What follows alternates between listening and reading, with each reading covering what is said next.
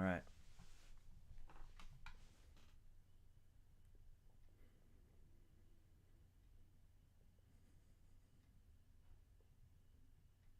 Here we go. All right. It looks like we're live now. Seeing the feedback here. That's great. Yeah, we're on. People should be seeing the ship. And hello, everybody. How are you tonight? It's been a beautiful day today. It's beautiful weather out here in New Jersey, but it's dark now. However, 113 years ago tonight, Hello, everybody. it was a freezing, bitterly cold night in the middle of the North Atlantic, which is what we are seeing here, as the RMS Titanic makes its way across the North Atlantic on its maiden voyage. And as we do every year, every anniversary of this terrible night, we get together and we discuss the events and the memories that those who survived had, and we remember the memory of those who were lost. So this is our tribute. This is our way of paying respect to the 1496 who were lost, and of course those who continued on but were forever affected by it. And joining me this evening is the authors of On a Sea of Glass. We have J. Kent Layton, Tad Fitch, and Bill Wormstedt. We are also joined by Ken Marschall, Don Lynch, and In just a little while. yes, okay, I didn't see him in the call, and I didn't want to say it in case he didn't make it. But shortly we should be joined by Mark Chirnside. So we have an excellent lineup tonight. Where we've got people from across North America, and of course Mark is over in England, I believe. Yeah. So, and also we have Levi and Alex, who are on my team, who did the animations that you're seeing here, and they are working on our Lusitania, the Greyhound's Wake virtual museum experience. We have an update for you guys on that. We've been keeping our progress quiet. We don't want to overhype. We don't want to cause drama, should we say, and we just want to keep things to ourselves. And when the time is there, you're going to be really wowed by it. But we're going to show you a little bit more than we have in the past tonight. I'm very excited. Some of the secrets that we've been keeping for a while about the experience will be revealed tonight. Not all, but some.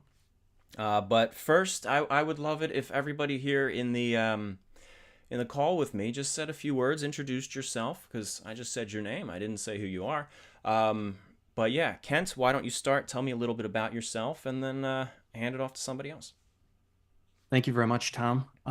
My name is J. Kent Layton. Everyone calls me Kent, not to be confused with Ken. We've had that problem on previous live streams before. Is it Ken or is it Kent? We'll have to enunciate. I'm a maritime historian and author, and along with Tad Fitch and Bill Wormstedt, who are on our panel tonight, I helped to research and write the books On a Sea of Glass, The Life and Loss of the RMS Titanic, and Recreating Titanic and Her Sisters, A Visual History, as well as Titanic Solving the Mysteries. And of course, I've done a number of non-Titanic related projects. And most recently, I had the privilege of working with Levi and Tom and Tad and Mike Poirier, and Alex worked with us behind the scenes. And we recently put out the new books, Lusitania, an illustrated biography, volumes 1, and in just a few days, volume 2. So yeah, we've been very busy in the past couple of years, and we hope to bring you guys something special and help make this help to make it a positive event tonight for everyone. Thank you, Kent. How about you, Tad? How are you doing tonight? Good, good. It's great to be here again. I look forward to this every year. It's a wonderful way to commemorate the history and the people that were involved in the sinking and were impacted by it. And I just want to thank Don and Ken and eventually Mark for joining us tonight. It's a great honor. I'm a researcher and author. Ken mentioned most of the books I've been involved in. I've also written Into the Danger Zone, Sea Crossings of the First World War. Bill and I have worked together for a very long time, going back to the Stone Age when I was a teenager, but um, he's going to laugh at that. He likes to call us youngsters, even though we're in our 40s. But it's just a pleasure to be here. Every year, it's wonderful to see people gather together to commemorate the history in a serious and nice way. So I'm looking forward to the conversations and hope that everybody learns something and enjoys. Thank you for that, Tad. And Bill, how are you? I'm just fine. Bill Wormstedt here. I'm co-author with Tad and Kent of most of those books that Kent reeled off that I can't. I am not part of the Lusitania project, however, so um, I don't get any credit for that. Um, Tad and I started working together 25 years ago with George Behe on a re-examination of the lifeboat lowering diagram. And here it is, 25 years later, we're still talking about the orders of the lifeboats. Tad and Don and I and 7 other historians spent 4 years working on a project trying to place every one of the 712 survivors in a lifeboat. And we went through every one of them. Like I said, it took us 4 years. Some people, there's just not enough evidence to point to a lifeboat. But we did find out certain people, a lot of people we were able to nail down. Some of the placements were kind of surprising. That's the results of that project are out on my website, wormstead.com. Just find a way through the links.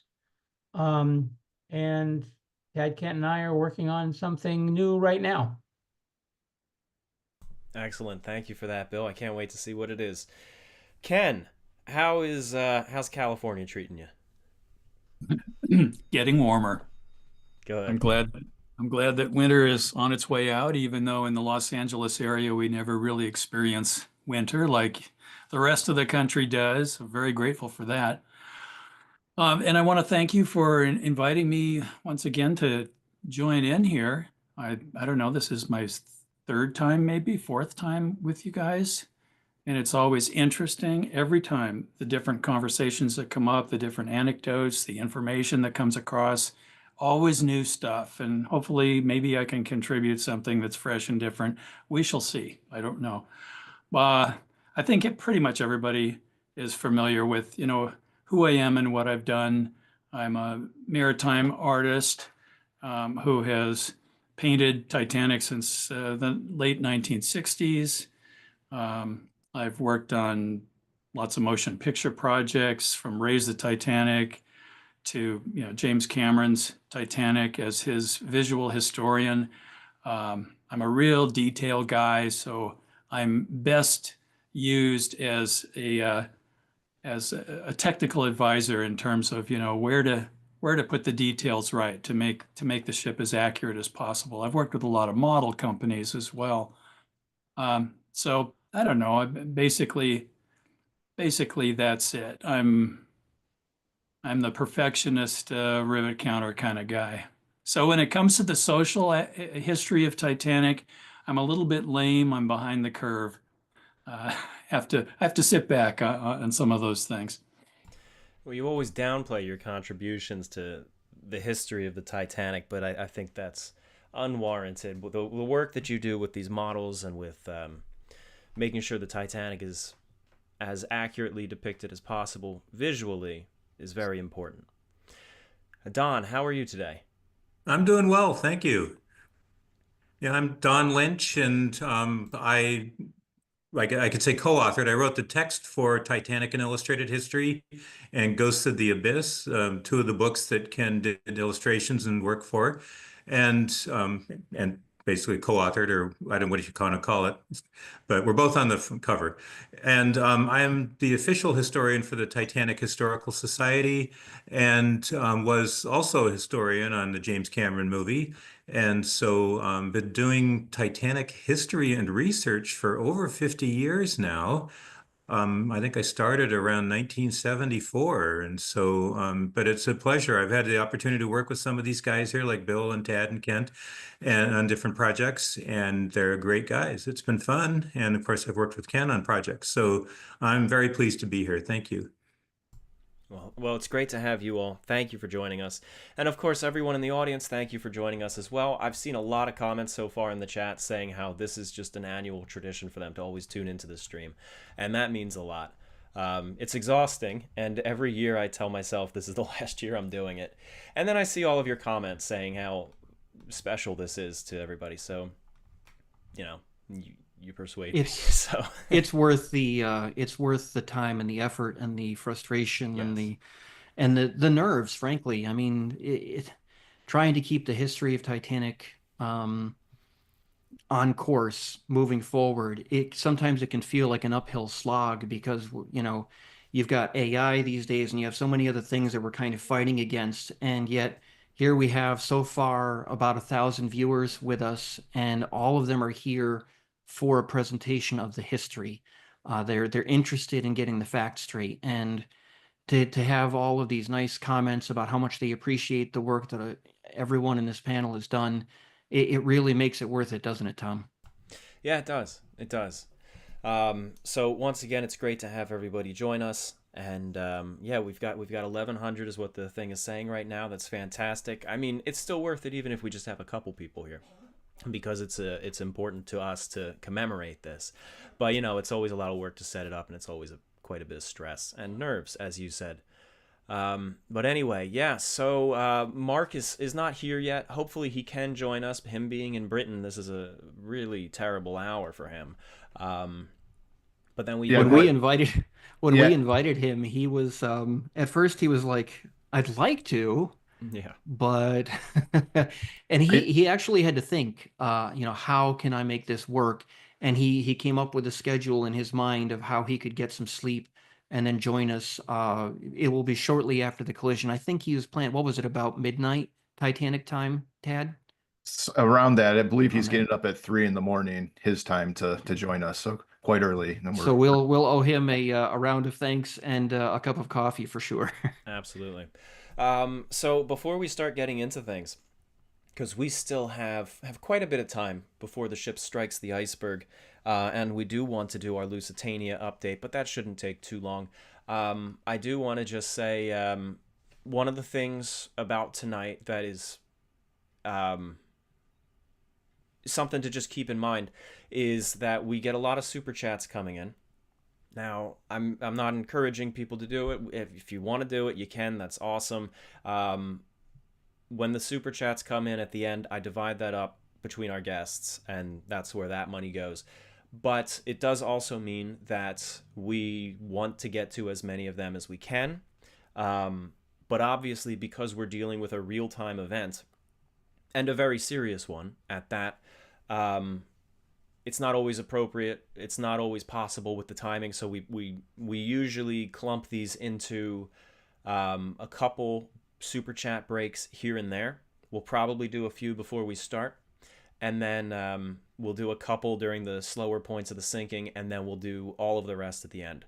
So just bear in mind, we have moderators who are screenshotting every super chat that comes in. We'll read them. If there's a question, we'll try to answer them. And yeah, so if we don't get to yours right away, as we haven't gotten to any of the about dozen or so that have come in so far, we didn't miss it. We're not ignoring it. It's just we're going to wait until the right time. But that being said, while we're waiting for a few more people to come in, before we get into the Lusitania update and before we start setting the stage for the rest of the night with Titanic, let's take a couple of these super chats. So we do have a few.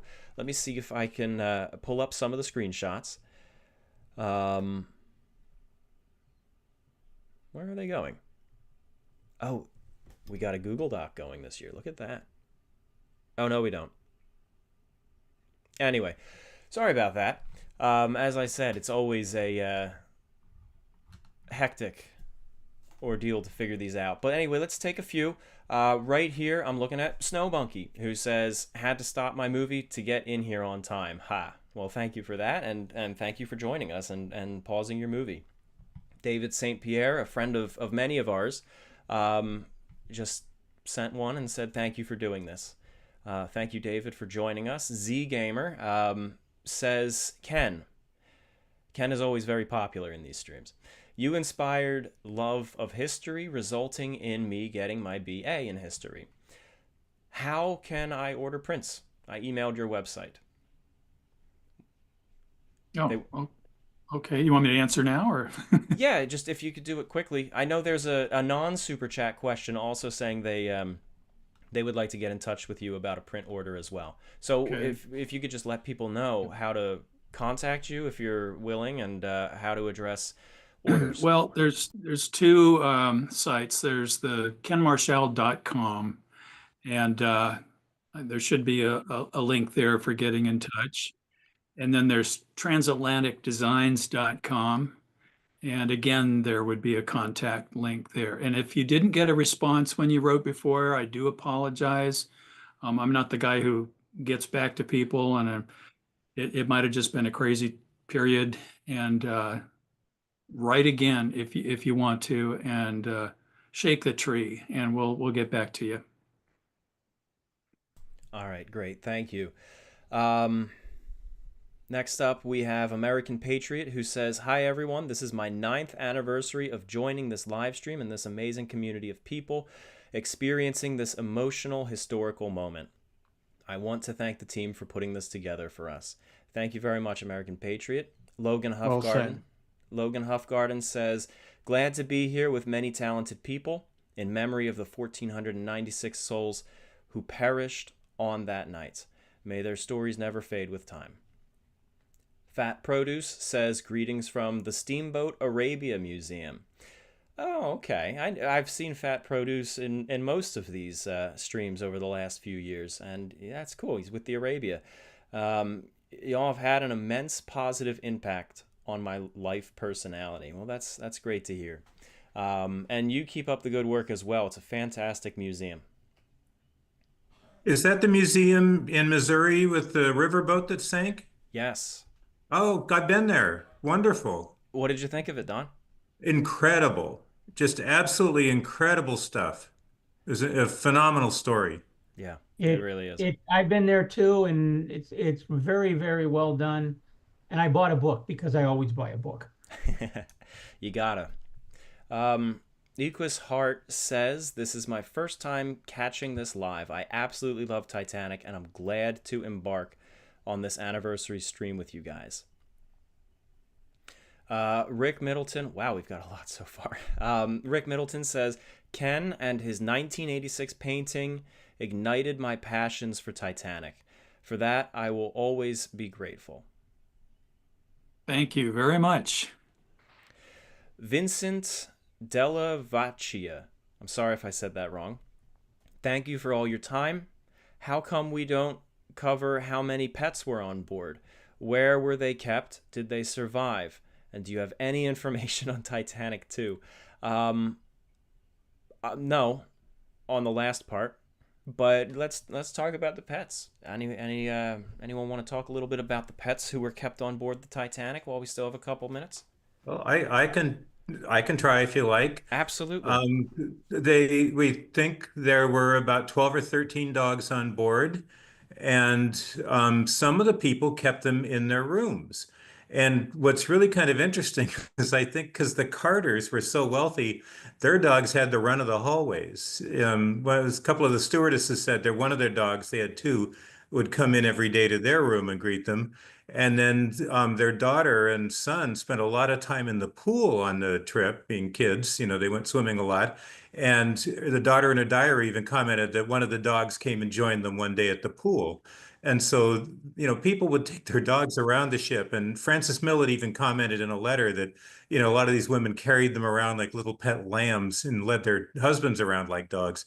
But the four of them apparently survived. Henry Harper had a Pomeranian. He and his wife, she raised Pomeranians. And then, I'm sorry, a Pekingese named Sun Yat-sen. Mrs. Rothschild took her Pomeranian in her boat with her, and apparently that was the first survivor to die because within weeks another dog got it in Central Park. And then Margaret Hayes had a dog named Bibi or Bebe. She got it in France. It was a male dog, and there's a rumor that it was called Lady, but nobody names a male dog Lady. Its name was Bebe. And she took it, and interestingly, she kind of forgot about it. And when she went to stand up in the lifeboat to climb up the ladder onto the Carpathia, dog dropped out of her lap, and kind of with a yelp, and she'd forgotten all about it there. It was so quiet the whole night. And then apparently Mrs. Robert of St. Louis had I think it was, I want to say, a chow dog with her that she had with her in boat two. And so um, Second Officer Bissett of the Carpathia talked about that dog. In his memoir, that in the very first lifeboat to be picked up, they found, or to reach the Carpathia, they found this little chow dog, I think is what he said it was. And recently, a friend of the Robert family came forward, or the granddaughter of a friend or something, and said that Mrs. Robert always claimed that she had saved her dog. So we believe there were four. And there's only one reference ever to a cat on board, and it was Violet Jessup, a stewardess, who years later in her memoir just claimed that there was a cat on the Titanic, and the kind of the ship's cat. So we don't know how true that is because no one else ever mentioned it. There was a story that a cat took its kittens off the ship at Southampton right before the ship sailed, and that like the cat had a premonition, but that's a seafaring legend that gets told after every shipwreck. So there's no reason to believe that that story is actually true either. It's an interesting detail. Yeah. Yeah, thank you, Don. Sure. I had never heard about the dog jumping in the swimming pool. That's pretty funny. Oh, that's new to me. Yeah. Yeah. All right. So I will mark our place in where we are with the super chats, and we'll pick them up again in a little bit. So why don't we shift gears over to the Lusitania before returning to Titanic? So, as many of you know, we have been developing a virtual museum experience called Lusitania: The Greyhound's Wake. And it's a museum experience. It's not just a walking tour of the ship. This is something I hadn't really said in previous updates, and we're going to tell you a little bit more about it tonight with our plans. But anyway, Levi and much of our team spent, well, the last month or two putting together a little update that I can show in this stream, and I got it 30 seconds before we started the stream. So came in just under the wire. Bravo, Levi and Alex and Andrew and Colin and Barrett and everyone else who's been working on that. And of course, Dan and Stu. So I'm going to show you a little bit of that. And we're going to start by talking about our book about the Lusitania, the second volume that's coming out, and segue into the experience. So I've got a little video to play for you. Levi, Alex, Kent, feel free to chime in whenever you'd like about this. But this is a video. It's a still slideshow. We can pause and scrub around as we want. Go ahead, guys. Yeah, I think a lot of people probably knew a number of years ago I had written a book called Lusitania, an Illustrated Biography, but it was badly out of date. It was way behind our research and times, and it was in sore need of updating. And I had been invited by your team members, Tom. I remember one evening, I think it was in 2019, might have been 2020. One evening, Levi approached me and he said, we're doing a little something about the Lusitania. Are you interested in joining the team? And I'm like, yeah, absolutely. It kind of really steamrolled from there. But one of the amazing things is that over the years of working on this project, it hasn't just been about building the ship. It's been about getting the story of what happened, particularly during the sinking, and telling it properly. It's very important to us to get that information out there and get it in the record correctly. And one of his steps in creating his animation for the sinking sequence was Levi did what I believe was the most comprehensive analysis of eyewitness statements and eyewitness accounts that has ever been compiled in one place before. I was astounded when I first went into the document and I looked at over 1,000 pages of research, all transcribed meticulously from the original statements and tabulated, correlated. If I wanted to look something up by a topic, I could go in and I could look it up by topic. And knowing a lot of these stories and having just kind of read them independently, it was more like the pieces of the puzzle were kind of flung all over the place, and it was difficult to connect the dots. But as Tad and myself and Mike Poirier were in and we were looking at this document, especially as we were preparing the manuscript for volume 2, which Ken was kind enough to write the forward for, and also did a box about the 1350 kit that he helped advise on some years ago. We were looking at these accounts with fresh eyes, kind of a fresh perspective, and we're seeing the jigsaw puzzle pieces, how they kind of were falling into place a lot better than we'd ever seen before. And we were noticing things that we had never picked up on before. And we've kept a lot of these things very secret for the book's release because we want to make sure that people get the full story. We don't want people to see it in a game first, because a game is not as educational, as useful as a game is. As far as approaching things from a scholarly perspective, that's not usually very well regarded in the scholarly circles. So we said, let's do this as an update to the book. The book is out of date anyways. Let's take some stills from the animation and from the model that we've been working on, and let's take all this research that we're doing and let's give it the kind of treatment that we really tried to give Titanic with On a Sea of Glass. And let's try to put those jigsaw puzzle pieces together. And it really began to come together beautifully. We were on some very lengthy Zoom calls where we were looking at the animation in real time, and we were seeing how different elements playing out in different areas of the deck. That's where the visual element of things that Ken is so good at comes into play, is being able to connect the dots on how one event in one side with a list would be playing out in relation to another event on another spot on the ship. And we were able to use documentation and pieces of evidence that I don't think have been looked at in many years. One of the things that we found was so groundbreaking that it completely revised our understanding of how long it took Lusitania to sink. It's been commonly accepted for many years that it took 18 minutes to sink. And we found hard evidence that says otherwise.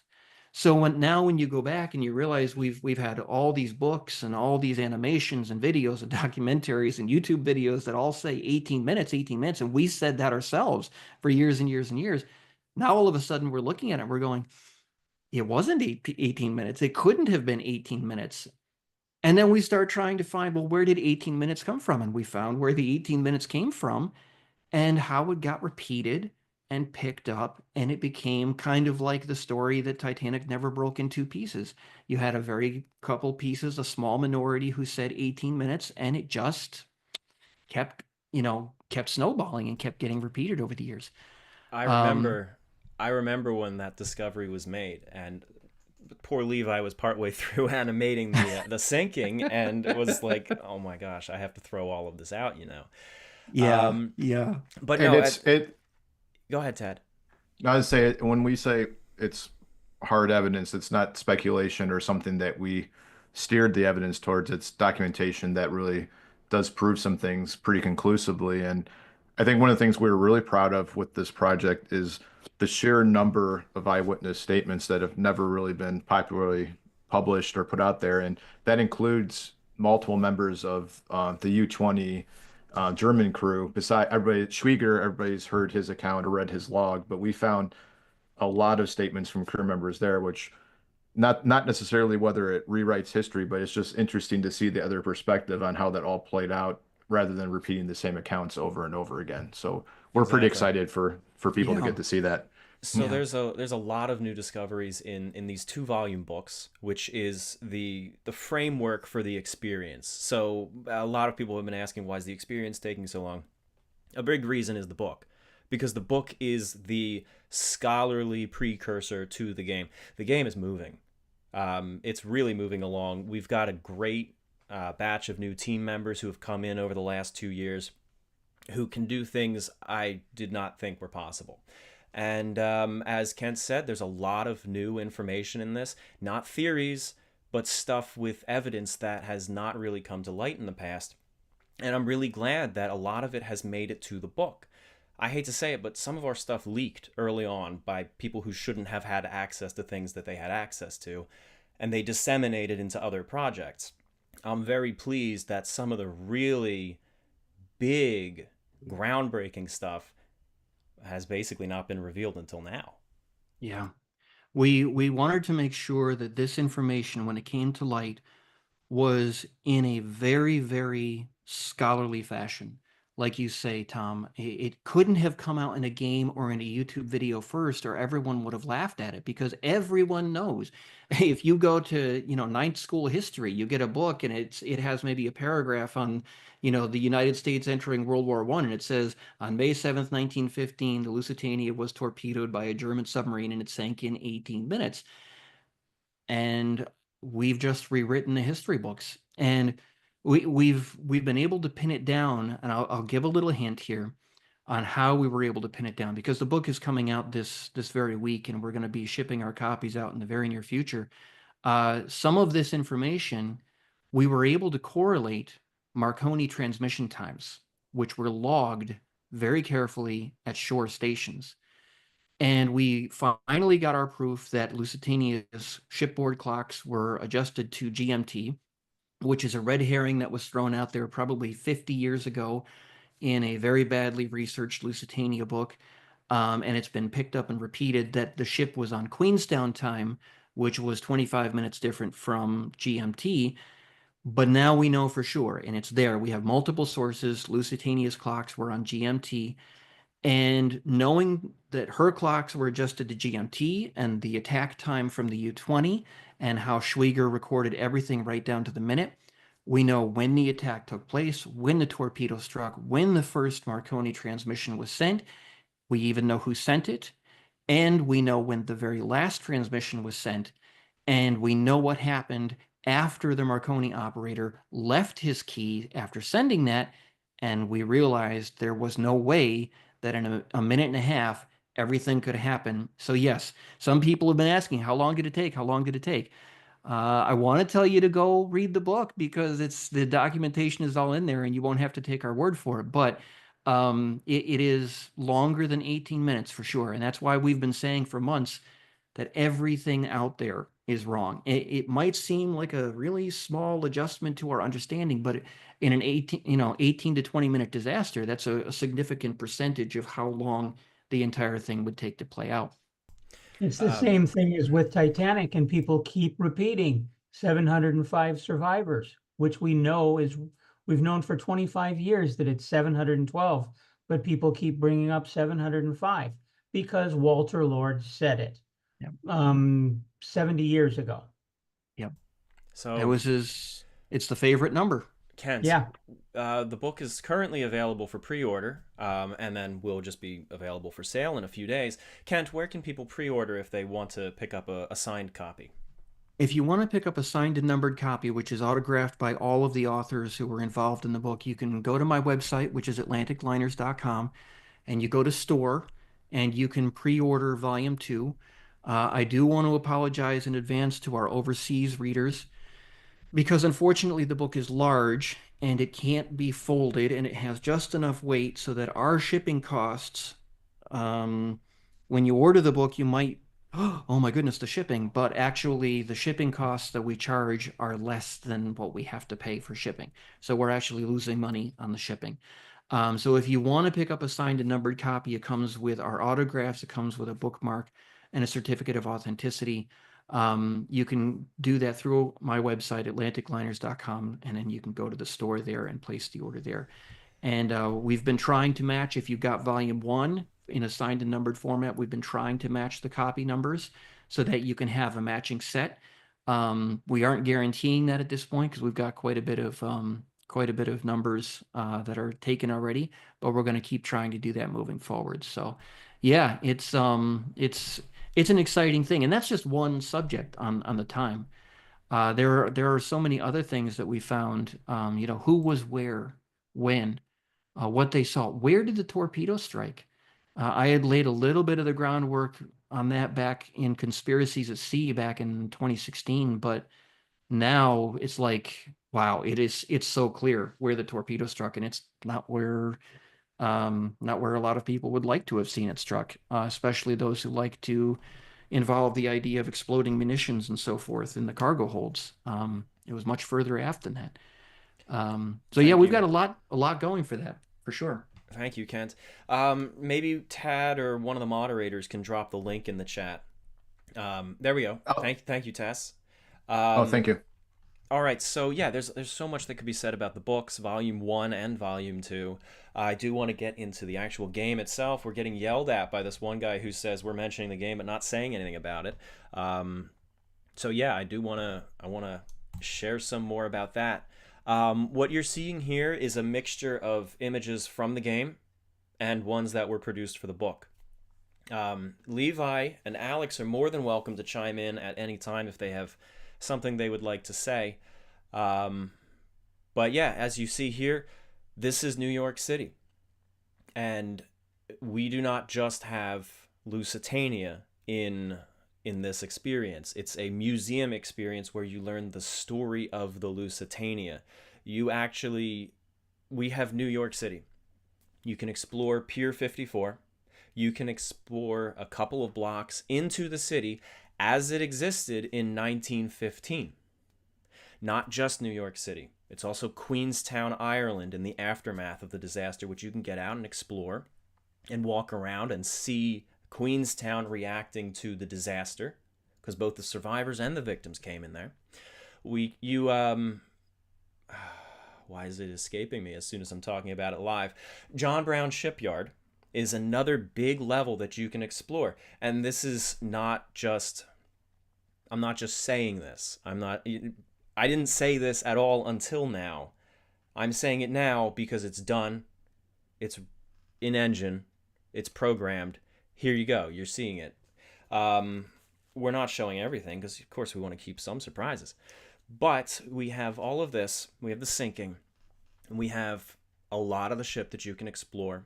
And, of course, a whole museum experience built around this that educates you on the entire life, the lifespan, the career of the Lusitania, from construction through its career, through wartime, to the sinking, through the aftermath. So we've been taking our time with it because we want to do it right. Let me pause on this one right now. This is a video. This is all recorded in engine of our environments in Unreal. But this is John Brown Shipyard that I've just paused on right now. Shame I didn't pause it on a lightning strike. You'd actually see the Lusitania back there being built. And all of these levels are accurate to how they were at the time relevant. So this is John Brown 1907. You see New York City and Queenstown, Ireland, now Cove, 1915, and a few other places as well in the years that they're relevant. But we have some interiors that you can explore, that you can learn about, that you can find out what were these different buildings in the shipyard. And it does have objectives and game. It has a little bit of game to it. So it's going to be very exciting to share with everybody. I will unpause and keep playing now. Like Tom said. Hey, sorry. Alex. Go ahead, Alex. Hey.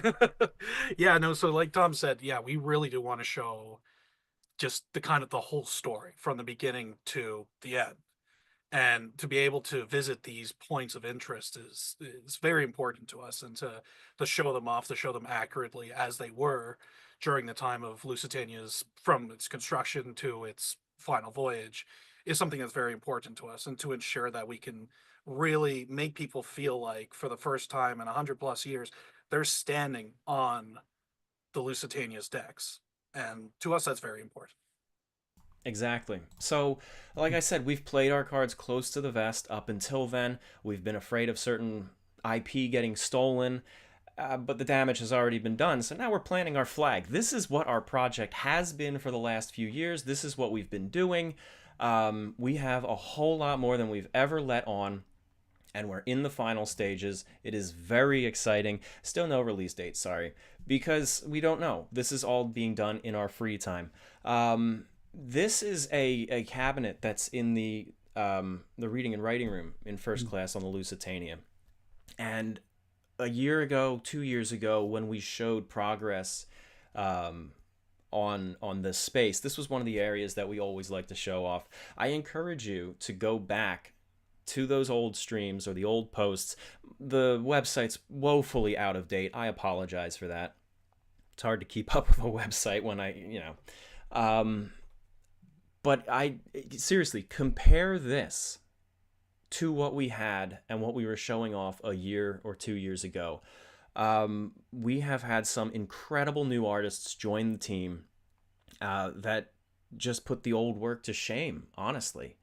And this is, And Tom, yeah, can I give a shout out to some of the people who've helped? absolutely. They deserve it. So Yeah. yeah, so I mean, everyone in this chat right now, obviously Kent, Tad, Ken, and you, Tom, Alex. You Oh, know, I I'm can't. sorry, Levi. Just real quick, there's a comparison. I didn't think we'd have one in this video. There's a comparison of old versus new. Go ahead, Levi. Sorry. Yeah, no worries. And so everyone's been, and I gotta give for the bookcase that you're seeing here and some of the other pieces coming up, a guy named Andrew who's been helping us with that, and also some Empress of Ireland stuff. And like it's absolutely amazing what he's been able to whip up and do, and to just not only help improve the accuracy of it, but it's also an optimizing to make sure that this can run optimally for everyone. I also want to give a really big shout out to Stu because of some of his models that he's been able to give us and just all the technical help.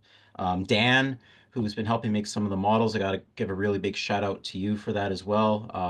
Some of you might know him as the one of the two gentlemen who did the CGI for the 2000 Britannic TV movie. He's been helping us out with a bunch of stuff. I also got to thank Eric, who's not only helped us do all sorts of different parts like the mast, with him all the mast, helping fix up the funnels, and like all sorts of different parts. And then also we have Eli, and of course I've got to give a big shout out to Colin, who's on the team, because he's not only helped so many different things. He's helped made possible some stuff like in the book and other aspects. Just absolutely knocks it out. Helping us create Hoboken in New Jersey, like when you saw earlier on some of the New York scenes. That's his Vaterland that he's graciously loaned to put in there for the background. Because I mean, if anyone has seen Ken's painting or in the 1915 film reel, you'll see in the back all those German liners lined up. And there was a really nice gentleman named Joshua, and he helped us figure out what were all of the German ships at all of the different piers, because a lot of the German ships from the time might look a little similar, but like which ones were actually there. That was a whole process of figuring out which ones need to be built, which ones need to be put there, which order are they in, because no one has, really outside of a Ken's painting, I can't think of anyone who's really bothered to put which one is where. And so all sorts of different, uh, all these people, I cannot say that it would not have been possible without all your help in making forward. And obviously the results that show, I mean, in terms of, like when you look at volume 2, even though most of the parts have been redone since then through Stu and others, further optimizations and parts have been able to give to us. And it's a really, really big difference between the two. And I think when this is all said and done, everything that Alex and Tom had mentioned, that and it's nice to also even show some of this, like Pier 54 here. The Chelsea piers have been in some form or another sitting in engine waiting, been shown since I want to say 2021 or so. And so finally be able to show off these more so, and all the work that had been done, and New York that Tom had made, and then Queenstown, like all of that. I think it's going to be something that's really unique and special with that, and it's good to finally be able to show part of that. And I think the key obviously is optimization, making sure that people with an average or better computer hopefully will be able to run it and still look good. And so I think we've made some really big strides in that. And even the interior of the ship, like some of the stuff that Alex and the others, like Andrew, have been making to finally flesh out some of the missing parts. Because, like Tom has been saying, part of the delays, we've been going with the book, and then there's been other projects with Titanic and other stuff that we've been doing. So it's been kind of going back and forth, back and forth. And so, but through all that, all the finalized assets you can put in, and now it's putting it together, finishing rest parts of the ship. And I think when more of the ship is shown in terms of some of the changes that have been done and some of the new finds that have been done, I think it will be one of the most beautiful digital ships out there, minus some of the Titanic stuff that's been done that we've also released in part of that. But no, I think it's going to be really good. And John Brown and all these places, I think it'll be fun, as if I was much younger and I was dreaming of something, it'd be something like this. So between that and the book, I think everyone's going to be very happy, and Lusitania will be forever have a way for it to be remembered and going in the future. So I think Yeah. so. And Yeah. as you had said, Levi, we've been doing some Empress of Ireland stuff. That was also a second project that we will be doing as a follow-up to Lusitania. We started that about 2 years ago. We've been collecting a lot of information. Some of that got leaked too. But we're working on that in the background while working on Lusitania and bringing that to completion, as well as several Titanic projects at the moment that we're doing mostly for clients. But anyway, let me pause. I think Kent wanted to say something, and then we do have to really shift gears to Titanic. Yeah. I was going wanna to just actually tie acknowledge- us. Can I just say something real quick? Yeah, Because it's time yeah. sensitive. Stampede 122 sent a super chat, but I wanted to acknowledge it because it's actually really interesting. At this moment, 2 minutes ago, 160 years ago, Abraham Lincoln was shot in Ford's Theater. My goodness. Yeah, so there's a lot that happened. April 14th, April 15th, jokingly is remembered online as one of the worst days in history. Mhm. We have Lincoln, we have Titanic, we have the Boston bombing, we have our taxes due. So it's, there's a lot of stuff, and it's just nice to mention something else as well that happened tonight. So thank you Yeah. for bringing up Lincoln. What were you going to say, Definitely. Kent? I was just going to say, a lot of people who tune in for Titanic might be sitting in there, why are we talking so much about Lusitania? And I think one of the important things is that when we tend to hyper focus on Titanic, but actually it's easier to understand Titanic when you look at the context of its time. So I would encourage any Titanic enthusiast or, armchair historian to take a look at the Lusitania information or a lot of the information that Mark Chirnside has been putting out in recent years about the Majestic and so many of the other ships that were concurrent with that period. Because what that does is it gives you a broader base with which to understand Titanic's time and also the way events played out with Titanic, and even things as simple as the structure of Olympic and Titanic and how that compared to many of their peers of that time. And so this is really, for the Titanic enthusiasts, this Lusitania book or experience when it comes out is really going to help kind of paint that era in a broader stroke. And help understand Titanic's time a little bit more, which is just what I was going to mention as we moved back into Titanic time. You can't tell the full story of the Lusitania without touching on the Titanic. Just as you Absolutely. can't tell the full story of the Titanic without touching on the Lusitania. These were Yes. ships that coexisted at the same time in the same market slice. These And were they're- serving the the same shipyards. clients. Yeah. Yeah, the exactly. shipyards were related. They had general partnership between them. So yeah, there was definitely that big connection between Titanic and Lusitania. Absolutely. So, anyway, all right. Jumping back to tonight's ship, the Titanic. Here we are. Let's set the stage. Let's set the stage. What time is it in Titanic world, Kent or Bill? Right now, it is 11:21 p.m. Titanic time. 11:21. So we have just under 20 minutes until she strikes the iceberg. Yep. So what is happening right now on board the Titanic? Actually, before we address that question, I'm sorry, I want to just say one more thing real quick. What you're looking at right now is a fresh video. This is a new animation this year with an asterisk to it. It's essentially the same sequence of events that we did way back in 2021, which is the video that we've been using in our live streams up until now.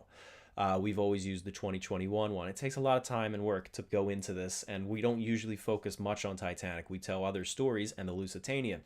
But because we were so in such a time crunch in 2021, we put together the sinking, and I believe we just recorded it in Engine. There was no rendering, there was no processing, there was none of that stuff. It was just quickly recorded, and that's why it didn't look that great.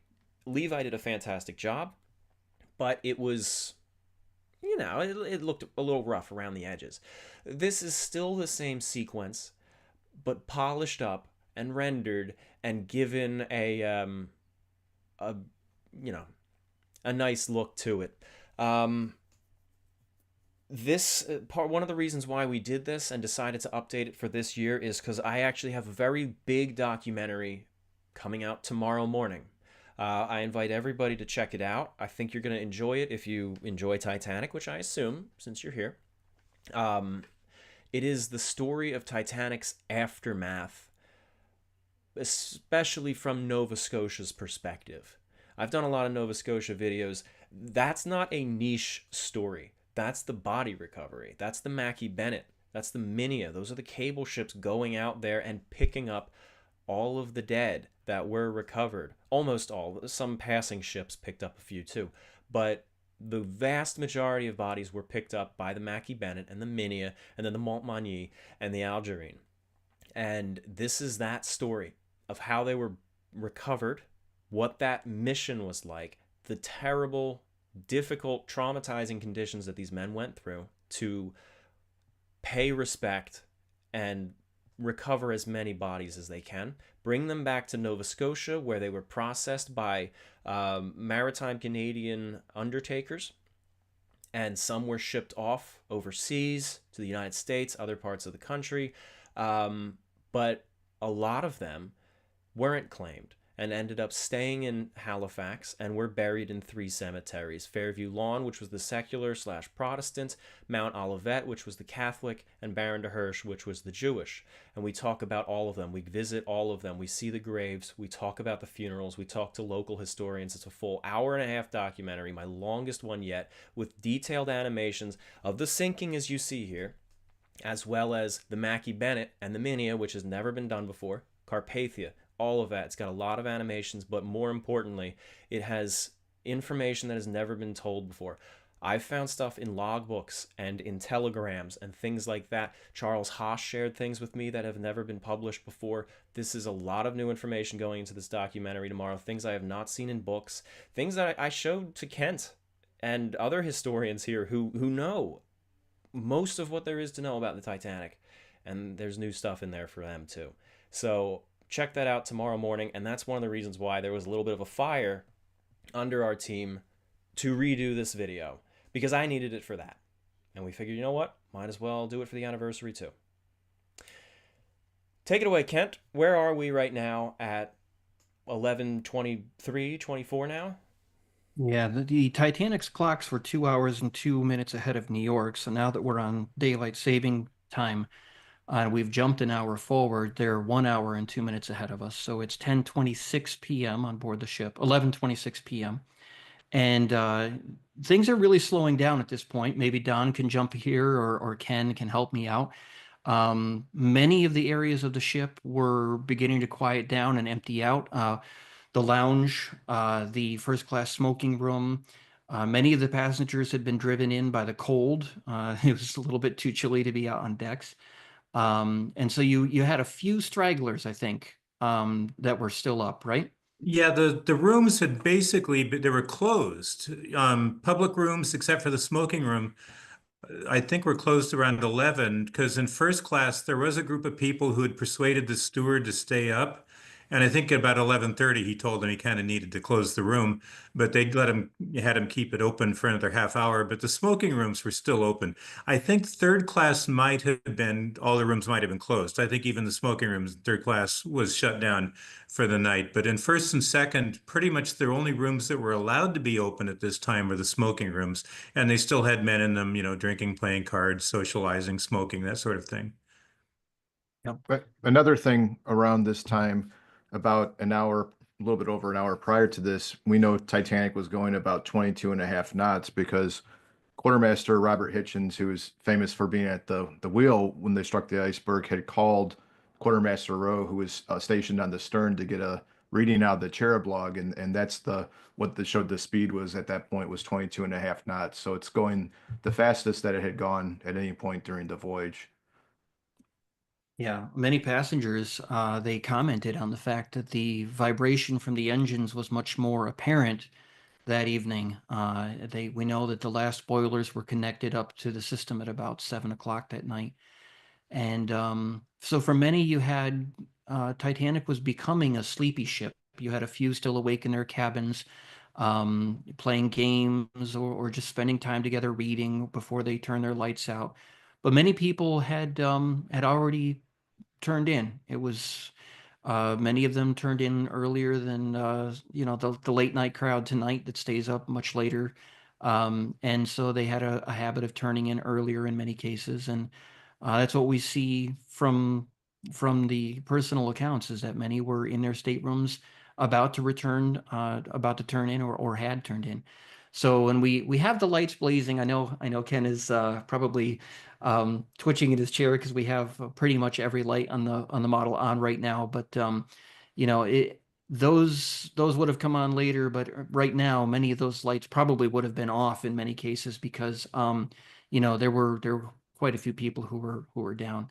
But yeah, it's wonderful to see this new retouched animation, and I hope Ken enjoys the way that it looks also from a visual perspective, and your input on that too. We do I kind of have have a. Oh, I'm I sorry. kind Go of have ahead, a Ken. I have a technical question maybe for Tom or whoever is putting this out. What I'm seeing on my 27-inch monitor is an image that's maybe 8 inches wide of your animation. Is it possible to make it bigger? Um, so I'm actually streaming to you the live stream software, which has my controls in it. Right. So the rest of the screen that you see is what the controls that I need in order to manage it.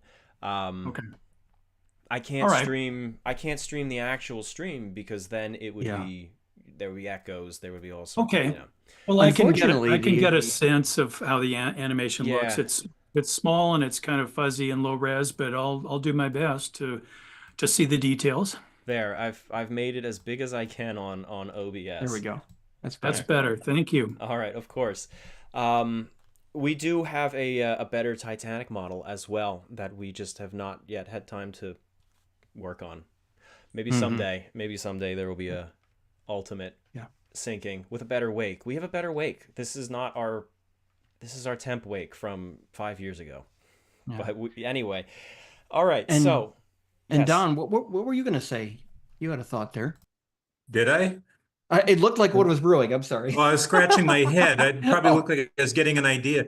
Well, it was funny because when Ted mentioned Quartermaster Rowe, I remember that he talked about how in little corners here and there back on the stern, which is a third class area, he'd find couples, who had kind of snuck out on deck, probably, not married couples, just, well, back then they called it spooning, which has a different connotation today, but just, to kind of get into a little, kissing session or whatever. And he said that late at night they would sneak out and be able to hide on deck in little corners here and there. And he recalled that there were a few people out doing that night.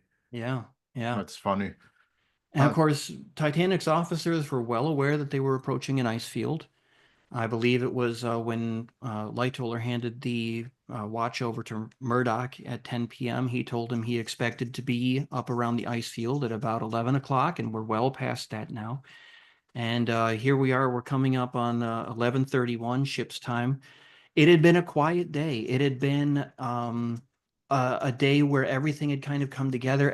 So many had enjoyed themselves, and none of them had a clue what was just around the corner.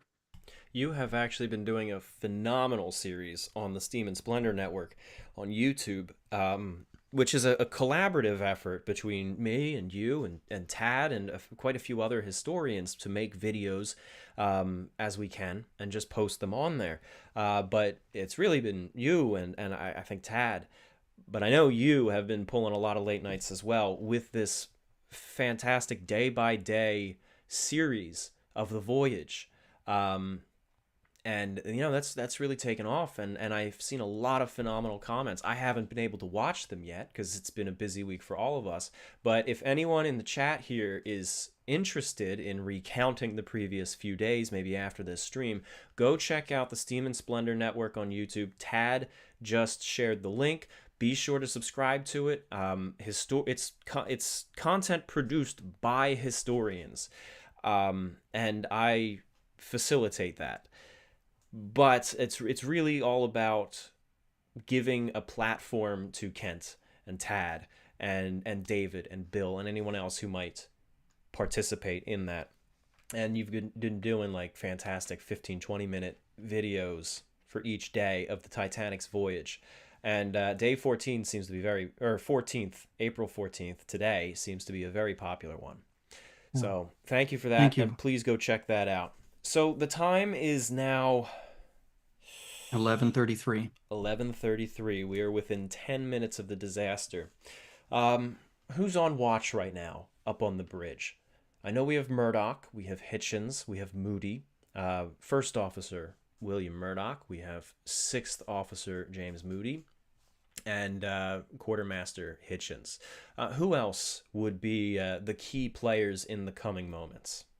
We also had on duty Fourth Officer Boxhall. And Yes. maybe Don will be able to speak to this, but Boxhall was apparently in his cabin at the moment when the iceberg was spotted, and he said in later years that said he was getting a cup of tea. Was that what he said later years? That's what he said in later years, which I think is kind of silly to sneak away for a cup of tea. I have a feeling he was just using the restroom and didn't want to be indiscreet about it. I mean, seriously, I think that might have been it because it just seems so odd. Plus, where did he get the hot water if he was in his room? So I think he probably just took a potty break and, ran into the restroom or something, and it just happened to be at the extreme moment. That makes sense. Imagine you're in the middle of one of the greatest moments of the 20th century, and you don't want to be telling that story to everyone. Go ahead, Ted. Was it Quartermaster Oliver momentarily back on the compass platform checking, and that's when he hears the warning? Yeah. Yes. And George Rowe was down under the stern docking bridge.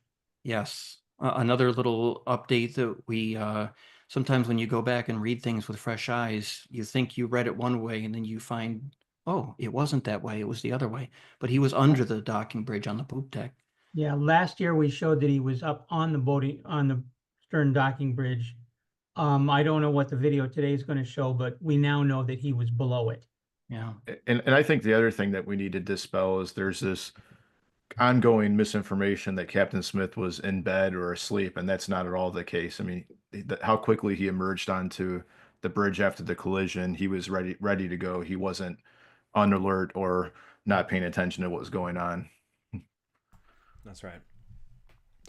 All right. Where are we at in time? Because I know I'm getting to the point where I have to transition to the other video. It is now 11:35 p.m. So we are definitely in the last moments of normalcy for Titanic. All right. And what about the other passengers? Who is where? What is going on? You said that the ship is winding down. There's a card game going on. There's a couple of passengers perhaps walking the deck, but it's a freezing cold night. Not many would be out. Yep. We know that some passengers were still in the smoking room. There were card games. There were last drinks. Some were reading. I think it was Silverthorne, wasn't it, Don, who was still reading in the, I'll never forget the way Walter Lord said it, in the overstuffed armchair. Yeah, that when reading, I think the book The Virginian, as I recall. Yep. It's time to switch now, right, Kent? Yes, it is. It is. It's time to make the switch. There we go.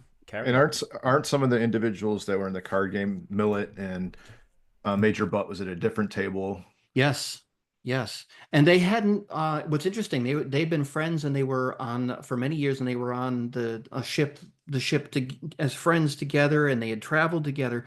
But what's interesting is that night, Major Butt had been in the a la carte restaurant, whereas Millet had been in the dining saloon, and then even in the smoking room. Even though they were good friends, they weren't, with each other every moment that they were on board the ship. They were also spending time with other people, which is an interesting detail that I didn't put together until just recently when I was going over the material for the Millet episode that we did on Steam and Splendor. So that was an interesting thing and new to me. I'm taking a look at what is in On a Sea of Glass, and it says in the first class smoking room, Alfred Norney had just continued to play cards with Henry Blank and William Greenfield for a few minutes after the collision.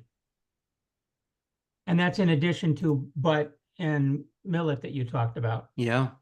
And we know there were a couple of people who had stayed up. I can't remember the names off the top of my head, but they were actually waiting for the clocks to adjust at around midnight.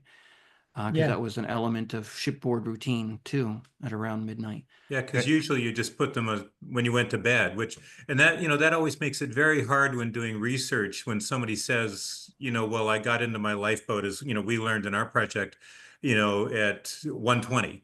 And it's like, well, yeah, but did they put their watch back before they went to bed? Yeah. I mean, how Yes. do we know? If you don't know whether they did or didn't, you can only kind of guess if their time is accurate or even remotely accurate. Yeah. Yeah. We Had did they a whole lost time? analysis of the clocks in Titanic Solving Mysteries, all the Yeah. clocks you could find. And Yes. I believe that was Pittman who said that they ended up not setting the clocks back on the Magneta Yes, after the it collision. definitely was Pittman. We say we had something else. He said we had something else to think about. right. Yeah. Uh-huh. Here we go. It is now 11:39 ship's time, Titanic time. And the moment of truth is about to begin playing out here. At this point, they would have spotted the berg. Here we see it. Yeah. So that would be Officer Murdoch running out right Yes. Yes. The three sounds on the warning bell. We don't know exactly where he was in the moment the warning bell was sounded. If he had been That must have been looking, it. yep. Well- We know that he did rush in from the wing in the moments after the bell the bell was struck. So he was out there, and then he raced to the telegraphs. Murdoch was a man of action. He had been heavily involved in making sure the collision with the New York had been avoided. Back in Southampton, he had once before, I believe it was, maybe Don will correct me if I'm wrong or someone else, he had taken swift evasive action to avoid a collision when he wasn't even the officer of the watch. He really was a good officer, well trained. And when you look at how close this iceberg came, the very fact they were so close to pulling off a hat trick and missing that iceberg entirely. And that is part of the reason why the collision was such a minor feeling event to so many. Is it wasn't some head-on collision where they just ran right into the berg. It wasn't, it was close. Murdoch almost pulled it off. In fact, he did manage to avoid further damage to the stern of the ship by fishtailing the stern, by reversing that helm order. And unfortunately, through the years, he's gotten kind of a bad reputation, I think, as having made the wrong call and the wrong judgment in that moment, when really he was dealing with a situation that we've been kind of Monday morning quarterbacking for 100+ years. And he was the only one who was there and saw it. And Yeah, and I have to say it's sad because people today, and it's silly, but they say, well, he should have hit the iceberg head on. And, he would have ended up in jail if he had done that. yeah, And so, no, he definitely did the right thing. He made every effort to avoid it, which is what you have to do. But it's interesting, getting back to Smith, is that, as we know, Smith shows up on the bridge in a little bit, but he wasn't just right off there, because if he'd heard those three bells, he would have come running right then. Right. yeah, yeah. And so there was definitely a lag there. We know what's interesting is we know Fourth Officer Boxall had not been on the bridge, and yet he hurried to the bridge, and he seems to have gotten there at about the same time that Captain Smith did, even though he was further away. So it's very interesting when you start thinking about the timing and how it all played out. That Smith didn't arrive on the bridge until a few seconds afterwards, but it was very quickly afterwards. He was right there, and he was immediately kind of assessing the situation, asking Murdoch what had happened. Yeah, exactly. Because he said, "What if we struck?" As I recall, and so he did appear on the bridge after the ice had been hit. Yeah. And the other, We all know about the ice that landed on the fore-well deck, but our George B. has discovered evidence of some ice that landed up on the boat deck itself. It was that close.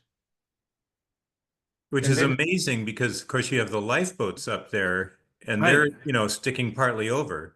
Well, Right. how about emergency boat 1, which was literally in the launch position, hanging off the side of the ship, yeah, and that didn't get swept away.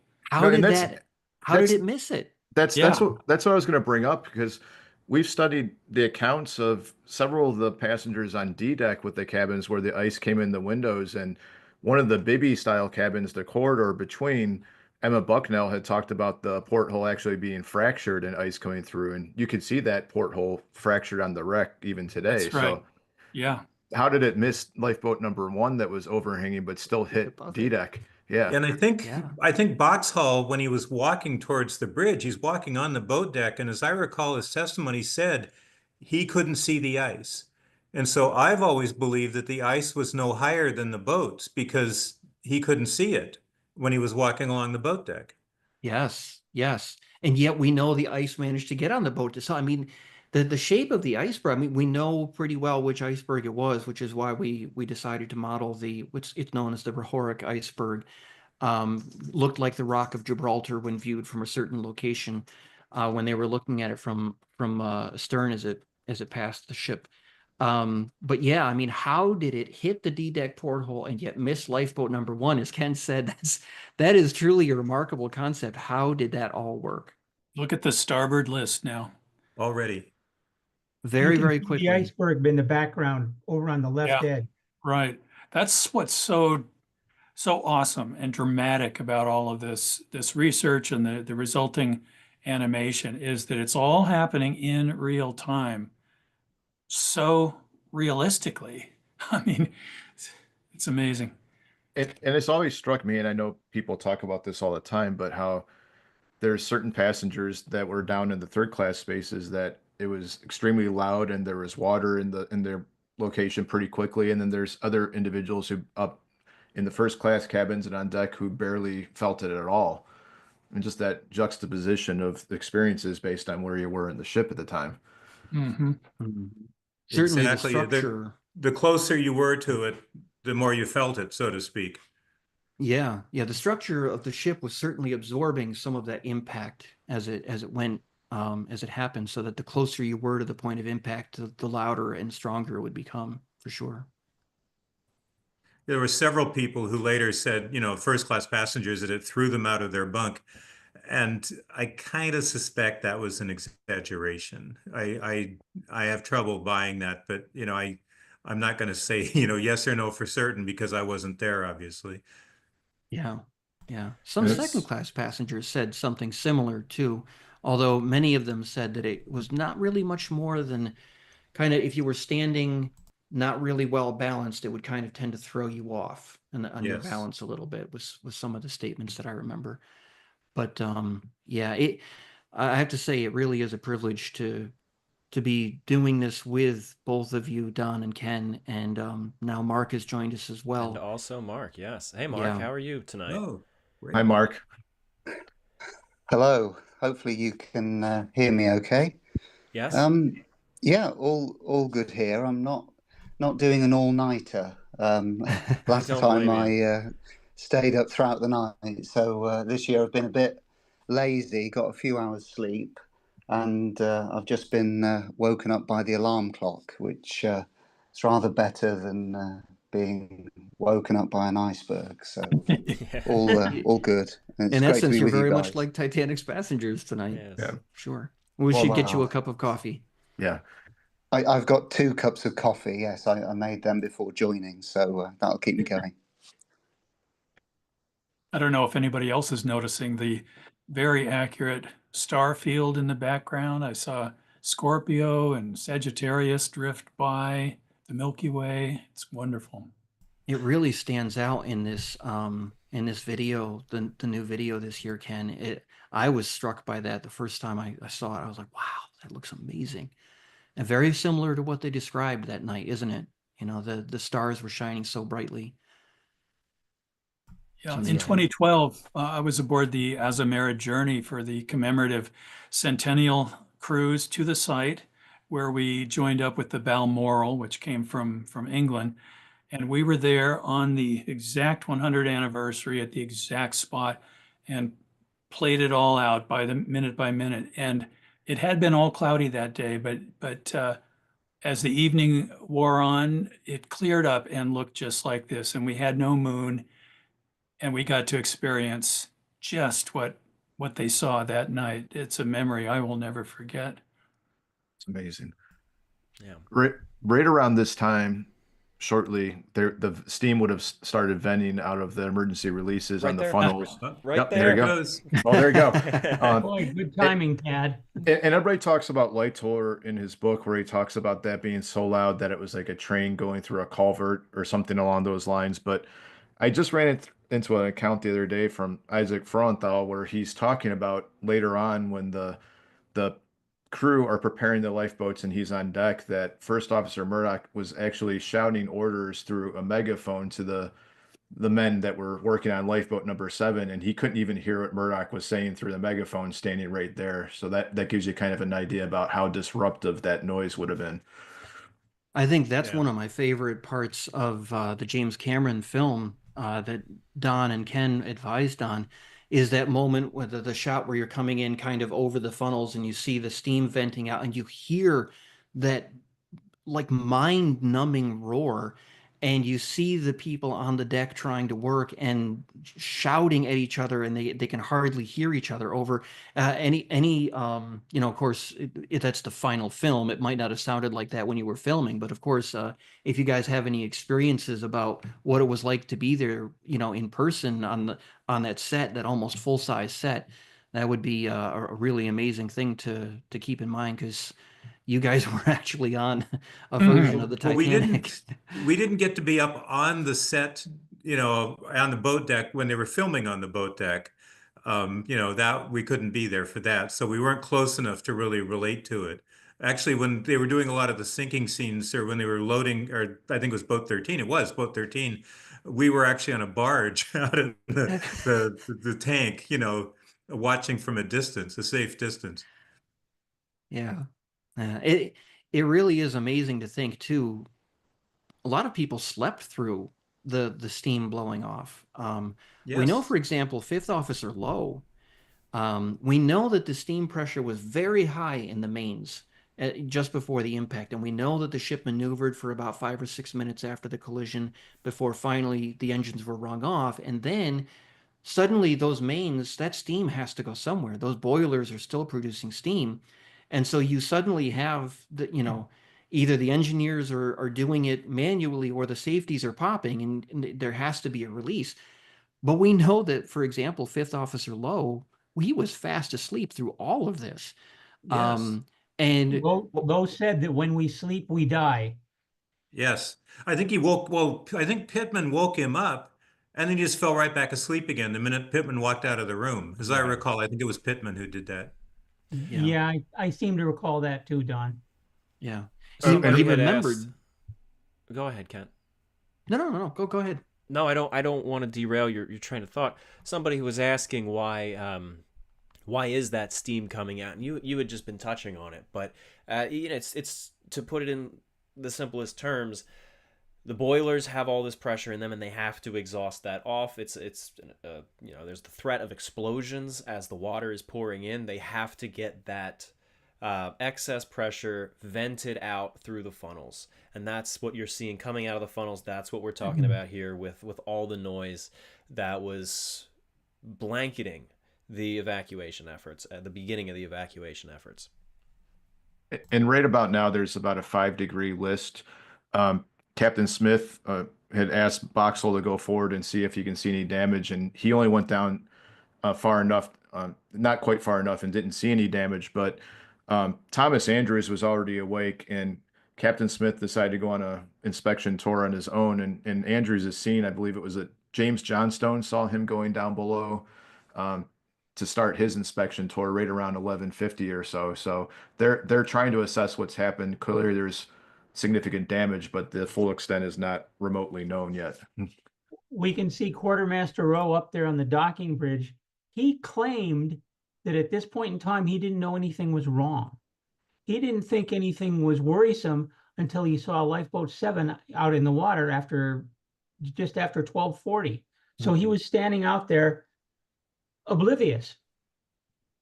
And no one thought to contact him, even though he was on No. duty. And no one had reached out to him. It kind of gives some idea of the what's the word I'm looking for? Not chaos, but a lot of confusion, a lot of hustling around and trying to figure out what had happened, how bad the situation was. And then once they realized how bad the situation was, there was no PA system. There was no, how do you get word out to all your people throughout the ship? And in a lot of cases, it was word of mouth. One person would tell the people in their division, and you don't want to panic anyone either. So just it really is always remarkable to me as we go through these live streams and we experience these events in real time, how quickly that time passes. And a lot of people say, well, they didn't do their jobs very well because they didn't launch the first lifeboat for an hour. And that hour passes very quickly when you're inspecting damage and you're figuring out what you need to do, and without panicking people, without causing more disturbance than you absolutely have to, and without causing a panic once you realize the worst has happened. Rowe on the docking bridge did have a telephone to call the bridge, and he didn't think to do that until he saw the boat in the water. And if I recall correctly, when he called up, Boxall answered the phone and said, "Who is this?" Well, and I think Quartermaster Bright, who was supposed to relieve him, turned up Bright did late. show up. Yeah. Yes, he did. Yes, he did. He showed up at 12:23, as I recall. And the two of them were standing out there going, "What's going on?" That's right. Notice the G deck porthole slowly winking out, going under the water They're at the beginning bow.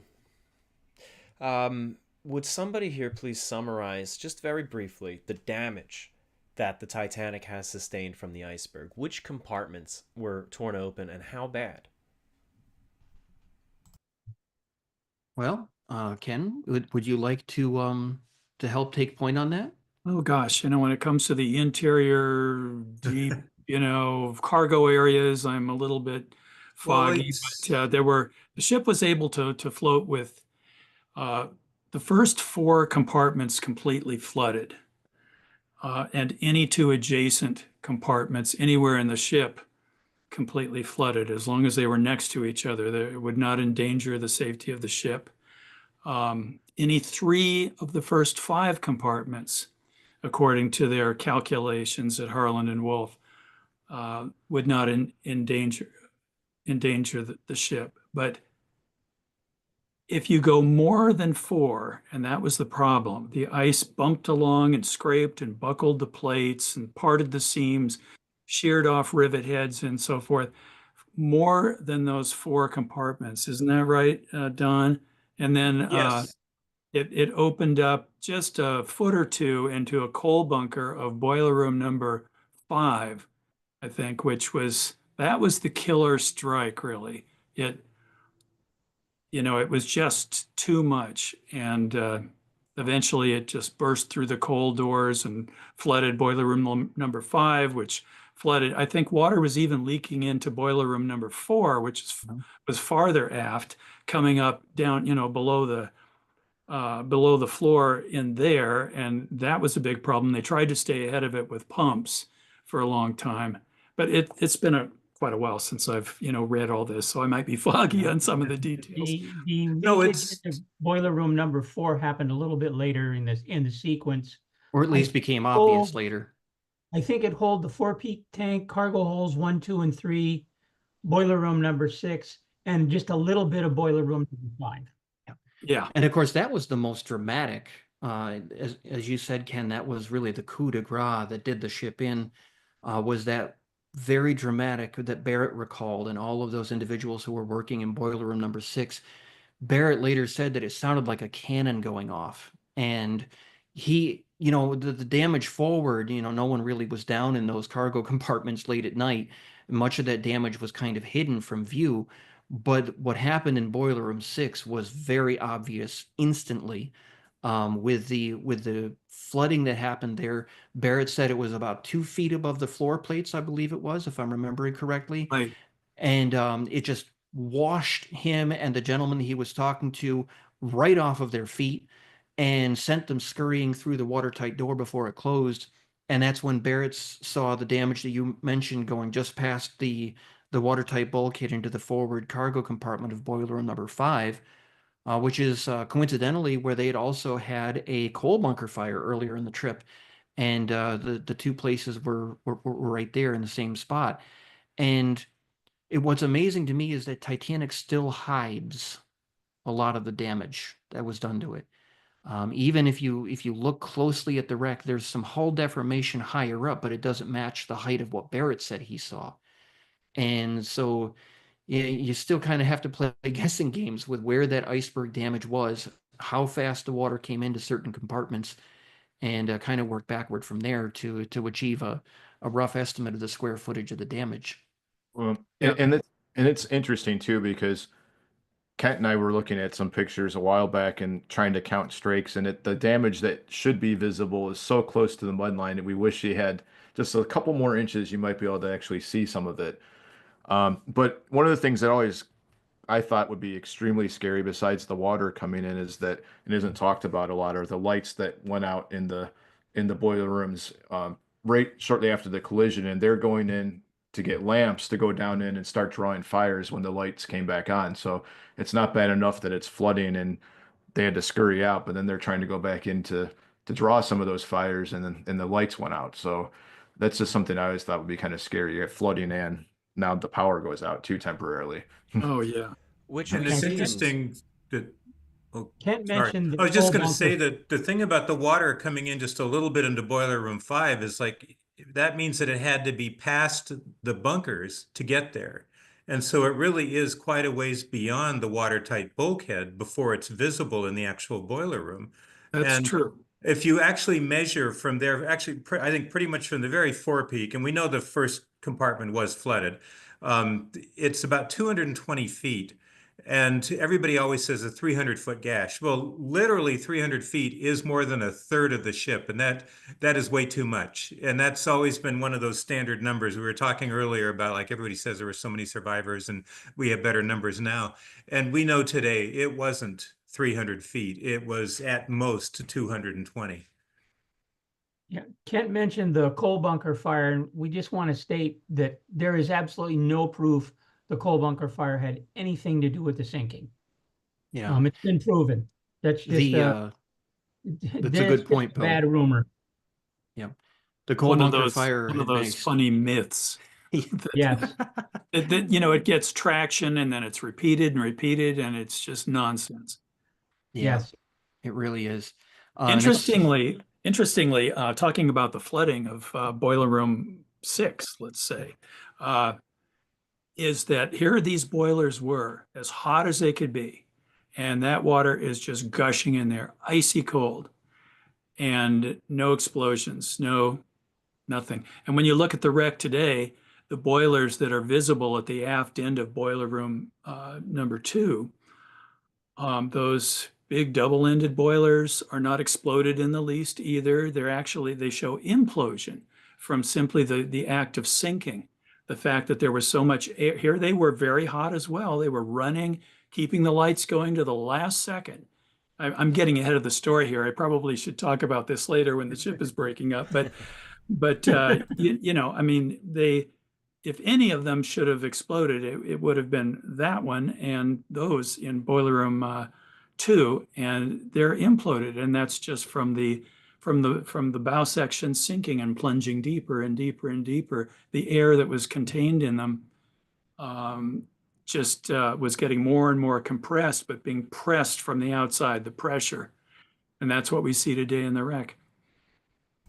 If you look at it right now, you can see the ship is already down significantly in the bow. Yeah. We have the water on F deck. The portholes on F deck are submerging. And it is now April 15th in Titanic's time. It's 12:02 a.m. I would like to address some of these super chats. There's a lot that are coming in. Do you think now is a good time to do it, or give it a little bit more time? Sure. All right, I'll take your silence as a yes. Let's do it. All right, so Ivan Fleming just sent a super chat. Didn't say anything. Thank you for that. A Prada says, greetings to Tom, the Titanic crew, and the great Ken Marschall. Thanks for hosting another stream and keeping the legacy of the ship and its people alive. Dave Gardner says, Don Lynch is the Tom Cruise of Titanic history. I don't know if that's good or bad. It's open Dave's a for great guy. interpretation. I mean, Dave's a cool guy, but who knows what that means. Well, let's see. Has your research ever brought you to the top of skyscrapers or hanging from airplanes? It's probably what he's referring to. Well, the top of the bell tower at St. Paul's Cathedral. I mean, That's pretty close. Okay. Yeah, I would say that's probably what he's referring to. And both Ken and Don have dived to the wreck personally, which is That's pretty epic. Blue River says, thank you for your wonderful dedication to history. Love HFX Studios and all of the team. Thank you, Blue River.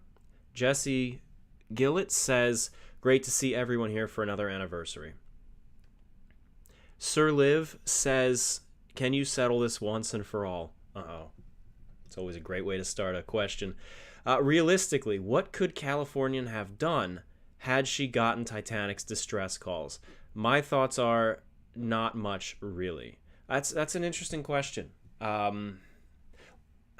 Can we table that Not one, a though? simple answer. I think that's a good one to talk about in the aftermath, after the ship goes down. So put a pin in that one. Let's all try to remember that one. I think it's a good question, though.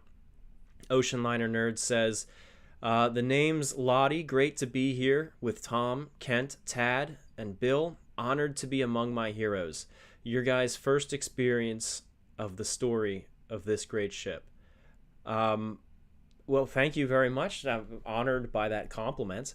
They're asking, what is our first experience with the ship? That's something that might take quite a bit of time, but let's just answer in a couple of words. When I was very young, my dad showed me A Night to Remember, and I played with the 350 scale model. This was before Cameron's movie came out, but that's what got me into it. Anyone else want to jump on that real quick? I had almost the same story. Yeah? This is Bill. When I was a little boy back in the 1950s, they were running A Night to Remember and Titanic 1953 a lot on TV. So I saw those. In 1963, I finally found a copy of A Night to Remember the book, and that's what hooked me. Don, you want to go next? Well, I've told the story a lot, but I sort of like Bill. I'd seen the 1953 Titanic, thought it was cool, blah blah blah. Actually, in 1973, saw the Poseidon Adventure and was pretty impressed by that. But I wanted to know what real shipwrecks were about, so went and checked out some books at the library, and one of them was A Night to Remember, and that hooked me. Excellent.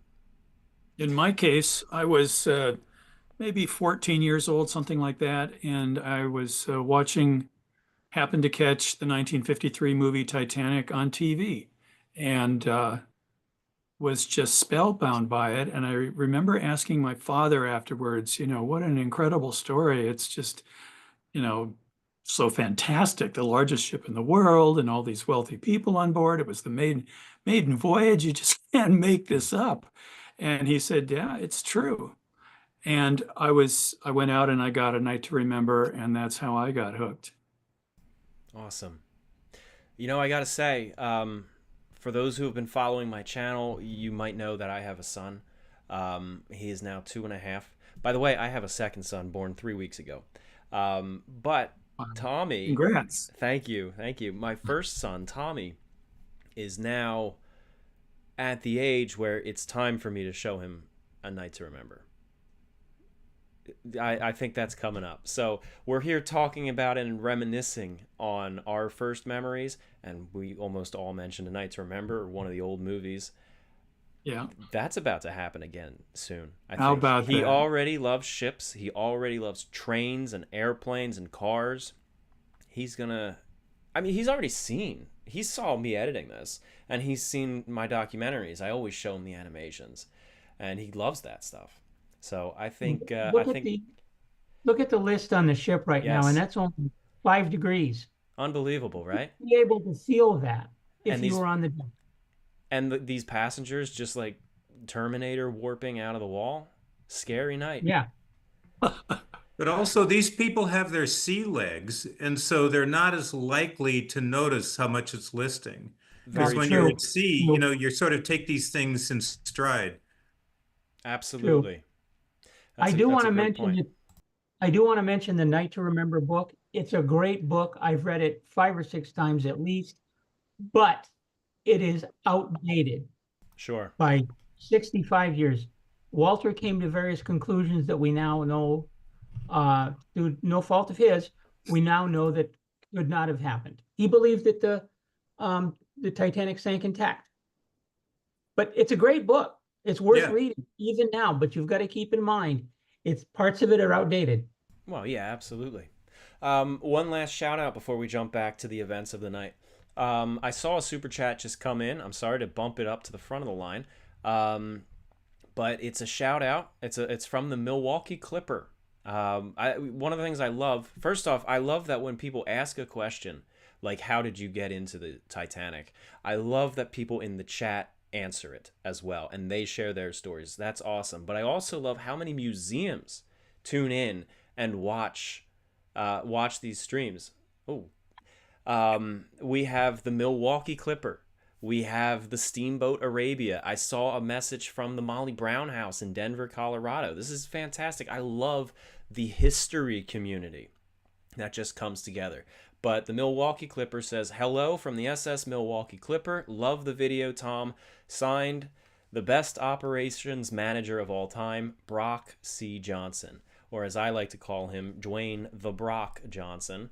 Our team has a close relationship with the Milwaukee Clipper. We're actually taking a team field trip next week out there. We're working with them. Some of their crew have joined our crew. I'm sure people in the audience remember my documentary from last year about the Milwaukee Clipper. It's a beautiful ship out in Muskegon, Michigan. And they're worth supporting and checking out if you're in the area. And yeah, the reason I am emphasizing this partnership is because, as we were talking about the Lusitania experience earlier, having these people come onto our team, some of them have modeling and programming experience that is phenomenal, but they know ships. They're restoring a ship that is of the era of Titanic. It dates back to, I think, 1904 was when the Milwaukee Clipper was built as the SS Juniata. It's got a lot of the original machinery. And we're trying to figure out things from the Lusitania and the Titanic and the Empress, and we're like, what am I looking at here? And we just show it to them, and they're like, "Oh, that I've restored one of those. This is how it works." It's just wow. Like that's why when you saw the Forecastle, it had all that mechanical detailing, because it's being modeled by people who work on machines just like that. So the Lusitania experience, sorry for plugging it in the middle of this, but it's going to be full of technical details that are made by experts. Back to Titanic.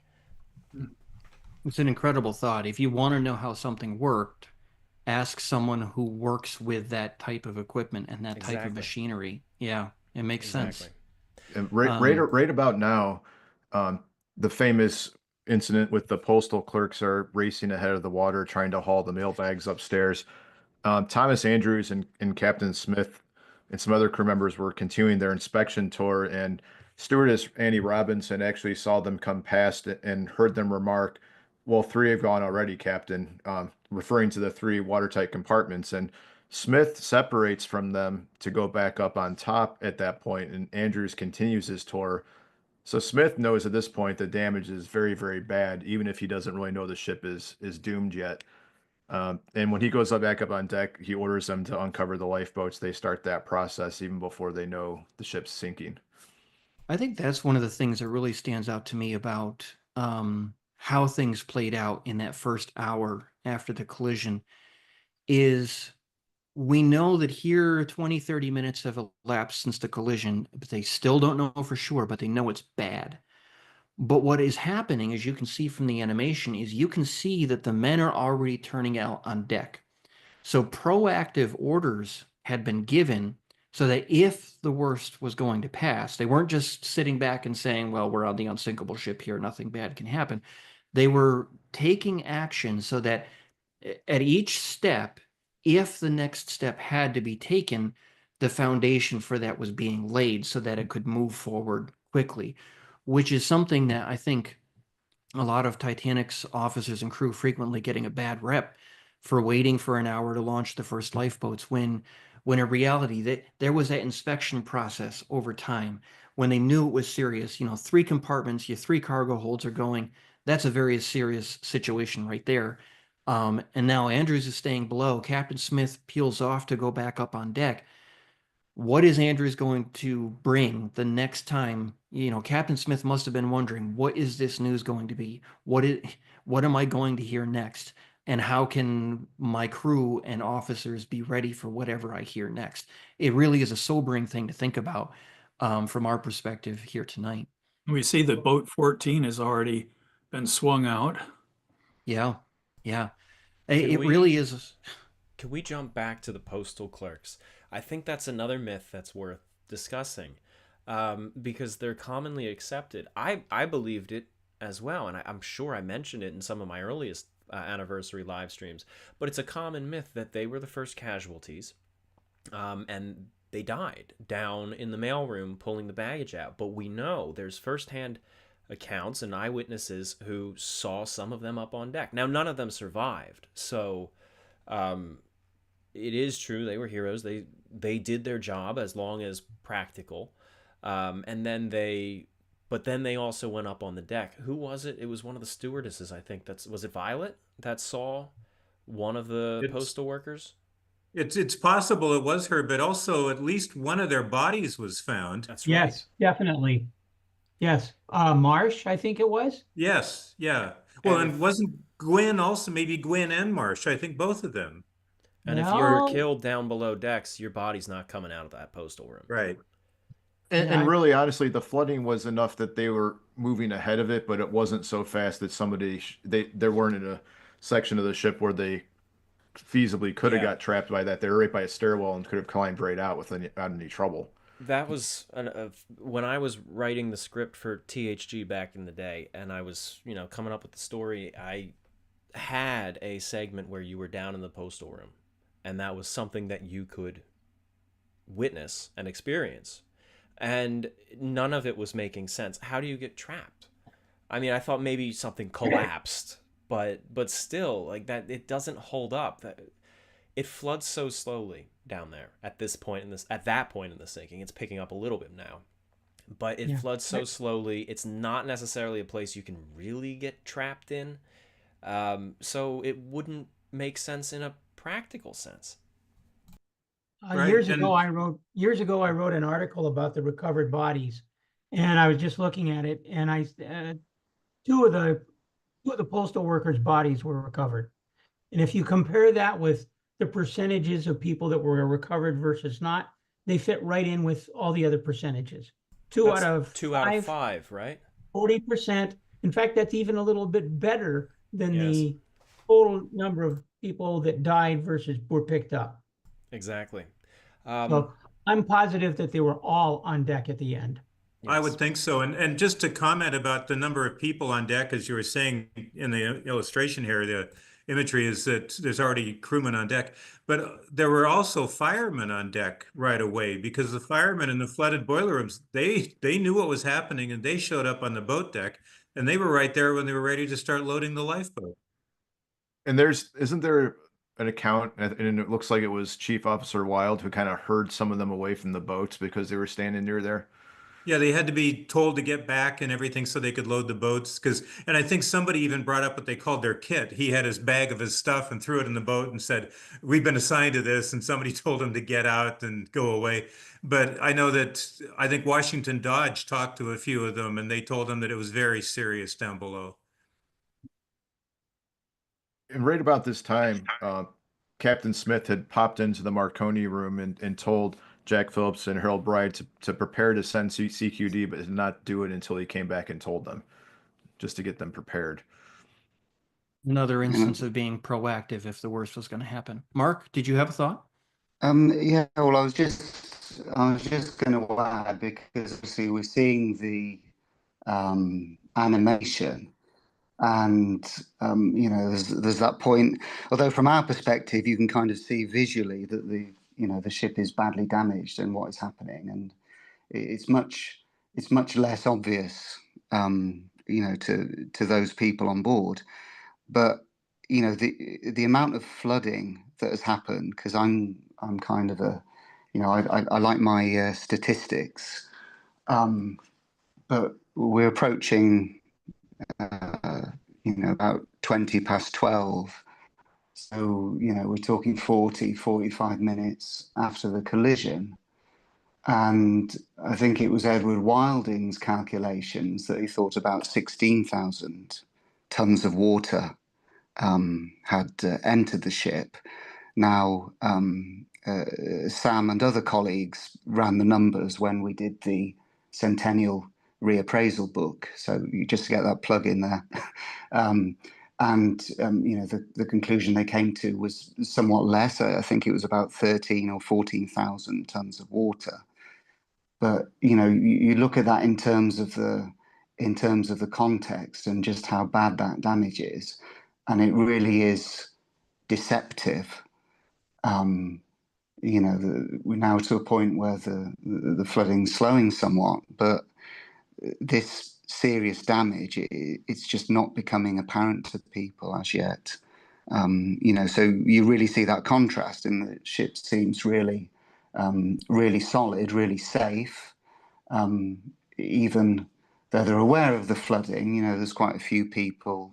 I think even Pittman said later on that they thought the ship would settle to a point and it just wouldn't get any worse. But that is a huge, huge amount of flooding. And you take that as to the context. It's really quite remarkable. Especially when you think the Titanic displaced 52,310 tons at a load draft, at a mean average draft Yeah. when she was fully loaded, and to think that she might have taken 14 to 16,000 tons of additional weight in her forward spaces by this point. I mean, Yeah, that's an yeah. incredible amount. That's almost a third of your ship's weight that you've taken on again. It's really quite remarkable, and I think it was estimated at the time of the collision displacement, or the total weight of the ship was probably about 48,000 tons, because of course they've used coal and various stores. But for the context of the amount of weight that was loaded into the ship, so we're talking cargo, we're talking coal. You put all of that together, and the dead weight is around 13,500 tons. So yeah, it's the same again. That is a huge strain. And it's all happening so subtly. You have people on deck who are I think the phrase early on was something's not right. Can't tell quite what it is, but something's not right. The ship is listing on an even sea. It shouldn't really be doing that. The steam is blowing off, and now there's people working on the lifeboats, but we haven't gotten an official say so. And now, at this point, 12:21, the band is playing in the first class entrance or lounge, as many people they conflated the terms frequently. They called the lounge the music room because that was the term they used on Lusitania and Mauritania, and they frequently referred to the entrance as the lounge, which is a hysterical thing. And many of them got their deck letters messed up because Lusitania and Titanic and they were so different. But now the band is playing, and you hear this kind of upbeat music, and everyone's kind of I think it's probably safe to say, Don and Ken, that everyone's just kind of looking at each other like, what's going But on isn't it here? about 12:20 that they started loading some of the passengers into the early lifeboats? It, I think it's about now that I think they start loading boat 7. Yes, that's what I was thinking. Yeah, and I know that because well, actually, I mean, one of the member of the Titanic Historical Society was Nell Snyder, and she was the third person in. And, I kind of asked her one time, what'd you think?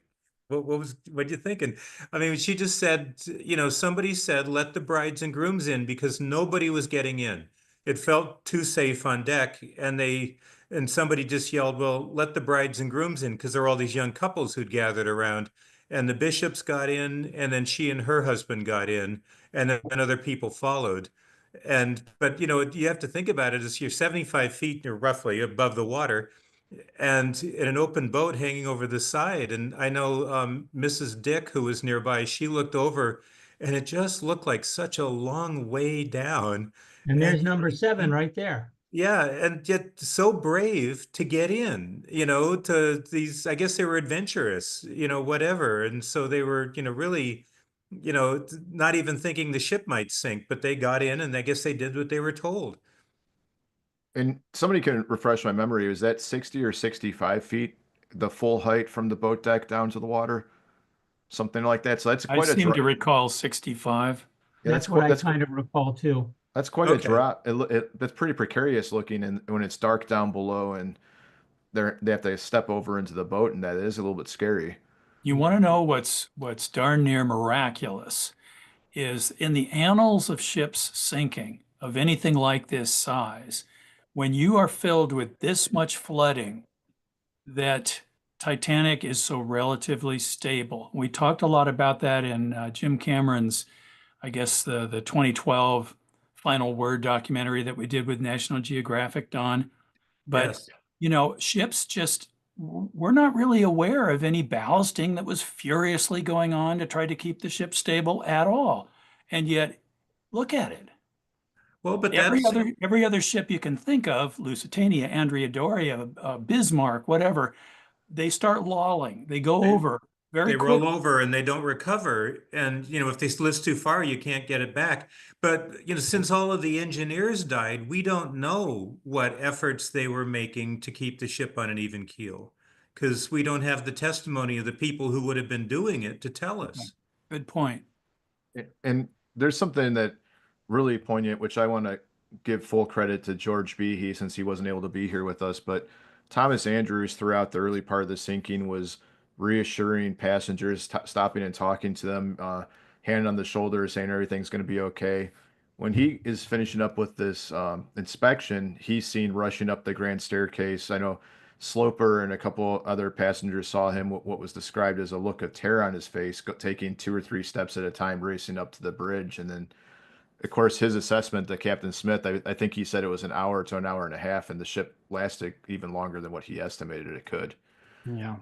Yeah. It was great. Yes. I think it's so unfortunate the Titanic is so micro-analyzed in a vacuum of what Ken said of all these other ship disasters that have played out, and it's gotten such a bad rep as a badly built ship, badly designed, bad materials, and cutting corners on expenses, and all these horrible theories that we have to deal with as historians. But when you look at what's going on, here it is 45 minutes after the iceberg collision, and is just a sense that something's wrong among many, not a horrible panic and a rush for the lifeboats and whatnot. It is just something's not right. The ship doesn't feel the way it did before. It's listing. It shouldn't do that. Yeah.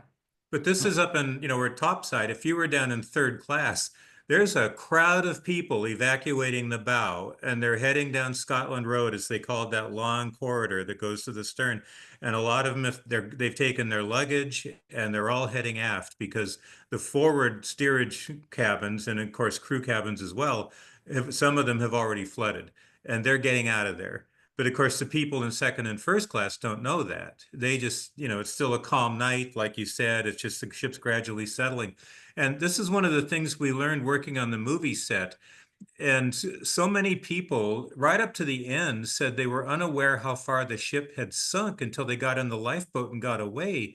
And when we were working on Jim Cameron's movie and the ship had been angled down for the sinking scenes, and I remember going down there one time, we were walking around, and there was a highway out there that was just level, it was perfectly level. And after I'd walked around on this angled ship for a while and I looked at the highway was now at an angle. And so my mind had compensated for the angle of the ship. And in my mind, the ship was level, but now that highway was not. And I think because it did sink so slowly, people just didn't get it. They didn't feel the list so much because their equilibrium compensated for it. Yeah, And exactly. Edwina Mackenzie, who Ken and I knew very well, she left at the end there in collapsible D, and she said she didn't realize how far the ship had sunk and how close her boat was to the water when it was to be lowered. In her mind, I guess she thought they were still way up high because she never felt the list. But of course, when they got away, she could see it. It's Yeah, amazing. I can vouch for that too. I mean, that 6 degree angle that we had for the stage one in Mexico, Rosarito, Mexico, for the movie, when they tipped it over the Christmas holiday to the 6 degree angle for shooting a whole bunch of those night scenes, you quickly got used to that, to walking around on that slightly slanted deck, and you just didn't even notice it after a while. Something to note about the animation here too is that obviously it's a lot brighter because we want to be able to show the entire ship and be able to show the whole situation. But of course, in real life, it's much darker than this. It's pitch black almost. So you can imagine for passengers who are up forward looking down where it's lower in the water, it would basically look the same as at the highest point where the ship is raising out of the water, because people wouldn't be able to tell how deep into that blackness of like this void down into the ocean. They wouldn't be able to tell how deep down they really are or how close they are to the water. Well, and that's one of the things I remind people a lot on Facebook, because people like to do an animation and say, this is how dark it would have looked. And you have to remember, everybody's level of night vision is different, the same way everybody's level of hearing is different. And I actually have a relative who says his wife will be reading in bed. He turns out the light so he can go to sleep, and she goes on reading in the dark. And that she's an extreme, this sort of thing. But, that's basically everybody's different. And so for some people, like people say, oh, you wouldn't have even been able to see anything once you're in a lifeboat. That isn't true for everybody. Everybody's level of night vision is different, and some people could see much more than others. Absolutely. Exactly. That's a great After point. years of doing astronomical photography out in the high desert here in Southern California, we would always go out on moonless nights, drive way out there, and star fields looking very similar to this, maybe even a little clearer with a more defined horizon. But you could hold your hand up over your head and see the silhouette of your hand very, very clearly just from the glow of the atmosphere that's just up there. So you would definitely see, if you had reasonably good vision. It's surprising how you can see once your eyes adapt. Now, if you've just walked out of a brightly lit room out onto the boat deck and there's blazing lights all around the boat deck, lighting up all the walkable areas, you're going to have a terrible time, seeing the stars. You could see the brightest of stars, but that's about it until you get out in the lifeboat and your eyes start to get adjusted. I think that's such a good point to make, because frequently I'll hear that or read that statement from people who are questioning what eyewitnesses said they saw. They're like, well, they couldn't see anything anyways because it was too dark. So why do you believe what they're saying? And yet, time and again, when you go back and you look at the picture that the survivors painted of what was happening to the ship in those final minutes, especially even after the lights went out, it's such a cohesive picture that it's like they weren't all, it's not like they were having a consensus hallucination. They were all seeing the same thing. They might have described it a little bit differently here and there, but clearly they could see something. And so when we do these animations, it's a very difficult balance, as Alex was talking about, between making it too dark or making it too bright, and then it's not realistic, and then we have to compensate for everyone's screens, and what YouTube does in a live stream with the compression is terrible. But they were clearly able to make out details of what they saw, for sure. Yeah, lighting also on board Titanic was nothing like what we have today. The wattage of the bulbs was just much less, unless you had a arc light or something in a working area or around the docks. Those were bright, but on board ship, they were not that bright compared to today. So, once you rode away from the wreck and you were looking, not the wreck, I keep thinking of the underwater wreck. Once you row away from the sinking ship and get some distance, you're not blinded by the ship's lights. They're reasonably bright, but not so blinding that you couldn't see a lot of detail going on. Yeah. Now, one of the things that just happened at 12:27, or about 5 minutes ago, is the first CQD distress call was sent. And it's known to have contained a very inaccurate distress position. In fact, it was about 20 miles off. And someone just asked in one of the super chats, I don't want to pull it out of order, but it is appropriate for the time where we're at, about how that played out, about how Fourth Officer Boxhall bumped into Captain Smith. And they had that conversation about, what position did you send? Boxhall basically said he asked Captain Smith, and Smith told him, well, it was this one based on the DR. And Boxhall comes back, he's like, well, that wasn't quite exactly on point. And then Smith tells him, okay, go get the right coordinates. What's his, considering how good they were as navigators aboard Titanic, and we talk about that a lot, about how they were able to figure out where they were going to be at noon the next day, and they didn't really have to make a lot of adjustments to that. It really was a bungled distress position that they came up with, because even the corrected position that Boxhall came up with was about 13 miles from where the wreck lies. And what's ironic about that is that because Carpathia was also slightly out of position, when Carpathia set her nose toward the wrong distress coordinates, they ended up running right into the lifeboats and thinking it was the correct distress coordinates, even though now that we know the position of the wreck, we know how far away it was. So in some ways, even though it was a bungled position, a miscalculation, in some ways it's actually very good that that position was what was arrived at, because the one ship that was there in time to help was able to set a course that ran them right toward the lifeboats.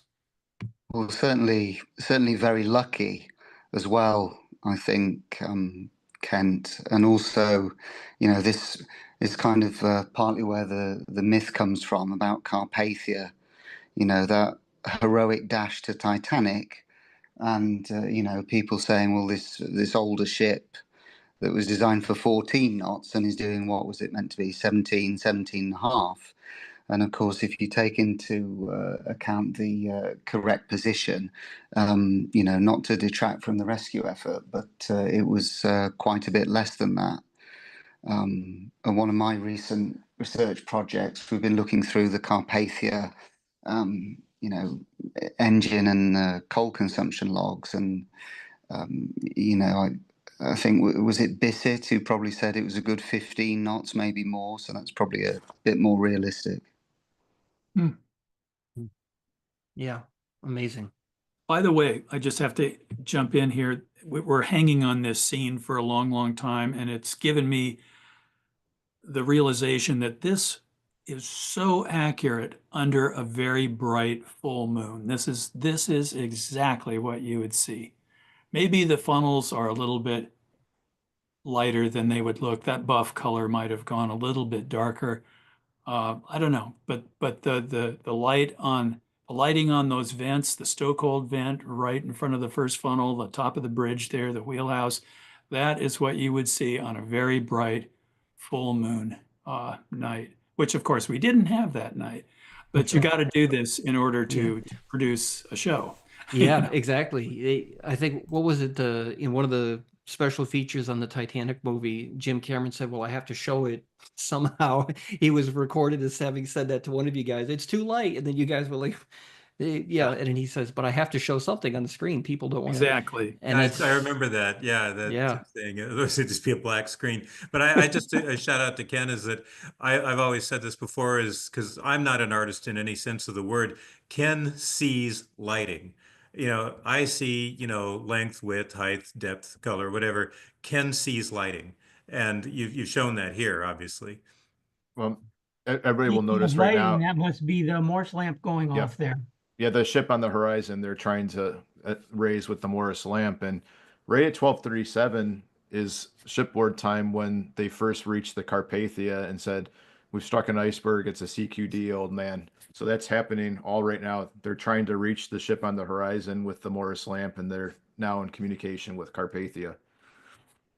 Now, a lot of these lights are, we're talking about the brightness being too high. A lot of the lights are at the right level relative to the animation, but the video is brightened. So you're seeing a little bit of a washout, and that was done to sort of give you an idea of what these shadows might look like, but still seeing things, So the whole thing has been elevated in post to add to that, which is why the Morse lamp looks quite washed out right now. But hey, you know what? We finished this video today, so it's the best we could do. I think the term was thrown around when the Cameron film was released was an illumination of the mind or a lighting of the mind, where it's very subtle, but it's just bright enough so that you can actually see it played back in video format.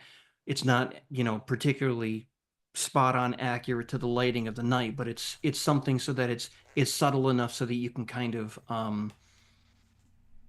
you can see something, but it's not completely blown out or washed out. Was it just me, or in the re-release for the anniversary, when they redid some of the special effects, did they darken the sinking? I feel like they did. Some changes were made for Yeah. the re-release. If you remember the original release, all of the lights inside in the crew areas, the corridors had a cool look to them, almost a greenish coolness to them. And I was offended by that when I saw the film. I mean, I wasn't angry, of course, but I just thought, gee, that's odd timing. By timing, I mean the colorization that was done, with the negative, making the print for the film. But it turned out that I guess it ended up actually being filmed that way. There was something about the lighting sources, the bulbs, that gave that color to the film, or the film stock that they were using. I'm not sure. But when it was re-released, I did notice that was gone. All the lighting seemed to have a warmer look to it, and I was very pleased by that. Well, they redid the stars. They definitely redid some of the special effects. I noticed that in the final sinking, the hull details are just crisper. And I think they really brought out the gold stripe, and the anti-fouling was just so much more noticeable. Now, in the 20 or however many years it was between the initial release and the re-release for the anniversary, film and video quality, we're now in the digital age, which was in its infancy. Before that, actually, it was before the infancy of it when the movie came out. So you had a wider range of what you could show, what the light could actually display in a playback. So I know a lot more of those details were there. I remember when I was young watching the VHS, when you see that shot of Charles Jockin, sorry, that's the proper pronunciation, on the stern, and it's rising up in the air, and there's another guy next to him, and they're all looking down. I think they see the guy hit the propeller or something. You can see a very distinct border between their hair and the sky. And that always, that was very noticeable when I was young, and that was gone in the re-release too. So, Right. It was shot against a green screen, yes. probably, and so you went through this process, and that can be funky, for sure. But boy, when the 2012 3D-ified, the dimensionalized version, the up-res to 4K. It was spectacular. And I've only seen that version twice. I would love to see that again. The sharpness, the clarity in that re-release was amazing what they were able to pull out of the original negative. It's much, much clearer than the original show. Absolutely. We So should anyway. see number 7 start down any minute now. Yeah. With 28 of its seats occupied. The time is now And- 12:42 a.m. The Morse lamps are blasting, as we can still see reflecting off of the forward funnel. And that is an attempt to contact the Californian, the mystery ship out on the horizon. I believe around now we have the rockets beginning to fire as well. Am I correct with that? Is that the right time? No, because it can't be, because they don't get fired. And well, the sequence is that Rowe at the stern sees boat 7 in the water. Right. He calls Boxhall and they say, come to the bridge and bring rockets. Right. It's around Yeah. 12:47, I think. So I think we're about 5 minutes too early. Okay. Yes, 12:47 is what I have on my calendar. What's amazing to think about is the way that all played out is that Roe was back there and he's thinking everything's like, man, what's going on? And he's talking with Bright about it. And then he sees the rocket, and it's apparently in the flash of that first rocket that he's like, oh, wait, there's a boat. Let me call up to the bridge and make sure they know that they've got a boat in the water. And that's a remarkable thing to think about. The kind of when you get an event recorded from multiple angles and you're able to kind of pinpoint that moment. It's one of those things that we look for in our work. Yeah, but that's interesting then, because that says that, because when he called, they told him to bring rockets to send up. I think they And had a that's- couple available. They might have, yeah, maybe if they had 1 or 2 or something, I guess, Right. maybe, yeah. Yeah, they had rockets on the bridge. I did read that in one of the inquiries. I Okay, don't know how good. many, but they had. I know, them. it's so, the inquiries is so thick, we forget a little detail here and there, but Absolutely. Yeah, it's tough to keep track of, that's actually one of the reasons why I always encourage working together as a group, especially on an event like this. Yeah. Because where one person, we're able to help each other remember as we go along, which is such an amazing privilege to be able to do that and to work with other people who are conversant in the language, in the history of it. So it's nice. Absolutely. And one of the things that I wanted to point out, we're talking about First Officer Murdoch. Right now, you saw they managed to get away boat number 7. He gets boat number 5 and 3 and number 1 started before they even get the first boat away on the port side. And it's just remarkable how much more efficient he was able to organize the crew on the starboard side. And there's a number of reasons for that, why that was delayed on the port side, but it's just interesting how much quicker he was on the starboard side with the organization. Murdoch really was a hero that night in so many ways. He was, you look at the 1958 film A Night to Remember, and it's Lightoller who's kind of everywhere throughout that movie. But Disgustingly, yeah. yeah, because it was meant to be a vehicle for Kenneth More, of course, and he had to be the hero of the film. But really, when you think about it, it's in many ways it was actually Murdoch who was the one who was kind of seen in so many different areas around the boat deck as those boats were filling and lowering away. It's just it's mind blowing to me. And here we can see boat number 7 almost down to the water, and I don't know if we're going to have the angle of the Ken painting from an Illustrated History in this cut here tonight. But I mean, it just kind of speaks to something that you've looked at visually, Ken, for so many years. How the light plays and how it would have felt being in the lifeboat as it's being lowered down.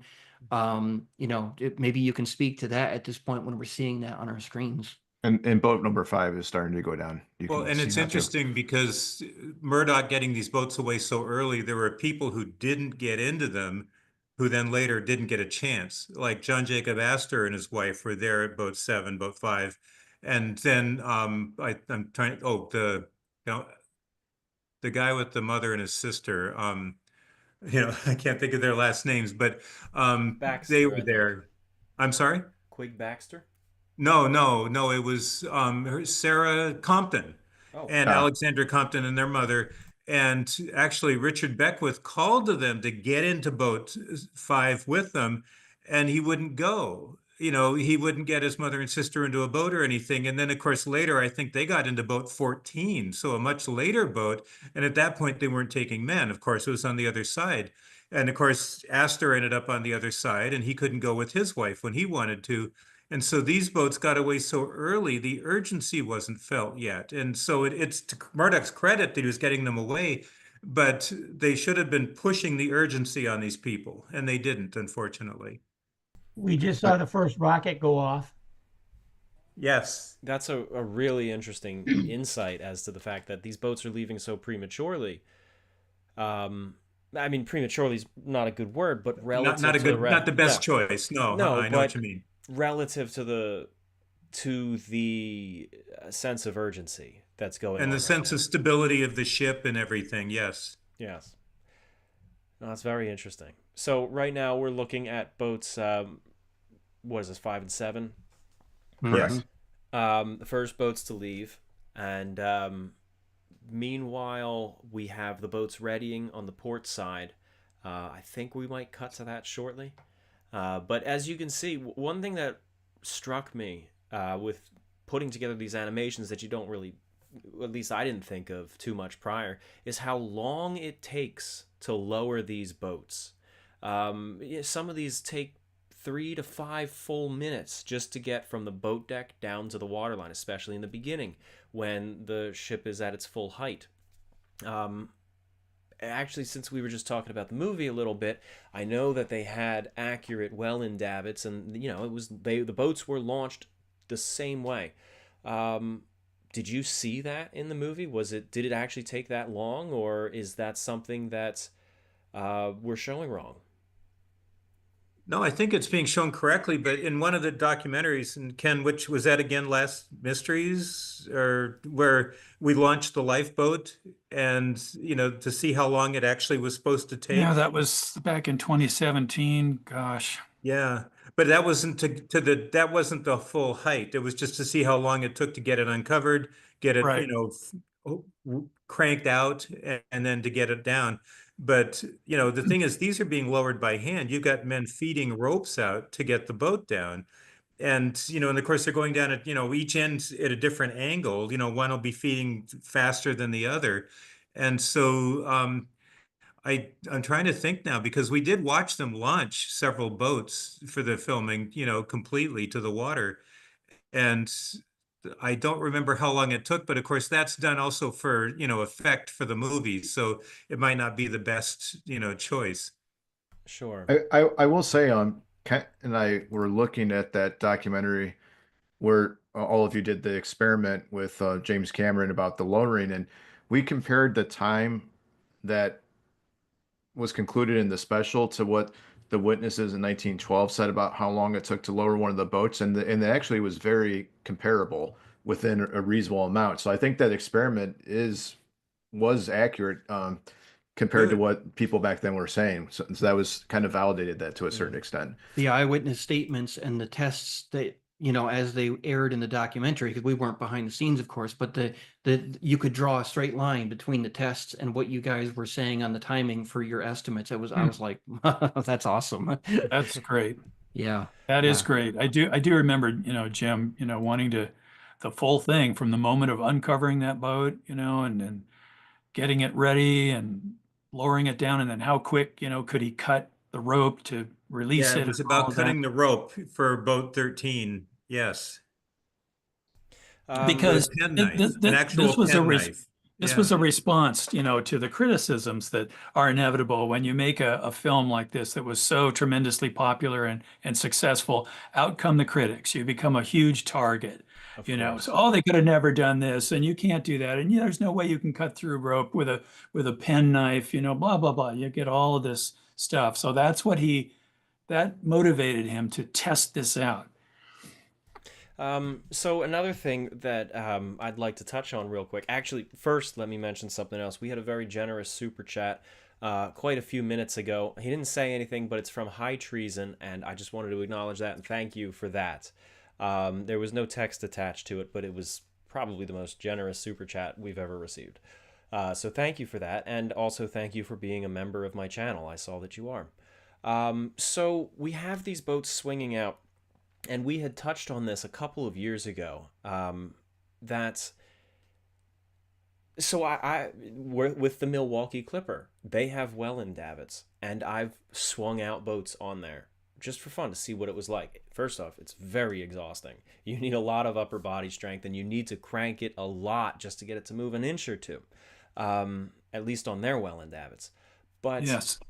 so that's exhausting. I mentioned that for a reason. It's freezing cold out, and now you've got all these sailors coming up onto the deck. It's freezing cold out. This is exhausting work.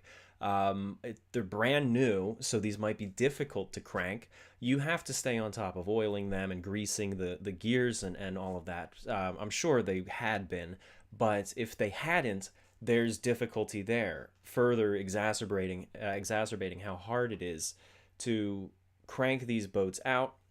And then, of course, they're eyeballing it. They have to stay in time as best as they can with the sailor on the opposite davit. And then when they do swing it out, when do you stop? You kind of just wait until you see that the boat has cleared the side of the deck. But that's going to be different for every boat. And it's all coming down to the judgment of that one sailor, the officer overseeing it, and the other sailor on the other davit. So some of these davits are going to swing out however many degrees it takes to clear the boat, but on the other side, against the list, where they'd have to go even farther out, which takes even more time. And if you do that, you've got people who now have to jump across a greater gap to get into the boat. Exactly. And I've noticed on the wreck in the photographs, I have never seen davits that were cranked out to the same degree, unless they were a pair. I've never seen outside of pairs. They've always been slightly different degrees of cranking out. And as far as I'm aware, when we discussed that a couple years ago, that was something never considered. I spoke to Bill Sauter about that, and he got very excited thinking about that concept. So there's a whole lot of playing it by ear, eyeballing the situation, rather than going by the book, cranking it out until you can't crank it anymore. And then you got to move on to the next boat and do this all over again. So this whole evacuation is haphazard and just feeling out the situation to figure out when do you move on to the next step. Very good. Very interesting. I do remember during Jim's test in 2017, how many just turning that crank, because every that long bronze worm gear, when you look at how close what do they call them, the knurls or the grooves in them, whatever. Mm-hmm. I'm not an engineer, but yeah, every one of those little grooves, that's a turn. And so it's like turn, turn, turn, turn. And I just remember how hard they had to work to get those things and how slow they cranked out. Yeah, we and then once it's out, you have to then feed the rope in. These are all very manual machines. Obviously, there's no electronics, and they would have a winch to bring a boat back on board should the situation call for it. But the entire lowering process is all by hand, and it's very hard. It's even for trained sailors, it's not something they regularly do. It's exhausting. Think of what an improvement, Yeah. the mechanized gravity davits when those came out, Queen Mary, Normandy, where you could it was all machinery that you just push a button and the thing goes. Both ends of the lifeboat lower at the same rate, and Yep. it's so much faster. Well, even by the time of the Britannic. Yes, of They had course. that. Yes, you're right. Absolutely. Yeah, Well, a real life changer. it's interesting, right around this time period, somebody had correctly commented in that boat number 3 was lowering away. Kent, Bill, and I, we were working on Odyssey of Glass. There's several accounts that during the loading of boat number 5, a couple of men obviously had jumped into that, and one of the officers had remarked, and it almost certainly was Murdoch, that I might go get my gun and put an end to that base, or some comment along those lines. It appears that that whole story that Lightor told about when they got the guns out was related to that, and that Murdoch couldn't find them, and then Wild had asked, and then they went and got those out of the cabin. So that started pretty early on. I think they were apprehensive about what could happen during the sinking, as far as people getting a little bit rowdy or out of control. But there's a weird dynamic that starts right now. They're loading boat number one, which is infamous because it only had 12 passengers in or 12 occupants in it. And um, Laura Francatelli had said that when they were in the process of loading that boat, the little bit of a crowd that was around there, which wasn't very much, had gone elsewhere, and she didn't know why. And Washington Dodge, in his account, had speculated that it was because Captain Smith was on the port side and that the crowd was congregating near Smith because he was visible and comforting and this and that. Um, we really think, based on the movements, that Lawrence Beasley's account was correct and that there was this, he had talked about a rumor that men were being taken off on the port side and that a lot of the men went to the port side as a result of that, which ironically, they had less of a chance on that side later on. But that all seems to be contributing to after boat number one goes away, you have all these men congregating on the aft port boats, and that's right where the trouble starts with Fifth Officer Lowe having to fire the warning shots. And uh, was that Bewley who had to hit them with the tiller of the boat to keep people away from getting in? But it's this whole dynamic where it seems like people got this false information and then started congregating on the opposite side and left even less people to load into the starboard boats. Which is really unfortunate because the Yeah. port side was where it was more strict. Mhm. It was, the rule was being interpreted more as women and children only instead of women and children first. And so what an unfortunate thing that rumor began to work its way through the crowd at that point. It might have lessened how many actually ended up surviving. I have a question for Levi here, if he's still in our chat. We got a super chat, and again, I don't mean to bump it to the front of the line, but it's topical. From Emmett, the name cuts off. I can't see the full name, but good evening, Tom. I hope you're having a great night and enjoying a nice bottle of wine. I'm not, actually, but thank you. This is not the super chat I meant to read. Sorry. Much love from Louisiana. Emmett McAdams. Okay, thank you very much. Now let me find the super chat I did intend to read. Where did you go? It was about the davits. I can summarize it if I can't find it. But they were asking what was better, the Welland davits that we see here on the Titanic or the radial ones like on the Lusitania. I would very much like Levi's input on this because he animated both. I have worked with both, so I'll weigh in afterwards. But why don't you start first, Levi? Well, I mean, in terms of there's no two buts that the Welland ones are, the more ideal one if you have between the two. But I mean, it all comes down to situation. I would more say is, Lusitania, Empress of Ireland. Empress of Ireland, I think in 6 minutes, they got like 5 lifeboats down. And, when everyone was fully asleep, it went from 0 to 100. And so you can, in theory, as it shows in those situations, you can get lifeboats down mostly safely and in a fast order. So it kind of, depends on the situation, but obviously you would probably want a Welland davit because obviously Welland davits were used all the way up to the 30s and 40s. And so obviously they're the more, it's the easier of the two to use, but you can use the two, you can use your old radial davits. And although kind of interesting is through Lusitania is because we made them one-to-one is technically, again, it's gravity, so it makes it more difficult, but you can technically get more clearance than a traditional Titanic davit in terms of if you measure it out. Not that, probably in the worst circumstance that's going to happen, but it was kind of an interesting factoid that we found is technically it's the same as the A-deck overhang in difference for Titanic and the clearance you can get at the best of times. But they did work for many decades. They had them and they worked. So yeah. I remember many of the people who had worked with the older radial style davits were commenting on how much of an improvement the new Welland davits were in their accounts afterwards. The other factor, Levi, it's an interesting one to consider is Lusitania wasn't from 0 to 100. It was, they'd already uncovered the boats, they'd swung them out, and they'd lowered them partway down to level with I think it was the rail was what we found. So it would be a really cool thing. Maybe we'll do this someday is we'll do like an apples to apples comparison of how one works as opposed to another one works. And we'll kind of be able to Let's do it. I've got the that'd be manuals for awesome. both. Let's do That it. would be awesome. I've used both, and obviously the Welland davits is a significant improvement, and it's there's a reason why ships gravitated towards that from the radials. But I will say an advantage of the radials, which ultimately was a disadvantage in the end, but you can swing them out much faster. It's almost like parallel parking. You have to kind of swing the boat this way and then turn the one end and then push that out and then swing it out so it kind of fits between the radials, depending on the ship. Because some of the older ships had a slightly different structure than what you see on the Lusitania. Um, but you kind of have to parallel park it through the radials and then swing it out. But if the crew is trained, it can be done in less than a minute.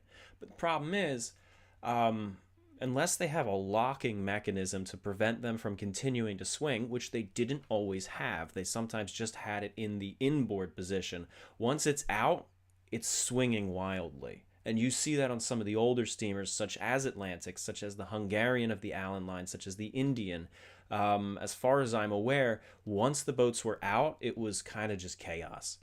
It was very hard to control if you were in rough seas. But the Welland, because of how fine the teeth were on the screws, on the gear that you crank out, they locked in place. Now there would be a brake. I think there's a brake that prevents it from backpedaling. They tend to backpedal back as opposed to out, but it's not really going to go all that far because of how much force you have to put into it to move it.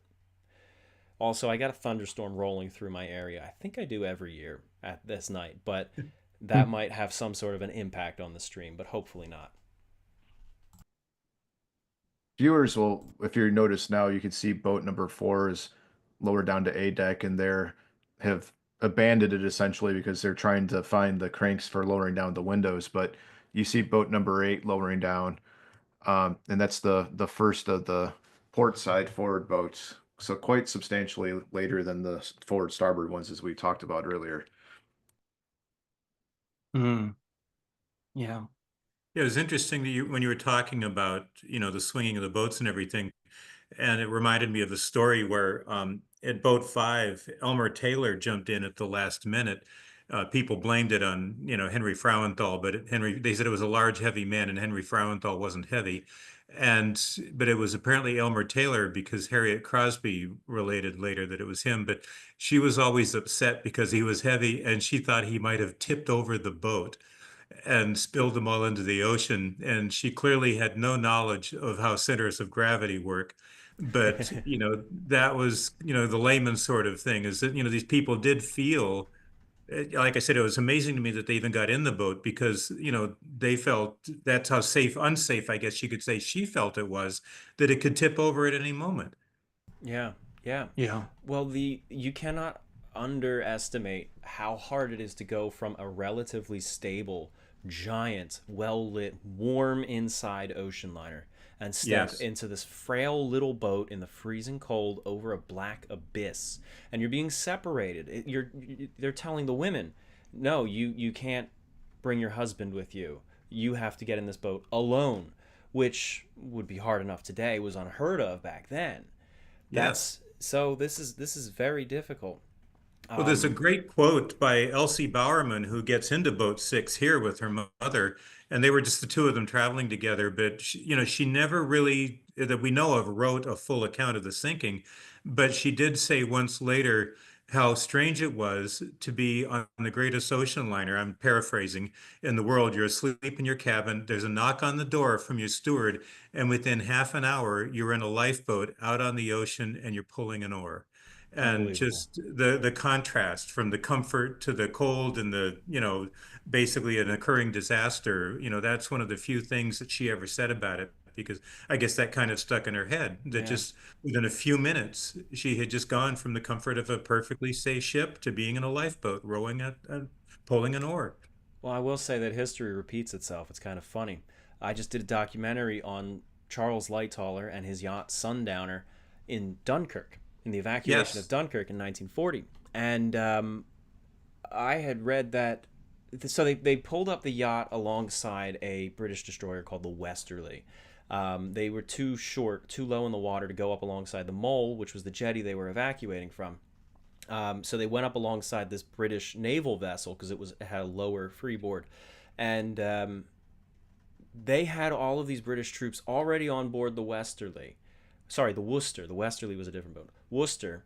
But they refused to get aboard the Sundowner, the yacht, because it was this dinky little wooden boat when the Worcester felt so safe and secure that the officers of the British Army had to actually draw their sidearms to tell the soldiers get into the Sundowner at gunpoint. It's amazing how the same story plays out again With a number Lights of Holler. years later. Yeah. Yes. What's interesting here is we're looking at boat number 8 lowering, and I was just perusing through the text of On a Sea of Glass, and I happened to come across a reference to Gladys Cherry, who was in boat number 8, and how, just according to what we were talking about, she thought she had done a very foolish thing to exchange the warmth and safety of Titanic's decks for the cold uncertainty of a lifeboat in the middle of the Atlantic at night. I mean, it's just, she's in the lifeboat, and now she feels like this was not the best decision to have made. Yeah.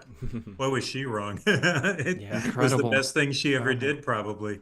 One of the smartest decisions she ever made. Yeah. Absolutely. It was, we've talked about survivors and PTSD or whatever, and I remember a member of the family, I think, had written me one time, and they said that she just couldn't even abide the ocean after that. I mean, obviously she went home to England, but they said to just, didn't even want to see the ocean, as I recall, that she always just had that thing about the water, didn't want to be reminded. Certainly left its mark on everyone that was there. Yeah. This is a time period right now when there's not very many steerage passengers up on deck, and actually very few second class passengers by these boats that we're seeing. But I did want to point out as far as we can tell, and Don and Bill, if I speak out of turn on this, just please correct me. But Philip Zenny, his actual name, I'm going to butcher the pronunciation, Fahim Al Zahini, tried to get into boat number 8. Actually did get aboard and was thrown out, and then subsequently got into boat number 6 and was the first steerage passenger that we know of to get into a lifeboat from the ship by quite a substantial margin time-wise. That's what I recall too, Kent or Tad. Yeah, the one guy with the broken arm who was in boat 6. Yeah. Yes. Yeah. The other thing too that's interesting that's beginning to happen within the not too distant future is in the next few minutes, one of Ken's paintings that I've always I had never thought of it that way until I saw this particular painting that Ken did for an Illustrated History, was that incredible shot looking down through the open well of the grand staircase from the boat deck all the way down through to the landing on E deck. And it's not going to be just a few more minutes longer before people are noticing the water crossing around from the starboard side where they had seen it coming in earlier, where Wheat had seen it at about, I think it was 12:45, just on the starboard corridor coming up along those passenger cabins. And he hadn't seen any water on Scotland Road, which is on the port side, which means that there was still a little bit of a starboard list.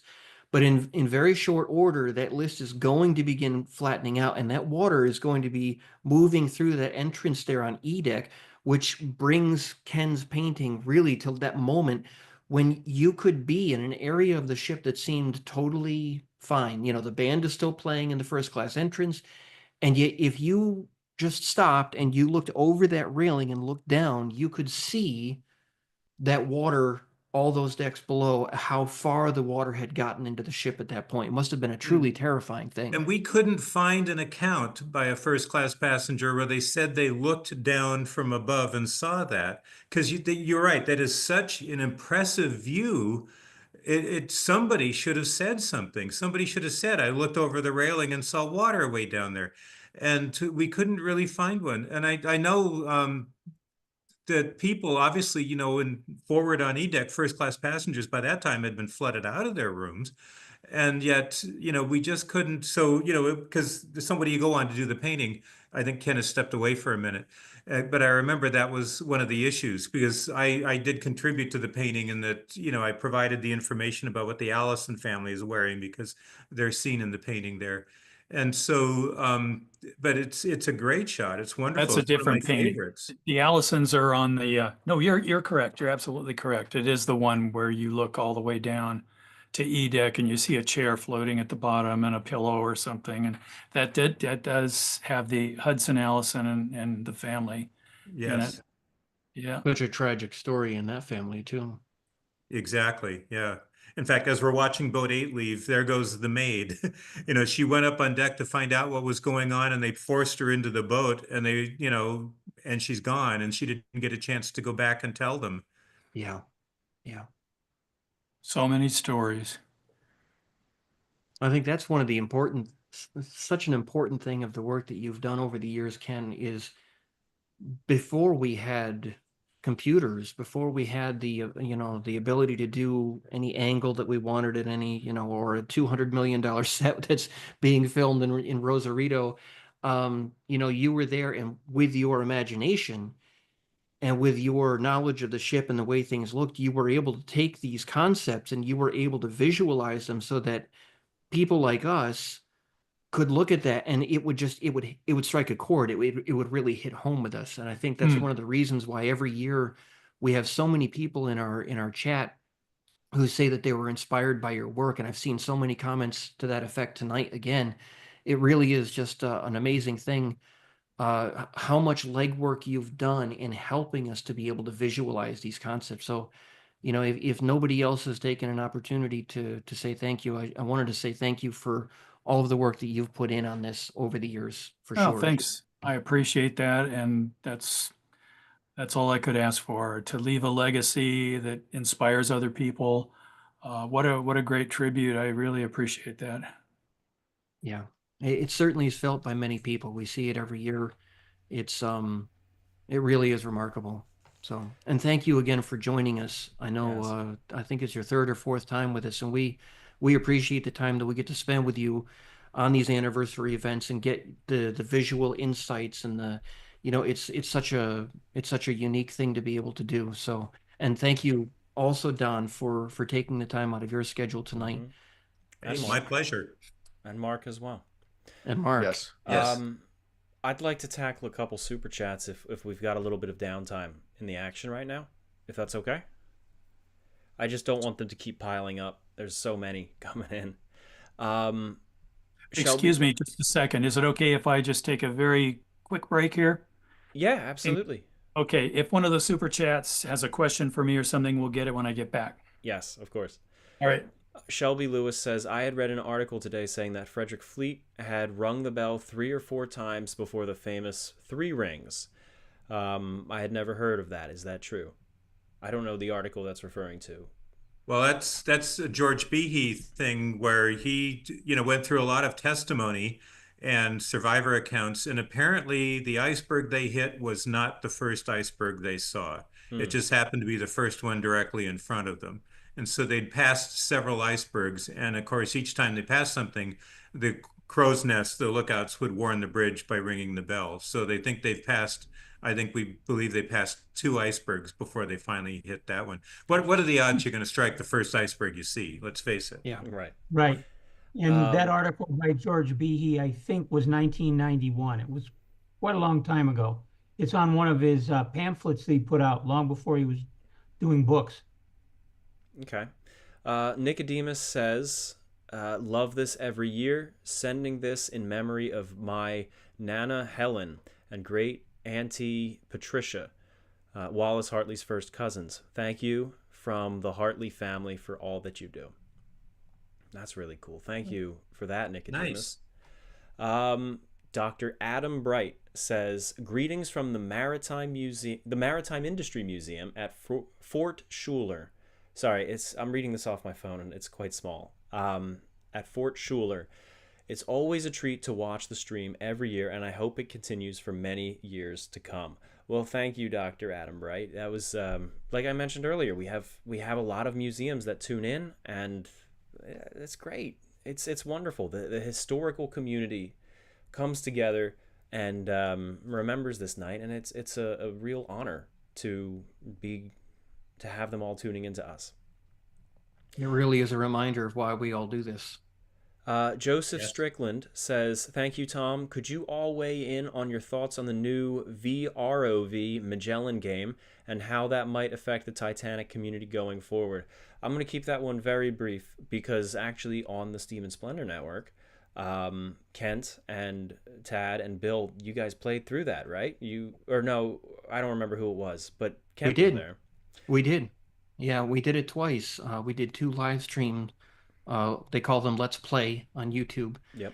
And I was driving the ROV through the experience as the panel was talking, and I began to get the strangest sense that I was actually there at the ship. You know, I keep it is a game, but I keep hesitating to call it a game because it is the actual rec scan. It's based on those scans, and so when you're when you're looking at it, it really is the wreck as it was at the moment those scans were made. Yeah. And it really feels very real. And now my understanding is they've released the stern section to explore, and that would You'll be a have to really get on great that. thing. It would be a really great thing to do another live stream where we explore the stern section. Maybe Ken would even join us, or Don, because they've been to the wreck before. It would be amazing to be able to explore the wreck in real time with their commentary having actually been down to the wreck, and that would be an amazing thing to do. Maybe that's something we could set up in the future. Now, when Jay, we do the live streams, it's kind of fun because I get to tell Kent where to go. yes. JB Homstead says, "Greetings from all of us at the Molly Brown House Museum. Thrilled to be joining you again this year." Thank you, and it's a pleasure to have you with us. Shane Allen says, "When are you going to finish On a Sea of Glass? I'm waiting until the end on what your thoughts are about Titanic." I assume that's referring to the next edition. The $20 million question. Yes. Well, as I've said before, we wanted to do it right. We didn't want to do it halfway and then have to do it over again because it was a very complicated process. It would have been easier to write another book from scratch.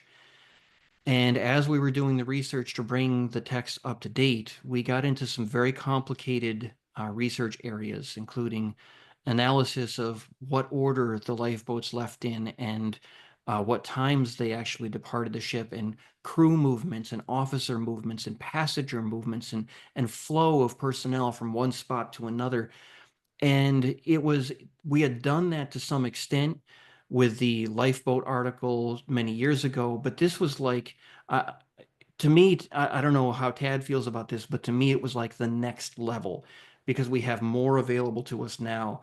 And we were able to refine some of our findings. But when you're going out on a limb, you also don't want to jump out on the limb head first and then saw the branch off behind you. You have to take your time if you're really going to honor the memory of the people who went through this experience.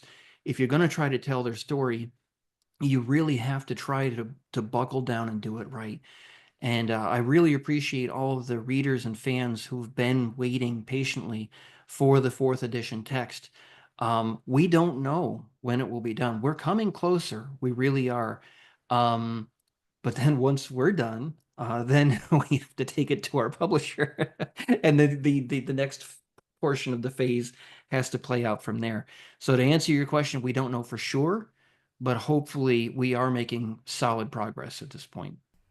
And I would say, just as a add on to that, and I think Bill would agree, it's one of those things where if you're looking at yourself in the mirror at the end of the day as a researcher, you're going to find things that make you, if you're open-minded and doing it correctly, you're going to find things that you concluded years ago that with new evidence, you should always be reevaluating what your own conclusions are and being willing to revisit and change things if need be. So sometimes we think we're done and then we find information, we have to go back and change something else. And it sometimes we get basically go down the rabbit hole and ends up being where we find all this other information that we didn't have access to 10, 15 years ago. And it's like, we do want to have it as correct as possible, but we are a little bit of perfectionists too. And that works against us at times. Exactly. So it's now When I used to one. work, Go ahead, Bill. when I used to work for the phone company, excuse me, when I used to work for the phone company, we had a saying, "Do you want it right or do you want it tomorrow?" Yeah, there you And go. that this fits right in.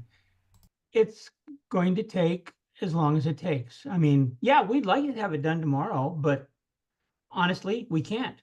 We have to, and we have to take it one step at a time. Kent and Tad have been working on the lifeboat lowering sequence for what, 2 years? And I've been helping out for the last little bit.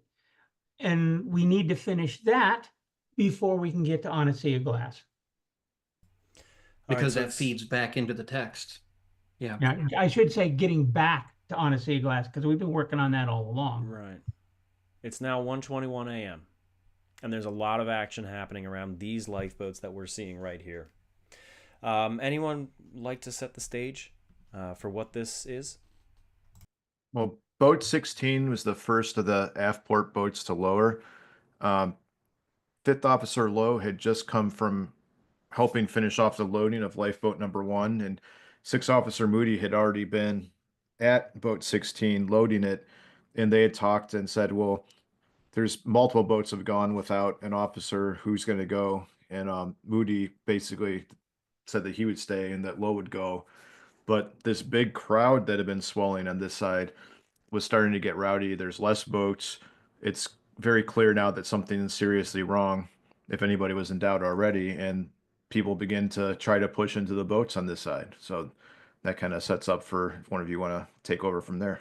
Yeah, well, you've got also, the forward boats, because it was early, were pretty much mostly, as we said, except for one person, first-class passengers. And now you've got the second, the third, and then first-class people who didn't get in forward boats coming aft. And so these are going to be the really crowded lifeboats, the ones that are, filling now, because they're for second class, third class, and the remainder of first. Yeah. Yeah. And I of don't course, think there's we have any a crowd. first class people in boat 16, as I recall, but, in the other boats forward of it, 10, 12, and 14, I think there's first class in all of them. A few people, Interesting. anyway, A a few. handful. Yeah. And we're working on something regarding boat number 16 for a video, but Master at Arms Bailey had climbed down. Believe he climbs down the falls to get into that boat, doesn't he? Sounds right. Yes. Yeah, and it's remarkable. There's really not a publicly available account from him, and I know he was called to give a deposition in the British inquiry, Board of Trade inquiry, but it was never released and it seems to have been lost. But it's just remarkable. He was in the middle of a lot of important events, and there's not really an account that has come out publicly so far from him. It would be nice. Bailey was in 16. Is that correct? Yes. Yeah, and the family doesn't have one because George Behe and I met his daughter 40 years ago, and his granddaughter, and they certainly didn't have an account. Only what he had told his daughter. I think the only hope is if any of those missing depositions ever do get found. Yeah, if they're somewhere at the Public Record Office in Kew over in Surrey, that'd be great if they just turn up in a box somewhere. And I'm not implying that their records aren't well organized, but it could be that they're filed under something different, and that happens. And the same goes with the limitation of liability hearings, because we have the depositions that were taken, but we don't have transcripts of the testimony. And I know when they had the lawsuits over the Triangle Shirtwaist Factory fire, they found 2 of the 3 volumes of testimony, years and years. I mean, like within the last 20 years, I think they found them. I think it in a library or something that, people didn't realize they had, some archive. And so we may still find those, because those are the 2 holy grails that are waiting to be found as far as survivor accounts, the limitation of liability hearing testimony and the depositions that were collected from every single surviving crew member. And I think this is a good area to toss to Mark Chirnside, because we have often joked that Mark is in these archives over in the UK so frequently that he's probably on a first name basis with many of the people that work there and many of the curators. And, maybe that would be an interesting thing. Maybe one of these days when Mark is digging around in those archives somewhere over there, maybe he will come across one of those boxes that just, as you say, mismarked, mislabeled in the wrong spot. And what a treasure trove that would be to gain all that extra information. I mean, there's a Yeah. lot of boxes there. George and I have been through the archives there, and we didn't have time to go through everything, and it was amazing the amount of stuff we saw. I have Yeah, a question. Oh, go ahead. oh, no, I was just going to say it's also really remarkable in that you need. I mean, so often with archives, I mean, archives, museums generally are, I'd say, pretty under-resourced for the task that they have to do. I mean, the staff are so hard pressed, and so often it needs someone who knows a particular subject to recognize the material that they've got. So quite a few years back, I was researching in Southampton.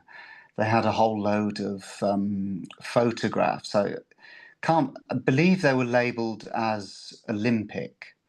And it just takes someone to see them. And I said, well, actually, this ship, yes, it's got 4 funnels, but no, it's not. It's not Olympic. And I'm not sure if it was Aquitania or something else. And I'm sure not a criticism of the archive staff. It can well be with old photos that they're mislabeled originally by the photographer or from the album. But essentially they were mislabeled. It just took someone that knew the subject in order to point that out. So you will sometimes strike lucky if just sometimes I order material quite randomly, just in the hope that something else is available, and occasionally you get there. But there's also this whole issue of where archives have material that is not necessarily catalogued as yet.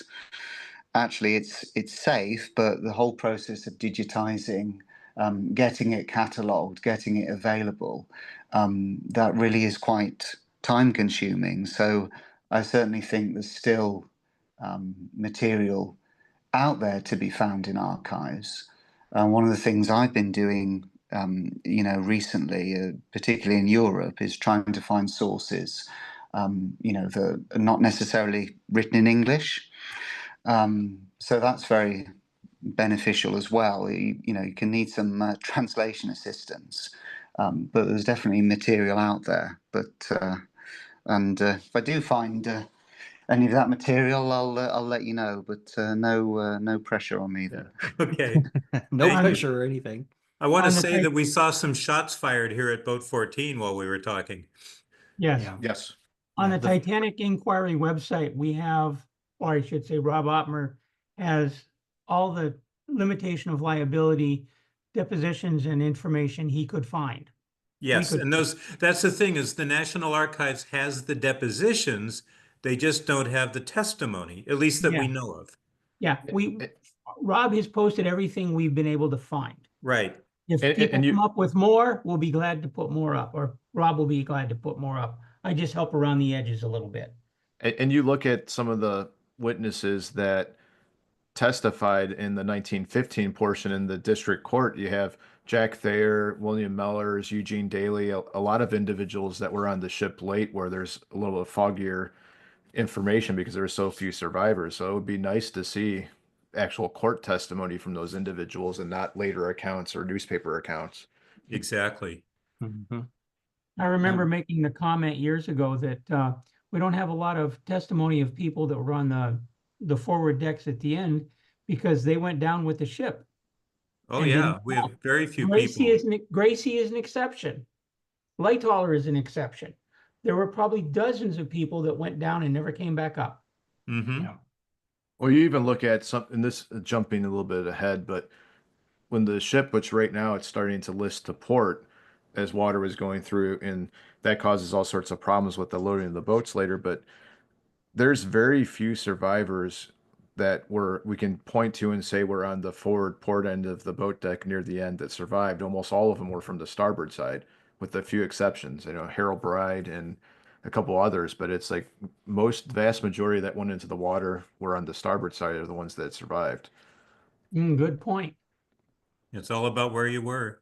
Yeah. Absolutely. Can we jump back to Master at Arms Bailey for just a quick second? I have a question for Don. Uh-oh.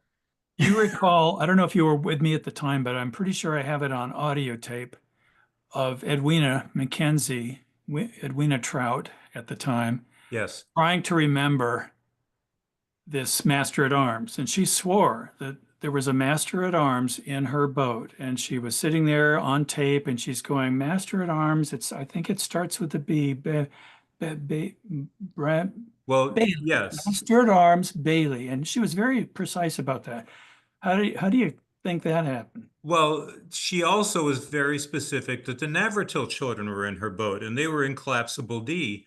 And I wrote this, long article, I'll say long, for the Commutator, the Titanic Historical Society's magazine.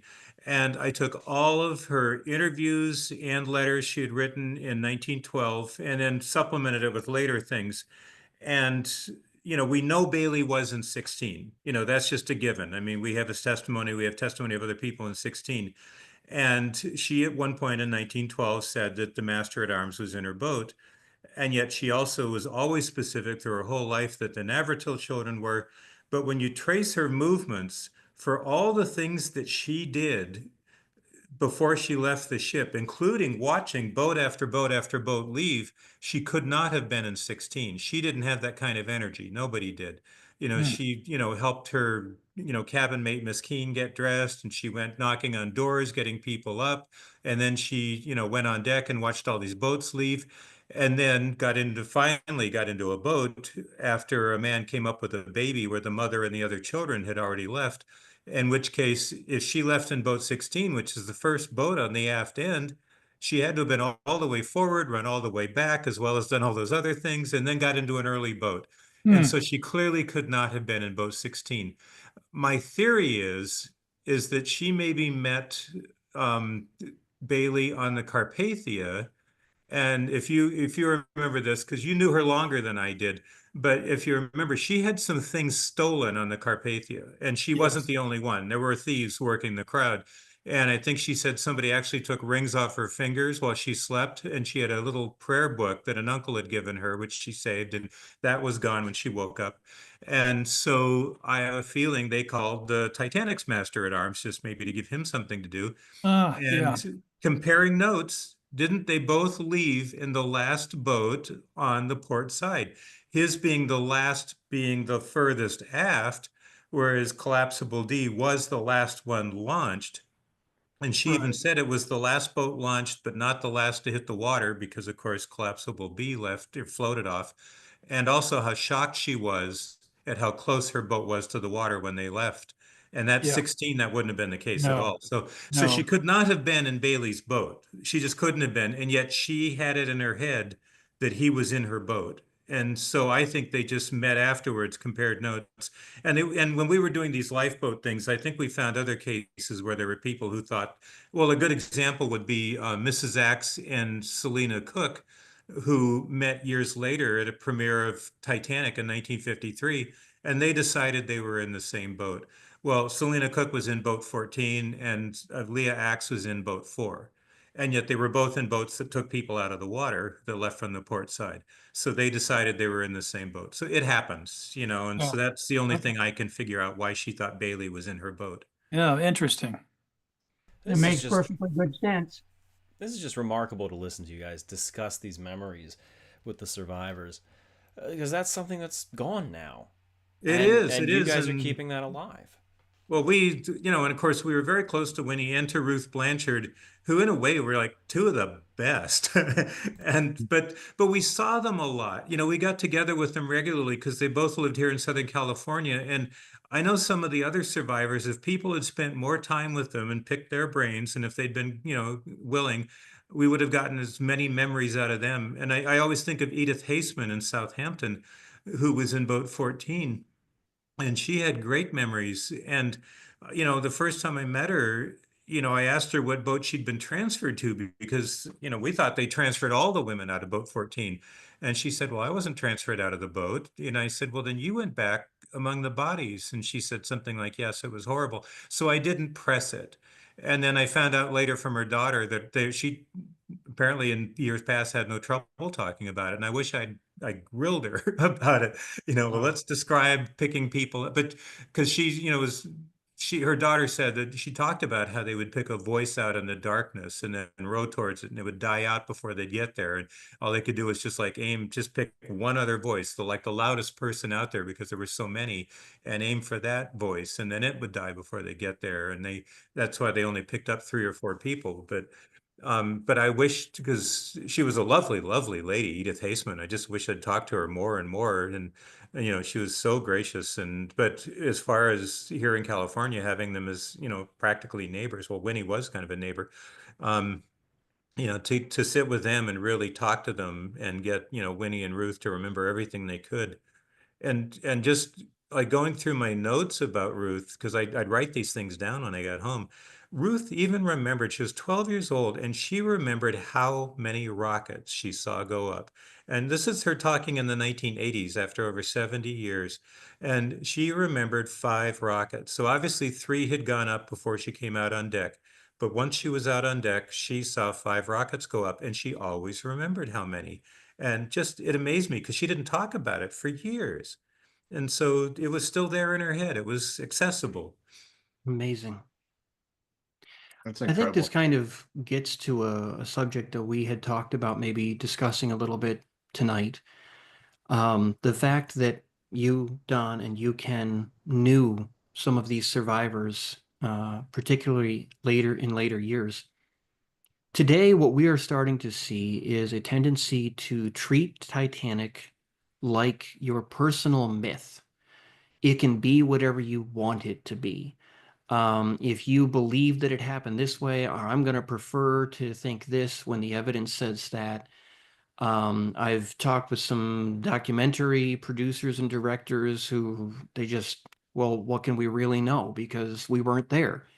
And so there's this really strange wave beginning to form where Titanic is passing from living memory and the historical groundwork into something kind of like a fantasy where people can make it what they want to be. They can put out what they call facts, but it's not really well researched, but they feel comfortable with it because, and one of the things that we try to do is we try to preserve the memories of the people who were there because this was a tragic experience. It affected many of them. Can the two of you speak perhaps to some of the memories, how it affected some of these people later in their lives when they would talk about it or maybe not talk about it, when you would meet with them? What was this? How did it affect these people, even if they lived? Well, I know with Winnie and Ruth both, they did have survivor guilt even in their old age because they got so much out of it. Winnie used to go and give talks, and Winnie loved people. Just, she loved people. And so having people come and visit her and whatever, and if they wanted to hear about the Titanic, then that was fine. And, she got to go places and, be taken here and there and whatever, and go to the conventions for the Titanic Historical Society. They really loved those. And Ruth, the same thing. And they both admitted that, they were getting all this enjoyment out of it when so many people died, and they kind of felt bad about that. But, it took them both a long time to get to where they could talk about it. Winnie was quiet for about 40 years until the 53 movie came out. And then Ruth really didn't talk about it until 1982 for the 70th, when we asked if she wanted to go to the Titanic Historical Society convention with us. And, at first she said no, but then when she said, but when you get back, will you tell me how it went? And I thought, well, okay, she's interested. But then she admitted later, when she told her children, they said, Mother, you're going. And they made her go. And after that, there was no stopping her. She had to go, again and again. But, they, like Winnie had a real mental breakdown, when she was right after the Titanic, where she was in Montclair, New Jersey, and had gone into New York. And then she looked over, she sat and saw a newspaper or someone reading newspaper, and she saw that one of her table companions, the body had been found. It was listed with other bodies. And the next thing she knew was hours later, and some employee of the railroad was waking her up and just saying, "Lady, if you're going to Montclair, this is the last train." And she had just gone into this trance, and she's, there was someone who did handwriting analysis one time, a lady, Monica O'Hara, and I had her look at Winnie's, and she looked at her handwriting analysis, and she said, because I showed her 19, before the sinking, immediately after, and then later in 1912, and she said, boy, talk about delayed PTSD. She said her like November 1912 handwriting shows way more trauma than the handwriting immediately after the sinking. And so, things like that. And Ruth dealt well with it in her old age, but her mother never got over it. And one of her, Ruth had a nephew who told me that every time they tried to get, his grandmother to talk about it, she'd sit down and she'd start to tell them about the Titanic, and then she'd just start crying and crying and crying. And he said they had to give up because they just couldn't put her through that. And so Ruth's mother never, ever recovered from it. And she lived in about 1961, I think is when she died. So, they all had their issues. I think everyone did, in different levels. That reminds me, that's incredibly poignant when you think about how that affected people in the long term like that. But I remember the daughter and grandchildren of Bertha Mulvihill saying similar, where they had a beach house and she just could not even bring herself in her later years to even go anywhere near the ocean, even in that capacity. It was just really still stuck with her what she went through. Yeah, and it was funny because Edwina Mackenzie loved the ocean, and she, had no trouble going back. Although whenever I think her first voyage after the Titanic was to go to Bermuda, and they went through some really rough weather. And she said a woman, looked at her and said, I bet you won't go on a ship again after this. And all Winnie said was, I've seen worse. She wasn't going to tell her she'd been on the Titanic or anything. But she said her least favorite voyage of her life, barring the Titanic, was a long cruise to Australia in 1969. She was actually took the very first long cruise Princess Cruises ever had. Up until then, they'd only done short ones, and they thought they'd try a long one, and they did a cruise to Australia, and she took it. And she said the water was so calm the whole way. She never felt like she was on a ship, and she wanted to know she was at sea. She enjoyed the sea. But the irony of that, too, was that it had all Italian crew members. And here it was almost 60 years after the sinking. And when they heard she'd been on the Titanic, her invitation to sit at the captain's table or purser's table or one of the officers, I can't remember who, was revoked. And when the crew members would see her coming down the deck, they'd turn and run. And she thought that was hysterical. She just thought it was funny. But, even after all those years, sailors are superstitious and they just, didn't want to be near her. But so some people, you're right, they couldn't get back on the ocean. Others, like Winnie, couldn't live without it, had to do it again, and especially to go visit her family in England. So she had to cross many more times after that. Don, was it Ruth that you were on a cruise or something with? And Yeah, and Ken was there too. Go ahead and tell the 1990. story. It was the first time she'd really been at sea. I think she took a ferry to Bermuda one time out of Florida, but the first time she'd really been on a ship since 1912. She got to go, we took her on a cruise to Mexico, and and she was good with it. She was comfortable with it. But I remember sitting out on, being out on the aft end and her kind of comparing the aft end of the ship, the way the decks were sort of tiered, to how they were on the Titanic when they climbed up the ladder to get up to boat or deck A to get into the boats and everything. And she was sort of comparing it and all, but emotionally, she was fine. The story I remember is that you were having a lifeboat drill. Oh yes, yeah, and they we're having the lifeboat drill and just sitting there in a lounge and they're demonstrating the life jackets and everything, and she just said, well, they didn't do anything like this on the Titanic, and then everybody kind of turned and looked at her, and then they start whispering to each other, and pretty soon word got out that there was a lady on board who'd been on the Titanic, and ironically, Clive Cussler was on that cruise. I mean, just by coincidence, but of course he was over the Titanic at that point. He'd moved on to other books. That's everybody's watching currently. You're seeing boat 11, 13, and 15, and Right. Speaking of Ruth, yes, yeah. And these boats, just for context, were the most heavily loaded by far that night. I mean, I think all of them had over 50, and boat 15 closer to upper 60s. But we're seeing those events play out right now with 13 coming down, nearly being swamped, and then pushed aft right underneath boat 15. Notice the propellers coming out of the water back at the stern.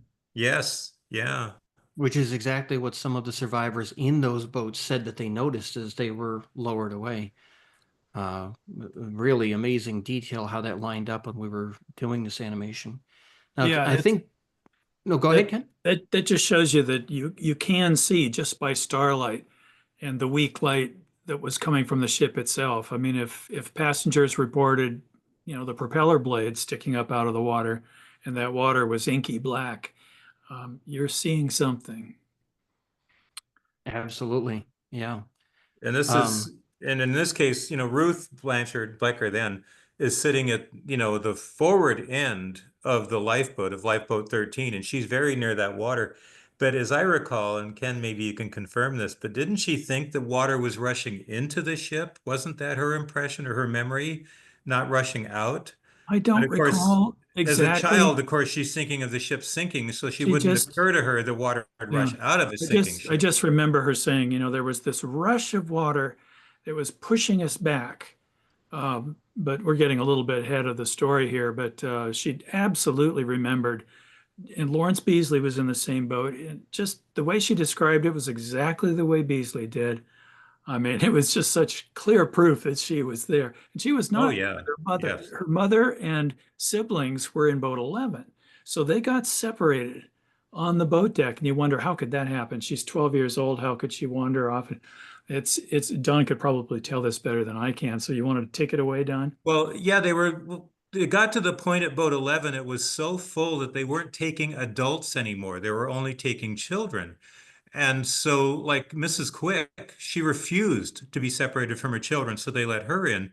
And they had put Ruth's little brother and sister, who were like 1 and 4, they were very young, and into the boat. And then they said, that's all for this boat. And Mrs. Becker, these are her small children. And she just screamed, please let me go with my children. And she just sort of, got leaped into the boat and then realized, of course, there's Ruth just standing on the deck. She left her behind. And so she screamed to her, Ruth, get into another boat. And Ruth walked down to boat 13 and she said it was a very tall man. And Ruth was a tall 12-year-old. She was as tall as most adults. And she remembered this man, and she said an officer, but in her mind, anybody with an emblem on their cap was an officer. I mean, she was 12, but she said she went up to this officer, and I think we think it was probably Officer Moody. And she said, may I get in this boat? And she said he just picked her up and dumped her in. It wasn't even like, yes, get in. He just picked her up and dumped her in. And she said almost immediately it started to lower. And now Lawrence Beasley said that, at the end there was, he was on the boat deck and he looked over and somebody in boat 13, you know, looked up and said, is there anybody up there? And he said no. And they said, well, you should jump for it. And then he jumped down into it. And I asked her about that. And she said, well, there wasn't room and I didn't see anybody jump in. And so I think Lawrence Beasley just climbed in with everybody else. Although I think somebody in 13 did say that some man came flying down from above and landed on them and, really injured them. So, maybe that was him. But there was a woman next to her who was from the Middle East. And what we think, because a man near her said the woman was German, but she didn't speak English and she was all upset. And through this interpreter, she told them they had taken her baby and put it in boat 11, but wouldn't let her in. They were only letting children into boat 11. And so this woman was next to Ruth and this man was translating. And so, and Ruth promised this woman that, she was very mature for 12. And she just said, when we're rescued, I will help you find your baby. And so, that said the woman was very upset. And we think that was Mrs. Tuma. Her son Assad or Esed or whatever his name is, she was separated from him because that's the only woman who didn't speak English who was traveling with the baby where they were both rescued. An unmarried, or not necessarily an unmarried woman. She had her brother-in-law traveling with her, but he obviously didn't get into the boat. So it's probably, it's apparently Mrs. Tuma because we can't identify who else it could possibly be. There's no one else who makes that description. And we asked Ruth, you must have been terrified being separated from your mother and off to a lifeboat all by yourself. And she said, no, I wasn't scared. Isn't the word she used, excited? Well, and she always used to say, I was just a kid. Well, I was only 12 years old. I was just a kid. She thought it was a big adventure, Yeah. And she said, I never thought I wouldn't be saved. But she remembered that the decks were just lined with people. The boat deck, had all these Yeah, people at the railing. after A she deck. rowed away a little bit, she looked back Yeah, at the ship and saw all the rails with the people, and she said, "Well, how are they going to be saved?" Because she yeah, knew that they were the last of the boats. That yeah. was And she just her thought, what's going to opinion. happen to them? Yeah. But she felt that she would be safe. She thought, she didn't think she'd die, but what was going to happen to all these people? That sort of thing. This is the exact moment that Don and we were on this small barge with some friends, and we watched Jim film this live. I mean, just with the people yelling and stop lowering the boat. And they were reaching up and pushing on the bottom of boat 15, which was coming down. And it was knowing Ruth, who had been in that very boat, and then seeing this. This was 6 years after Ruth had passed away, but Yeah. just to have that connection, we were all so moved and our hearts were pounding. At least mine Well, was. and it was so funny because the men working the ropes did stop lowering the boat. And I remember Jim saying, I didn't say cut. And they were like, but they were yelling, they were, to stop lowering. And the extras were so convincing, they were sounding so panicked that the guys lowering the boat believed there really was something horrible about to happen. Yeah, And they yeah. stopped lowering. And then Jim made the comment afterwards. He goes, how about that? Extras who can act. The There's rocket there's- that just fired was the last rocket in 152 here. Interesting, That's- because as I that's- said, Ruth remembered 5 rockets before, that's how many she saw go up. And that's the cover of On a Sea of Glass. Oh, yes. It was. And the rocket colors, Don? Well, they go up white, and she didn't remember what they burst into, but testimony at the Senate inquiry prevails, that they each burst into a different color each time. And then there is also one newspaper interview with Spencer Silverthorne where he said the same thing. And then since then, of course, they found on the bottom, that case with the sockets, the rockets. Some of them have been used, but the rest are still in the case. And, each tip is a different color. And so apparently the tips, and I know someone has enhanced that. So people think they've doctored the image, but Yeah. it's just been enhanced. I But hope that can someday be recovered, because that really is a piece of history that we should examine forensically, to yes, see if there really is pigment, if those are different colors, or if it's just weird rusting and corrosion, because you've got the green of the verdigris, you've got the red orange of rust. We need to actually yeah, look but at that those each could be scientifically. different. But we have the testimony. And so, but I think as far as the Californian only seeing white rockets, what they burst into are smaller pieces, obviously. So I think the Californian, they saw the white going up and then they saw the burst, but they didn't see what was coming down after that. Whereas the It's an people interesting closer take. in could see the colors. We did Interesting ask take. Ruth. We did ask Yeah. Ruth Mhm. about the colors. I remember that. And What did she say? I just remember her She's- saying, well, it was just like the 4th of July. It just burst. Exactly. But I She don't know didn't if say she could. colors. She I don't- just didn't say the colors, but that Yeah. was her description of the rockets. Yeah. Yeah. I do think that would be an interesting set of artifacts to recover. I don't know that that's ever going to happen with the recent legal proceedings, but that's something important forensically that would make sense to bring up. Yes. Right. I agree. Yeah, it would, for sure.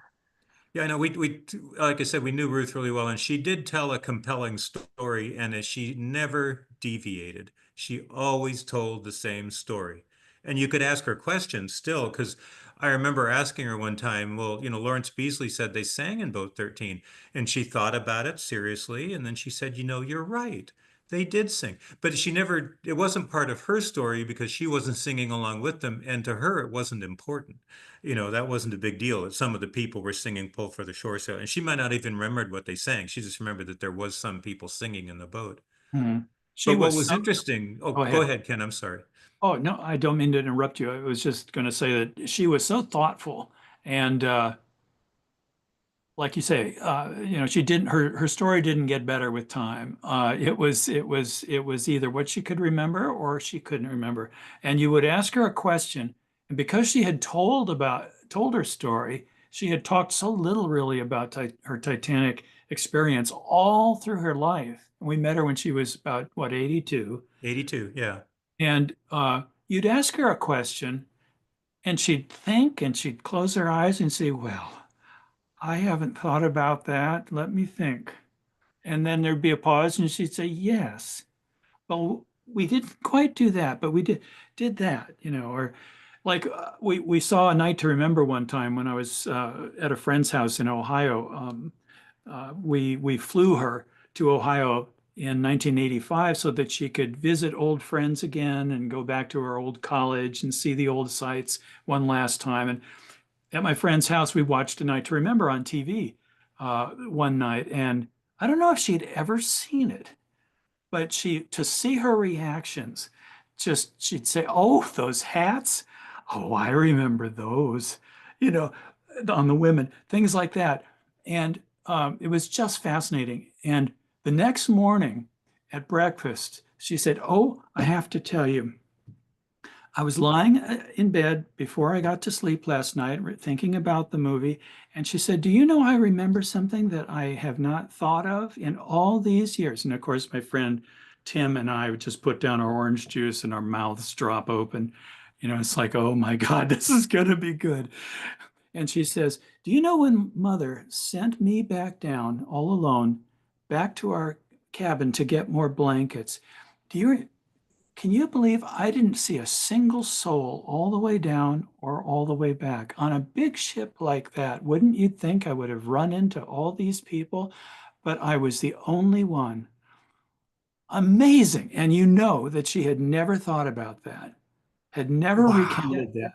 Until she saw the movie and it brought it back. Yeah, Yeah. for 70 years, she hadn't said a word about that. Yeah. 70, am I right? Well, yeah, it was over Yeah. 73 at that point. Well, 73, and one of the right, things that amazed me was that, when she'd always talk about how the ship split in two, and that was definite for her. And, Oh, like yeah. of course, you'd say, well, they say it went down in one piece, and she'd say, well, I was just a kid. But then the next time she'd tell her story, and she'd always use her fingers and say, it just split in two. Right. And one time she said, well, and I wasn't the only one who thought so. And this is what's funny because it contradicts Lawrence Beasley, who sat at her end of the lifeboat and who in his book said the ship went down intact. And she said, it wasn't just me. Everybody around me talked about it after it happened. And she said they were debating how long the aft section stood up before it went down. And she said, everybody talked about it. So I know I wasn't the only one who thought it split in two. Yeah. And so, but it's funny that here she is in Lawrence Beasley's boat and at the same end of the boat, and he writes that it went down intact. And Wow, I'd completely forgotten that. Yeah. I've always wondered if Beasley, he was a very intelligent man. I always wondered if maybe he had been following what was said at the inquiries a lot and the conclusion of the inquiries that the boat sank intact, and maybe he allowed it in some respect to color his perspective and his thinking. Like maybe if he had seen it break, maybe he's like, well, maybe I was wrong. Maybe, all these other. I've always wondered that. It's just one of those I things off the agree. top of my head. I totally agree with that. I think Beasley kind of thought, and that either they wouldn't publish his book because of what the inquiries came up with, or that people would argue with him, or that people would think he was just mistaken. And so I think he's kind of tainted it that way. And like I forgive Gracie certain things because Gracie's book wasn't finished when he died. And we don't know what the publisher and the editors did with the manuscript before it hit the streets. They might have changed things because he couldn't have argued with them about it. So, I give Gracie a little leeway about some of the things that he said in his book. But, I agree with you totally. I think that Beasley was afraid to say that the ship broke in two. And I mean, he might have, I would have maybe just said, well, can I at least say the people near me thought it did or something like that? I just don't know, but I agree with that. But boy, Ruth, and again, here's somebody who had good night vision because she always remembered seeing people jumping from the ship when it started to founder, and that she could see people leaping off the ship from way off in lifeboat 13. I did an analysis of the people at the inquiries that said the ship broke in two. Mhm. Far more said that broke in two. I think only 4 people at the inquiry said it didn't break in two, and 2 of them were officers. Yeah, And some of them, when they talk at the inquiries, like one of them said it was such a clean break, it was like knife through butter or something. Maybe that yeah, was something Mrs. like that. Ryerson, I can't remember. And then, but somebody else talked about how you could see things pouring out of the back half when it started to split. And Right. but it's funny because here, as I mentioned, Edwina Trout at the time was in Collapsible D, but I don't think she took her glasses with her. And she remembered the ship sinking at a very low angle, and she didn't remember really it breaking in two and it just sort of gliding under the water. But that was her take on it and being as close as she was. But we have to remember that not everybody sat at the outside edge of their lifeboat. Some of these boats were pretty crowded and you had to see past a lot of people. Now, Ruth was at the outside edge because said she could have put her hand in the water. And so we knew she had a clear view of the ship. But I think a lot of survivors didn't. And so they were kind of having to go with what they'd heard or what they thought happened or what the people around them said was going on, that sort of thing. It was At the British Inquiry, it was pretty obvious what the assessors wanted to hear. Oh, They yeah. would ask somebody, did you see what happened when the ship sank? And the person would say yes. And then the assessor would change the subject. Yeah. They didn't want to know. And I saw Right. that multiple times when I was doing my analysis. At the THS convention in 1982 in Philadelphia, Don will remember this very well.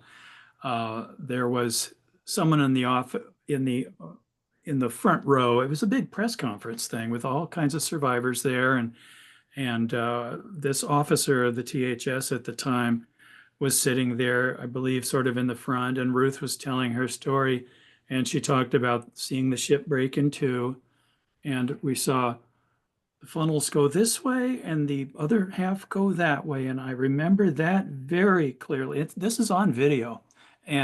But this man, poor guy, he probably never lived this down.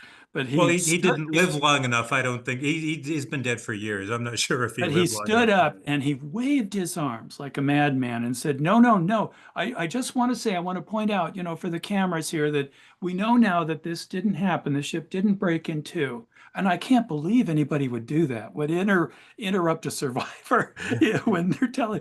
But he did that, and we were all just like, oh.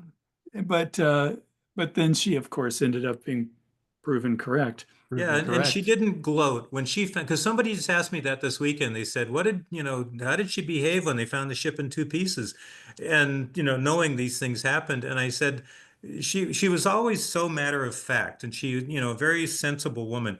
And I said, she didn't gloat. It was just, well, that's what I've been saying. It was just very matter of fact. That's how I remembered Well, it. and It after wasn't she like, was I told you interrupted, so. It after was she just, was interrupted by this gentleman, she was very adamant, just like you said. She said, "Well, that's what I saw." She almost went on to say, "I was there and you weren't." she should have. Yes. Were It's you now there? it's Yeah. now after 2 o'clock. The sinking is going to start Oh, yeah, we're getting rapidly really good. Yep. increasing. And here goes Collapsible D getting ready to go down. We just saw Collapsible C, which of course Bruce Ismay and Quartermaster Rowe are in. This side, this is the crew members had actually linked arms to prevent men from getting to the boats and rushing as it was loading and getting ready to go. In a minute, we'll see Woolner and Stephenson jumping into Collapsible D from A deck. Yeah, this is where Winnie took this baby and she said no one else would take it. And I have a feel, and I think that Smith maybe was making it. I remember reading something about Smith doing something at the boat where he was like, somebody has to take the baby. And I think maybe that's where possibly this rumor that Smith saved the baby in the water came from. But, Winnie finally just said, well, give me the baby, I'll take it. And she wasn't going to leave the ship. She thought she was going to die that night for sure anyway. But she knew this baby couldn't be saved unless it got into a boat. And so she got into that lifeboat. And a woman near her just said, oh, you're foolish. And she just snapped at her and said, well, you nasty thing. And she, years later said, I would have saved two babies if I could, if I was so mad at that woman. But that's the only thing that saved Winnie's life was the fact that this baby needed someone to hold it in the lifeboat, to get into the lifeboat with it, and nobody else would do it. And that That's saved her right. life. She said it's I figured, I've lived a long life, long enough. Going to be a watery grave and a sad parting for us all. And I Yeah. stood back until somebody came, will you save this baby? It was just amazing to think how close she came. She was perfectly resigned. She was Yeah. very religious, Catholic. This Yes. is it. This is how I'm going to go. I'm single. I don't have children. I have no right to be saved. I will stand back and let the women and the mothers, Well, and if you've been to Titanic Belfast, they have a recording of her saying how she had been to mass that morning, she'd given confession, and had communion. And so, everything was in place for her to die that night. And she told us, she said she actually stood on deck. As Ken said, she was very religious, and she thanked God that he was going to take her life in such a way that her family would be spared the cost of a funeral.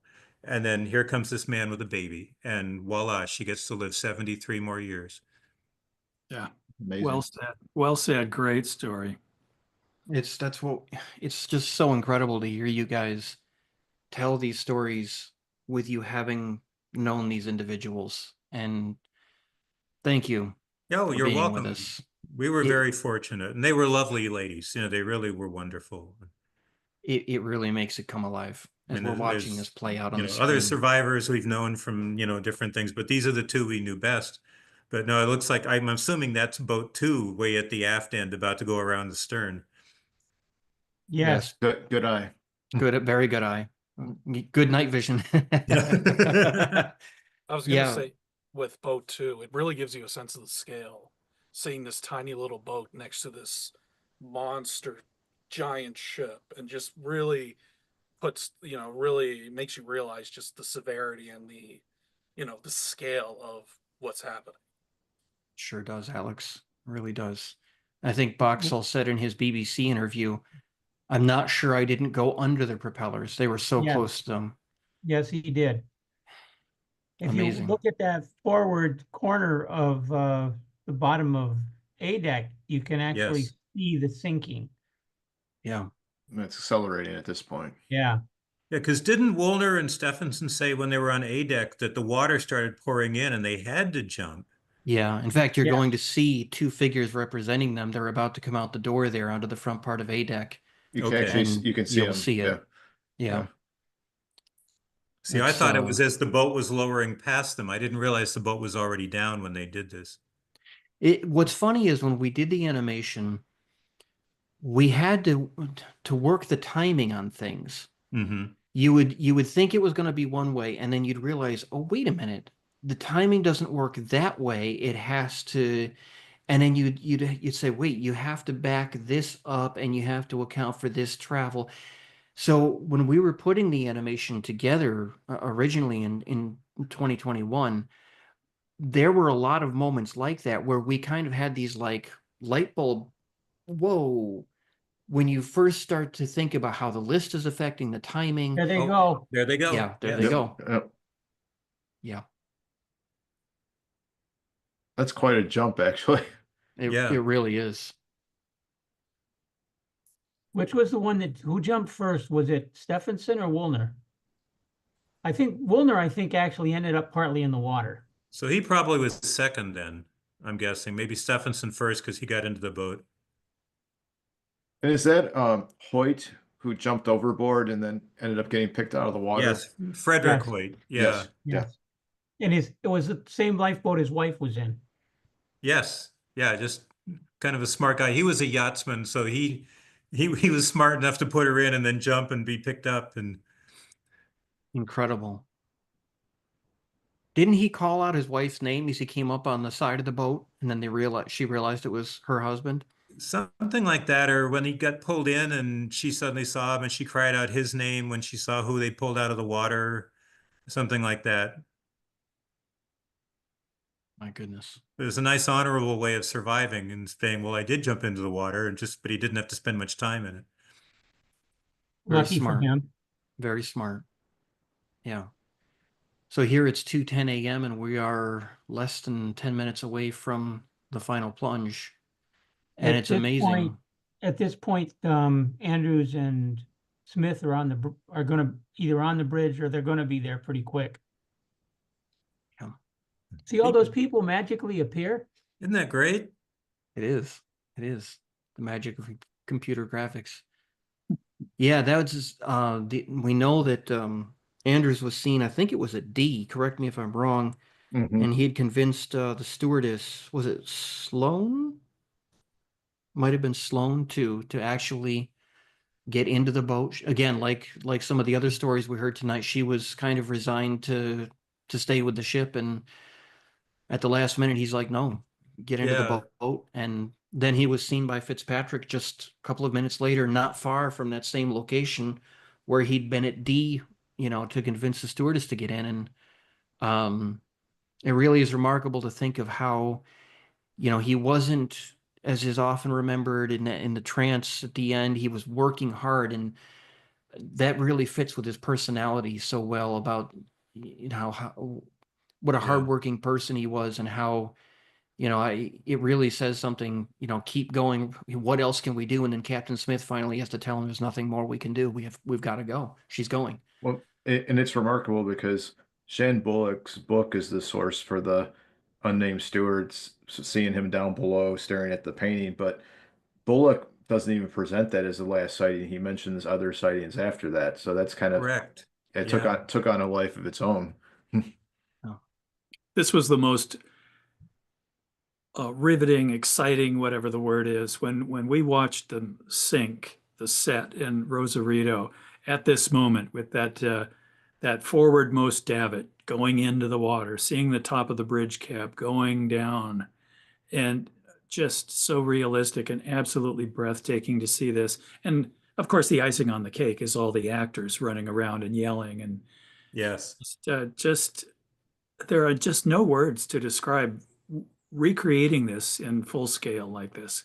Oh, and there goes B down onto the deck upside down. Yep.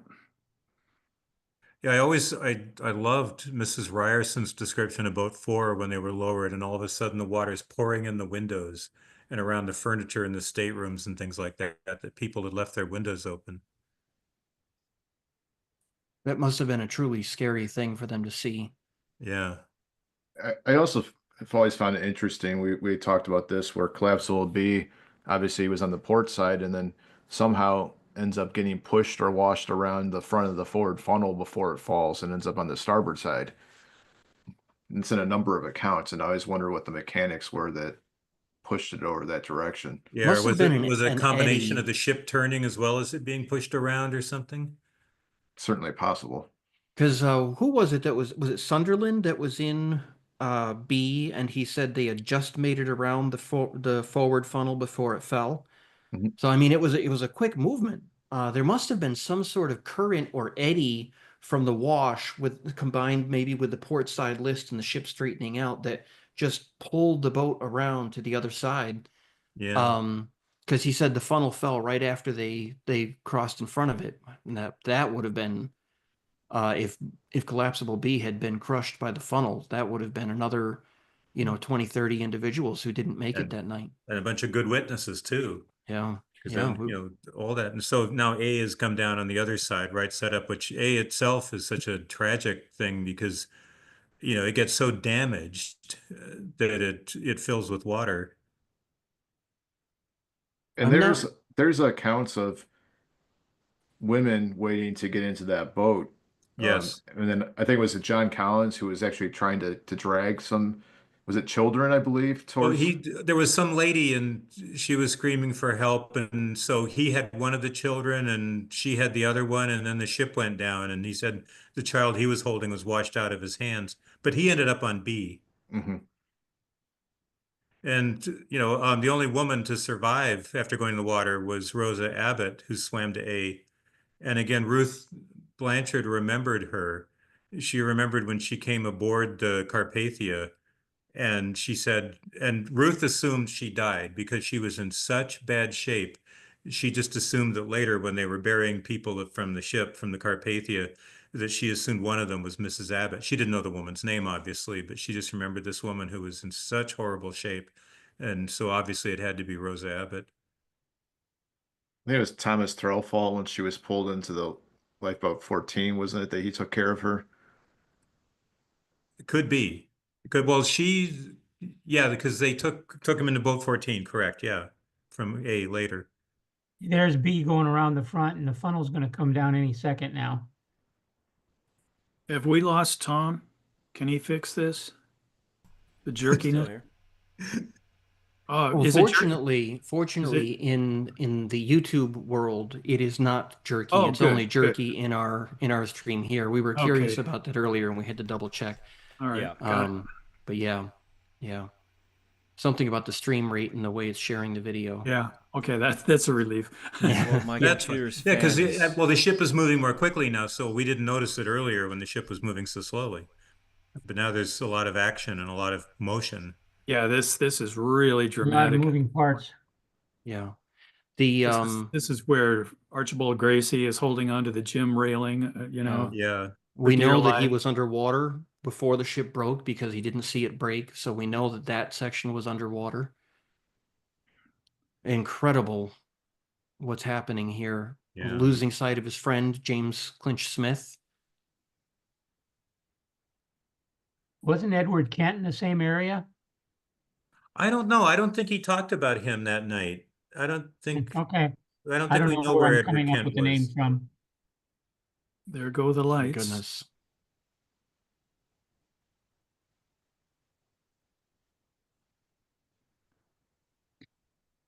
Very much the boat 13 perspective there. Yeah.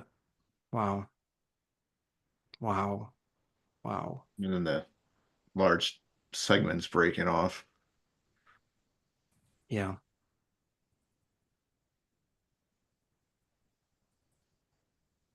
My goodness. This is the first time I've seen this. And wow. So this has all been redone, huh? Yeah. It looks good. It looks like Yeah. Well, I was going to say earlier, I didn't get a chance that the water looked really good. Just the movement of the water looks so natural. now we've got a smooth stream again here. Gosh, it's great. And I think it was Hugh Woolner who said that he actually saw people slide down the decks and into the openings when the ship broke. Mm. Frightening thing to And consider. he also talked about at one point before after the ship broke, he fixed his eye on one porthole and the stern just wasn't sinking yet. It just wasn't moving.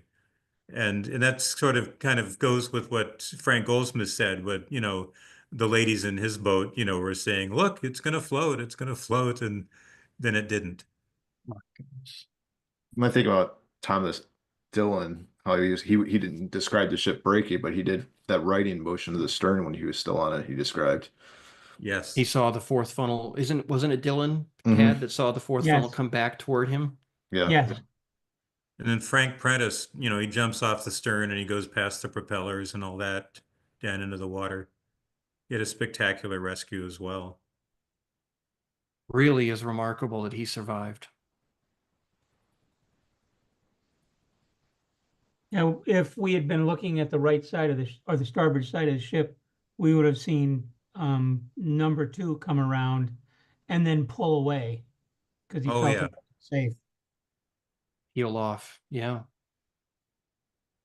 And I think it was Jack Thayer, Don, who described looking at the people clinging to the stern, described it kind of like a swarm of bees. Yes, clinging like bees, I think he said. Yeah. In clumps. This is very, very dramatic here. Very well done. Very similar to what Cameron did in the movie. Hmm. I remember watching this the night it opened, and it, just even though I'd been reading about the Titanic for years and years and years, seeing it was a whole different ballgame. Oh, yeah. Wow. This is great.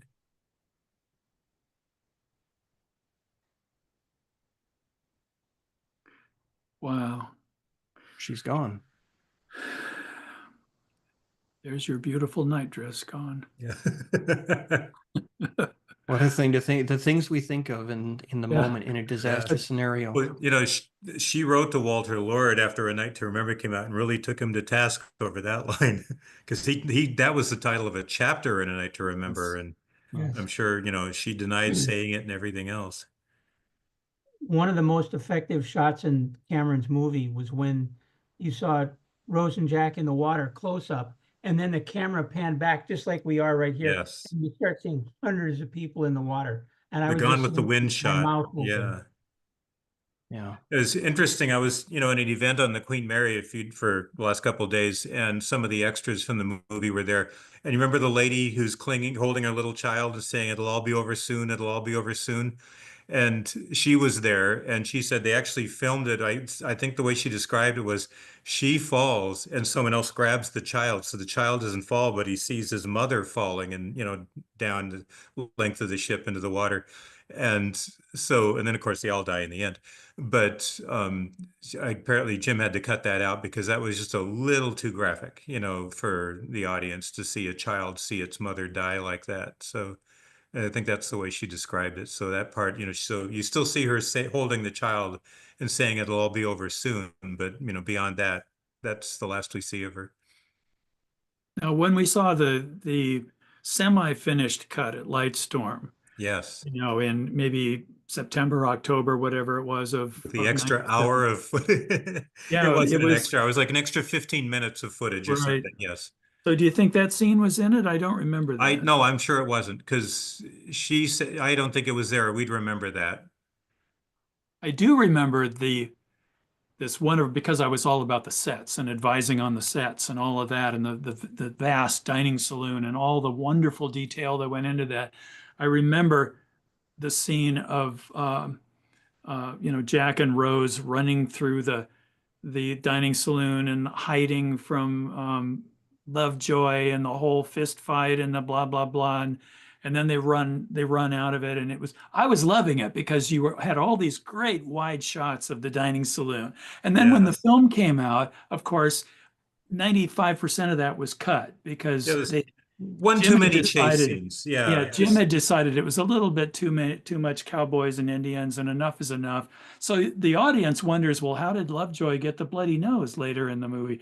Well, it was from that fight in the dining saloon, but he had cut that out. But I was so disappointed that flooding scene and all that wonderful stuff, that footage in the dining saloon, most of it hit the cutting room floor. Yeah. I remember when the long trailer first came out and aired on Entertainment Tonight. I'd been following news reports about the making of the movie, and I remember the night that it came out on Entertainment Tonight, that first long trailer, and I recorded it on VHS, and I went back over and over and over and microanalyzed all the little details I was seeing in those 1 and 2 second clips, and I'm like, oh my goodness, the dining saloon looks just right, and this looks just right, and now this is incredible. And then I watched the movie, and I'm like, you know what I didn't see? I didn't see Lovejoy and Jack fighting at any point, and so I went back and I'm like, they must have cut that out. There was a story there. Well, I remember the first trailer I saw in the theater, and the audience applauded the trailer. I mean, I've never seen that happen before, where you see a trailer for an upcoming movie and the audience just went nuts the way they were applauding and cheering. It was spectacular to see. Yeah. Well, that scene you're talking about wasn't in the one of the releases that had a lot of extra footage in it. Right. Yeah. But I've seen it. Yeah. He put it in, later they found all kinds of stuff to put back in, like a whole bunch of gymnasium footage and things like that. Right. It had been built. The set was so cool. And they had people, they had, the gym guy with Macaulay on the rowing machine and, stuff like this, as I recall. There was all kinds of footage shot in there, and Astor cutting open a life jacket to show Madeline, what was in it. Didn't they film that too? I think they did. I think I've seen that. Yeah. That was one of the extras, and all of that got excised from the movie because it was just so long. But it did get put back in. I was thinking about that the other day. Astor cutting open the life jacket for Madeline, and something had occurred to me. They're New Yorkers, right? Yeah. Only a few years prior was the wreck of the General Slocum, where the life jackets were rotten and dragged people down because they absorbed water rather than were they buoyant. So I can't help but wonder if they saw that story in the news, and Madeline or perhaps even Astor himself might have wanted to inspect the inside of these life jackets to confirm that they were going to help them rather than hinder them. Yeah, that they weren't just Oh, dried out wow. cork. That's a great point. That's really spectacular. That's a good thought. Wow. While we're talking about life belts, the British called them life belts at the time. Yes. All the survivors that we've known all referred to them pretty much as life belts. Maybe some of the Americans called them life jackets, but it's interesting how that was the common phrase, at least in Britain at the time. But there are virtually flawless replica life belts that you can get Yes. today. And I think there's more than one person producing them. The person I worked with is a guy named Steve Proto, and his website is titaniclifebelts.com, I believe. You can find it easily if you Google.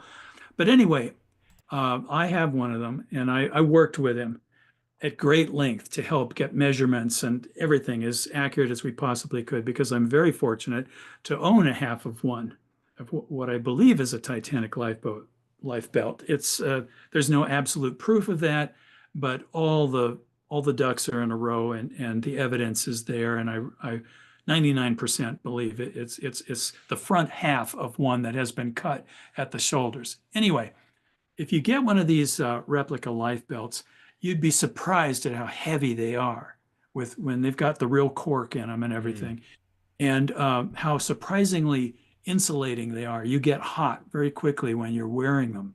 So they must have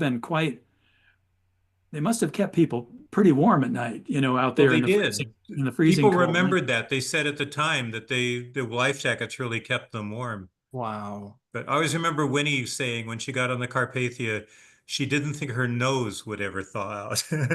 Her Yeah. nose was just frozen through. But these Wow. cork blocks, I mean, those life belts were weapons. I mean, they were heavy. They were heavy. They really kept you up in the water. But boy, you want to be careful. If you jump in from too much of a height, man, that thing's going to jerk Yeah, up and hit you in the bottom of the jaw. absolutely.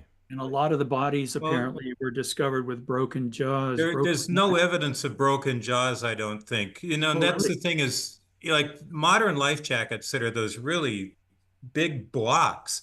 And when you put them on and seal them, they hold your head up like this when you're not even in the water. Those are the ones that apparently will snap your neck.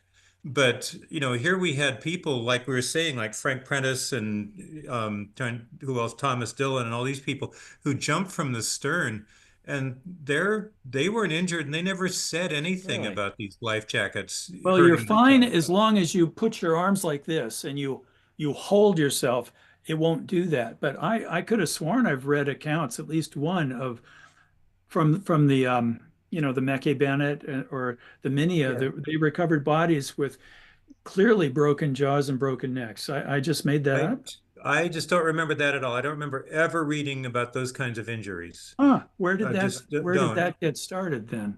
Yeah. Because right after Titanic, they came up with a different design. That design of Fosbury life belt only lasted for a couple of years. It was quickly changed. There were leftover life belts, lots of Fosbury's still floating around through World Mhm. War One, of that same Titanic design. But new life belts were quickly made that were different, a different design, the Lusitania type, Yeah. with the panels under Right. the arms and around the side. Right. I would like to thank real quick Kochu444, who's just been giving away channel memberships for the last hour or so. So if you're still here, thank you for that. That's pretty cool. I know he's been getting a lot of thanks from the other listeners as well who were receiving them. This has been a fantastic discussion. I enjoyed listening as much as I'm sure our viewers have so far. I'd like to move on to a couple of the super chats, but just first I want to. I think it's important that we just remember that right now, 113 years ago, 1,496 people are in the water, struggling, dying right now, Yes. if they Yeah. haven't already.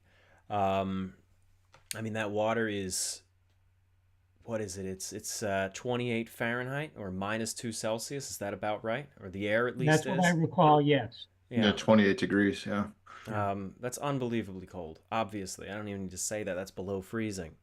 Um, and all of the boats are spread out in the distance, and the people are screaming in the water as best as they can. It's hard to scream in that water. Um, but just Hard not calling, to. yeah, yes, that too. Um, and then, they're just, none of the boats are coming back, at least not yet.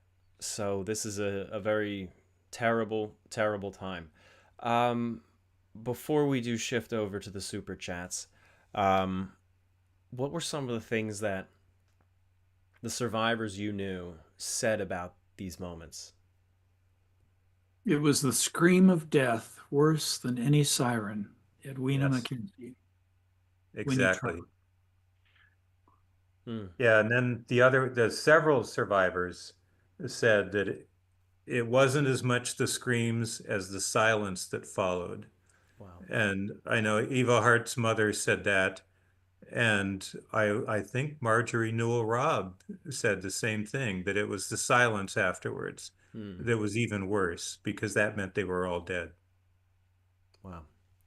Now, again, tomorrow I have a video coming out on my channel here, Part-Time Explorer, which is about the body recovery, the story of the Mackie Bennett, the story of the Minia, in great detail, with first-hand accounts, with rare photographs, and of course our usual detailed animations by Alex here, if he's still alive. And yeah, just going to the sites in Halifax, talking with locals. I know some of the locals who I speak with, such as D. Ryan Meister, are actually in the chat here, from the Titanic Society of Atlantic Canada. And it's just a very thorough telling of the weeks that come, because the story of the Titanic doesn't end here. It continues on, even for the people whose lives end here. Some of them, their stories continue on still for quite some time. So let's pick up the super chats, because there's quite a lot, and I'm no longer used to staying up all night. So next up is from Peter Griffin, probably not the real Peter Griffin. Is there an estimate on how much gold, money, and jewelry went down with the Titanic, like a total value estimate? And thank you for everyone who made this stream happen. Well, I bet you the estimate is greater than what actually did go down. Yeah. But I don't think anybody could estimate, because you don't know how much people had. People had personal jewelry and things like that. But the reality is, when you go on vacation, you don't take your best jewelry. And Right. some people, obviously, the wealthy had maybe been buying up stuff in Europe. In fact, Harriet Crosby, her father gave her a bracelet in London before they sailed, but she wore it in the lifeboat, and her daughter had it to the day she died. And Harriet wore it the rest of her life. But as far as what was in the purser's safe, how much money people were carrying on their own, people did use traveler's checks. American Express had traveler's checks in 1912, so some people really didn't carry a lot of money. So it's very hard to say. It's just impossible to guess. The big first class safe in the inquiry office is still there, is standing. When you face forward in the ship, the doors are closed. You can see the handles. Now, whether one of those doors was open and slammed shut when the bow plowed into the seafloor, who knows? But at least today, that safe is closed. Second class safe, I guess, Don, is what Bob Ballard found in '86. Well, that's maybe, and Lawrence Beasley said he heard a clang of the second class safe, and that bag of jewelry that was found that looked like somebody had been plundering cabins, because it was stuffed full of jewelry and stuff, and there were like cufflinks that said RLB, and we thought they were Richard L. Beckwith. And some people suggest now it's Reginald Lomond Barker, who was the second class purser.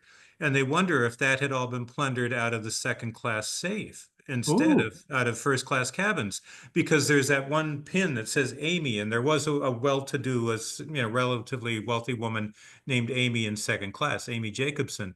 So it could be that the second class safe was emptied, but first class, women went up to first class and asked for their stuff, and they were told they couldn't have it. And in second class too, women who went to the purser's office and said, "I want my things," they were told not. And but that somebody may have plundered the safe anyway, maybe a crew member. But not too long ago, I was on the Queen Mary 2 with some friends, and we ran into a bunch of other Titanic enthusiasts, a whole crowd from overseas, and some collectors. And I can't run down the names right now, but so you probably know some of the names. And we were talking every day about the Titanic at tea. And then one day this man walked up and he said, "Are you the Titanic people?" And we said yes. And he had been the purser or assistant purser on the QE2 for years. And so we said to him, "Okay, you were a purser. What happens in a shipwreck?" And he said, "In a shipwreck, you abandon the safe, you leave it closed." He said, "You let the insurance companies worry about the contents. The important thing in a shipwreck is to get the people off the ship." So he said, so no one would have emptied the safe. Nobody responsible in any way would have emptied the safe on the Titanic and tried to rescue people's belongings. He said, that just isn't done. That's for the insurance companies to worry about. Wow. Very interesting. Isn't that interesting? So in the wreck today, that safe is closed. There are Yes. two doors on that big thing, and it's closed. You can see it in Ghosts of the Abyss, I'm sure. We filmed it in 2001. So think of what Uh, may be in there. Well, supposedly the most expensive jewelry were Mrs. Widener's pearls, but her insurance company decreed that she couldn't leave them out of her care, so she had them around her neck when she left the ship. Right. But, Molly Brown claimed she had like one $20,000 necklace or something like that. So if she really did, I would assume it's in the safe. Mm. Okay. Next up, we have Chris Nicholson, who says, "I'm glad to see all of my favorite historians here tonight. I've been a fan of Don and Ken's work since I was a child, and it's amazing to see them still active in the Titanic community. Also, the Lusitania book looks great. Thank you, Chris." Joseph Campanale says, "Every April I get drawn back to Titanic like a magnet. I don't have to explain to you guys my never-ending hunger for more info and discovery. This is my 9th stream. Thanks to everyone." Wow, thank you, Joseph. That's great. It's great to have you all these years. Zach Sturo says, "Thank you to everyone involved for putting this together. I think these annual streams help play a valuable role in growing interest for maritime history in general." Thank you, Zach. Evan Sagmon, it's going to be harder for me to read this the more tired I get, says, "Hi all, just wanted to thank Ken for all his work. I distinctly remember an image of the grand staircase flooding. That image really sparked my interest as a child. Best regards from Norway." That was the painting you were discussing earlier. Yeah, or the wide shot. Yes, that's right. The more violent one as The as one A on deck. A deck. And Yeah, yes, right. you're right. Well, thank you very much. Thanks for the compliment. Yes. Dawn Barrier says, "Hello, I am so honored to be a part of this. I was 8 years old when the Titanic was found, and I will never forget it. Ken and Don, did anything spooky or eerie ever happen on a dive?" Well, Ken, you saw a shoe when you were down there, didn't you? Oh yeah, I've seen shoes. Spooky or eerie? Was that the question? Yeah, I guess more. I guess they mean like ghostly.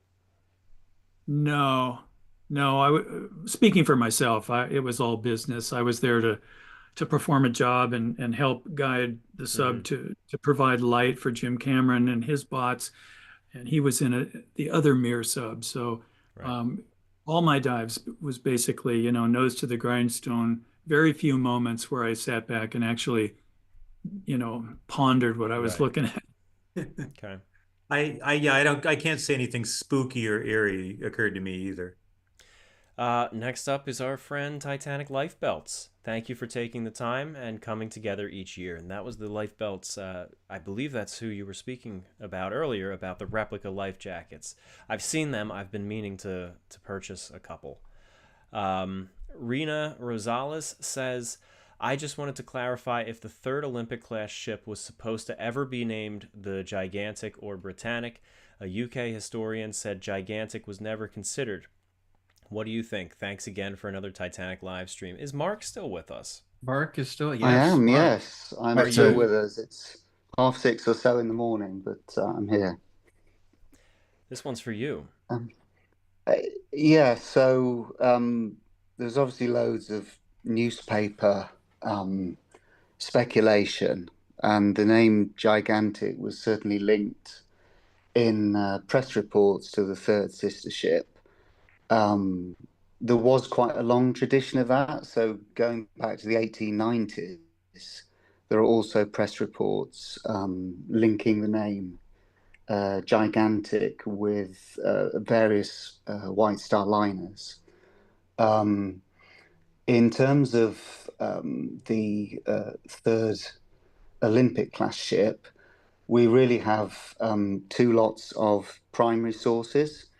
So we have a order book from Harland and Wolff, and the entries that are written in it related to yard number 433, so Britannic, were clearly written before the keel was laid, because there are some notes, amendments that they made a little later.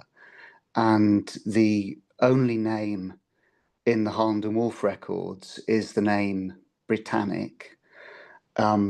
Against that, we have another primary source, which is the Chain and Anchor Order Book, which is when, I think it was February 1912, which was when the order was being placed for Britannic's anchor outfit. And that has the name Gigantic, which is then crossed out and substituted for Britannic. So it's really a question. We've got two different primary sources.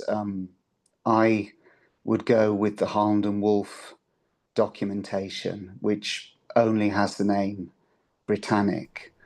But there was some commentary that I think it was Edward Wilding said that often with Harland and Wolff, you would have a shipyard number. You wouldn't necessarily have a name straight away. And I believe it was some years back. I think it was Jack Eaton had found a reference the end of May 1912, which is when the White Star Line reserved the name Britannic. Thank you, Mark. That's very interesting. Because that's a subject that people get very heated over sometimes. So thank you very much for that clear answer. Peter Griffin again says, does anybody know if the workers on the shipyard ever complained about the working conditions and or treatment? I heard bathroom breaks were limited to just 30 seconds and were very strictly enforced. I think what's remarkable to me is that when we look back from our modern day standpoint of workplace conditions, safety, high visibility vests and harnesses if you're up in a high place and all these other things, we tend to look at working conditions in Harland and Wolff, and we look at it and we go, they just didn't care. It was, but that's not correct for perspective. Harland and Wolff was known to be a safer shipyard than many. Thomas Andrews was known on his daily inspection trips through the yard. If he saw something that was not safe, he would really light someone up, as the saying goes, and he would say, that is not safe. And they would get one warning from him. And it was said he did it because he cared. He didn't want someone making a foolish mistake and being injured or dying. So yes, it is sad. There were people who were injured or killed during the construction of Olympic and Titanic, but overall, the working conditions there were better than many at the time, and the jobs were highly coveted by people who were trying to put food on the table for their families. So was it ideal? Certainly not.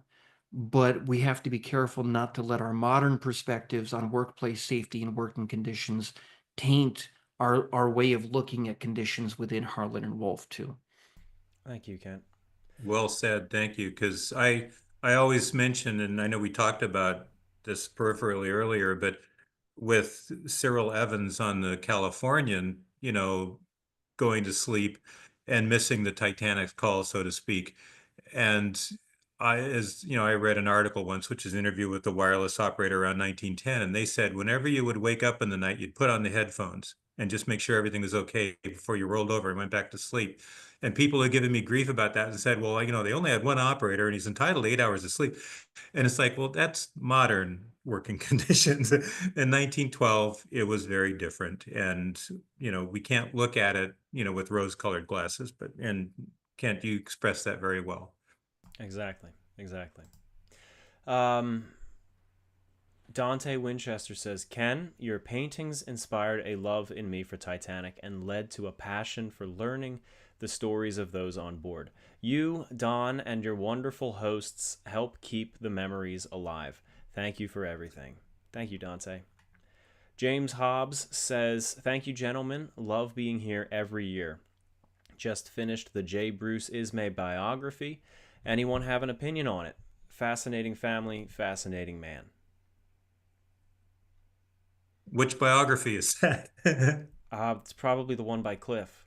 Yeah, and I have not read it, but I think the Ismays are a fascinating family and interesting family. I've read other books and all that, and I think Bruce Ismay, seems to have been somewhat eccentric. I don't know what Cliff Ismay said about him, but people have a lot of opinions about Ismay. They either want him to be the villain or have been, misaligned in history or whatever.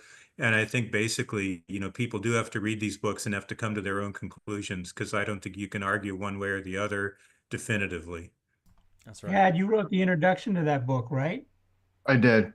Yeah, the interesting thing about that is like just the fact that it was written by a distant relative. Somebody would think it was like a hagiography or painting like a rosy picture, and it's actually really not. Like there was definitely some personality quirks there, Don, like you said. I think he captures in the book. But yeah, he was way more active during the evacuation than he's given credit for too with the lifeboats. I mean, we said lifeboat 7, 5, 3, 9 briefly was on one boat on the port side, 11 and 15. So he was quite involved in helping people into the boats throughout, and I don't think right. he is given a lot of credit for that. Hundreds of people owe him their lives. That's true. Yeah, there were many accounts of people that he convinced to enter the boats and basically pushed them to get in. And yeah, and if he hadn't pushed them into those early boats, that they wouldn't have had a chance later. That's true. That's very true. Donovan Eiler says, hi to all from all corners of the world. 7 years ago, you introduced this aircraft enthusiast to the world of ocean liners. Mauritania is my favorite, but Titanic is still awesome. Thanks to all. Thank you, Donovan. RM just sent a super chat, no text. Thank you, RM. I wonder if that's from my Patreon. I don't know.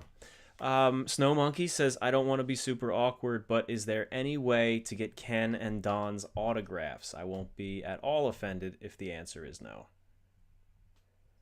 I guess there's a way. I mean, it's physically possible. Is Ken still here? What does he think? Yep. No, I'm asleep. Oh, yeah. So can if he was to reach out to you through your website, could you, you and I could work that out or something? Yeah, sure. I'm going to say this, and now 1,000 people are going to do it. They're all going to do it now. Yeah, that's the issue and the challenge here is that if we open the door to sure send your book and Don and I will get together for lunch because we both live in the LA area, like maybe once, twice, 3 times a year we get together and we'll have lunch someplace. But my goodness, we did up with suitcases full of books to sign. So make sure you send postage to mail them back. So I guess So hopefully we'll meet you one day at an event. So let's just put it that way. Because more and more there are Titanic gatherings, and they're in different parts of the country. It used to be years ago the Titanic Historical Society was the only one who had them. And now, there are ones that individuals organize just on their own. And so hopefully at some point something will be in your area, or maybe, we'll have a speaking engagement in your area, in which case we could sign something. Let's leave it at Or if that. the Titanic Historical Society can have another convention at some point, Don and I would both be there for sure. But of course, who knows when that would be. Yeah. Hey, I had to fly all the way to California to get your autographs. See, good for you. See, follow Bill's lead. Yeah. Yeah, All next time you're in LA, just let us know. There we go. American Loyalist says, were there reports of dolphins when the Titanic left Queenstown? Well, no, there were reports of dolphins when the Carpathia left the scene the morning of the sinking, and whales. And we've actually seen whales and dolphins out at the site. But leaving Queenstown, no, I don't know if anybody else can correct me if they're wrong, but I don't know of any dolphin sightings leaving Queenstown. I just remember the reports of all the gulls that followed the ship as she sailed away. You know who would know the answer to that right off the top of his head? George. Yeah. Oh, yeah. I so wish that he'd been able to be with our group tonight. Yes, that yeah. would have been great. Yeah, George, Yeah. if you're listening, I hope you're doing better and you can make it next time. Yeah. That Yeah. goes for all of us. Yes, ditto. UIUIUU says, hey guys, thanks for the stream. Just wanted to share my appreciation for your documentaries. So much I just got into Uni of Toronto to study history. That's awesome. Sixth City Design says, greetings from Cleveland, Ohio, and thank you all for your years of meticulous research and incredible storytelling. Thank you. Cleveland rocks. Yeah. Stampede 122 says, at this moment, this was the Lincoln assassination one. Wow, that's how far along in the stream we are with these super chats. RM again says, I think this is my 10th year joining. Today I visited the site of Brown Brothers, who made Titanic steering telemotor in Edinburgh, Scotland. Beautiful city. Yes, yes. Nikki Chan 92 says, it's a pleasure to tune into another stream this year, and the refreshed animation looks great so far. I'm wondering, will this version of the animation get a 4K release with sound and info text? We'll play that one by ear. We'll see. K says, maybe use a separate laptop or a cell phone to view the live stream. All right. Hugh Brown says, cheers, Tom. Congrats on the Steam and Splendor crew on their new channel. Congrats to them. So that's you guys. Thank you very much. Yes, thank you. Snow Monkey again says, this is like the Avengers of Titanic history, an absolute dream team, including Tom, who needs to continue participating in the future one way or the other. Doesn't get better than this. Thanks. Thank you. Sir Booms a lot. Here we go. All right. Hello. We actually met earlier this year at a certain museum and went grave hunting for a documentary. Oh, I think I know who this is, or at least what museum that is. It was a railroad documentary that we're hoping to release in the next few months. What are your opinions on the new National Geographic documentary? That breakup theory is something, LOL. I haven't seen it yet. I haven't had the time, so I don't have an opinion. I'll be watching it tomorrow night. Yeah. Yeah, it's been a madhouse for most of us, I'm sure, in the last few days. I have not had a chance to watch it. I don't think many of us have had the chance. Bluebird Nut says, Tom, Kent, Tad, Bill, Ken, Don, Mark, Levi, and Alex. Great job, gentlemen. You're quite the team. Thank you, Bluebird.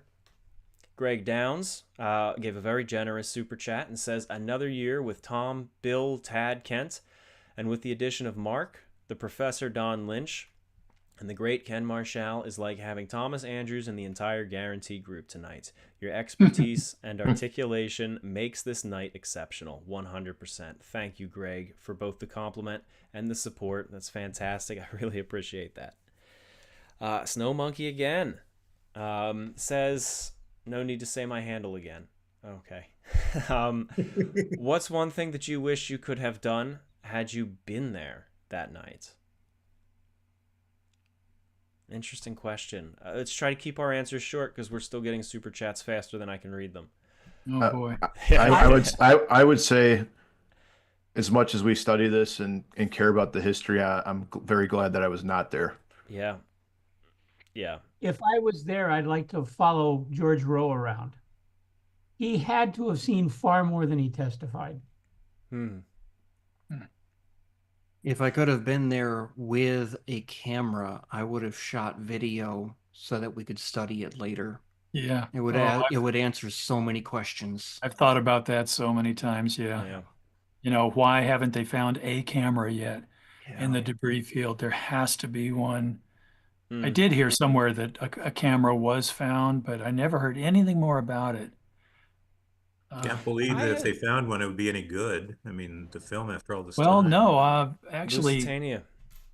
the Well, that was Kodak a people print. back That was back in the print, a printed 70s, film. True. the Eastman Kodak people were approached back in the 70s about, would roll film survive at, below freezing temperatures or at freezing temperatures in salt water, blah, blah, blah. And the answer came back that yes, a latent image is quite possible, but you have to be very careful in recovering it.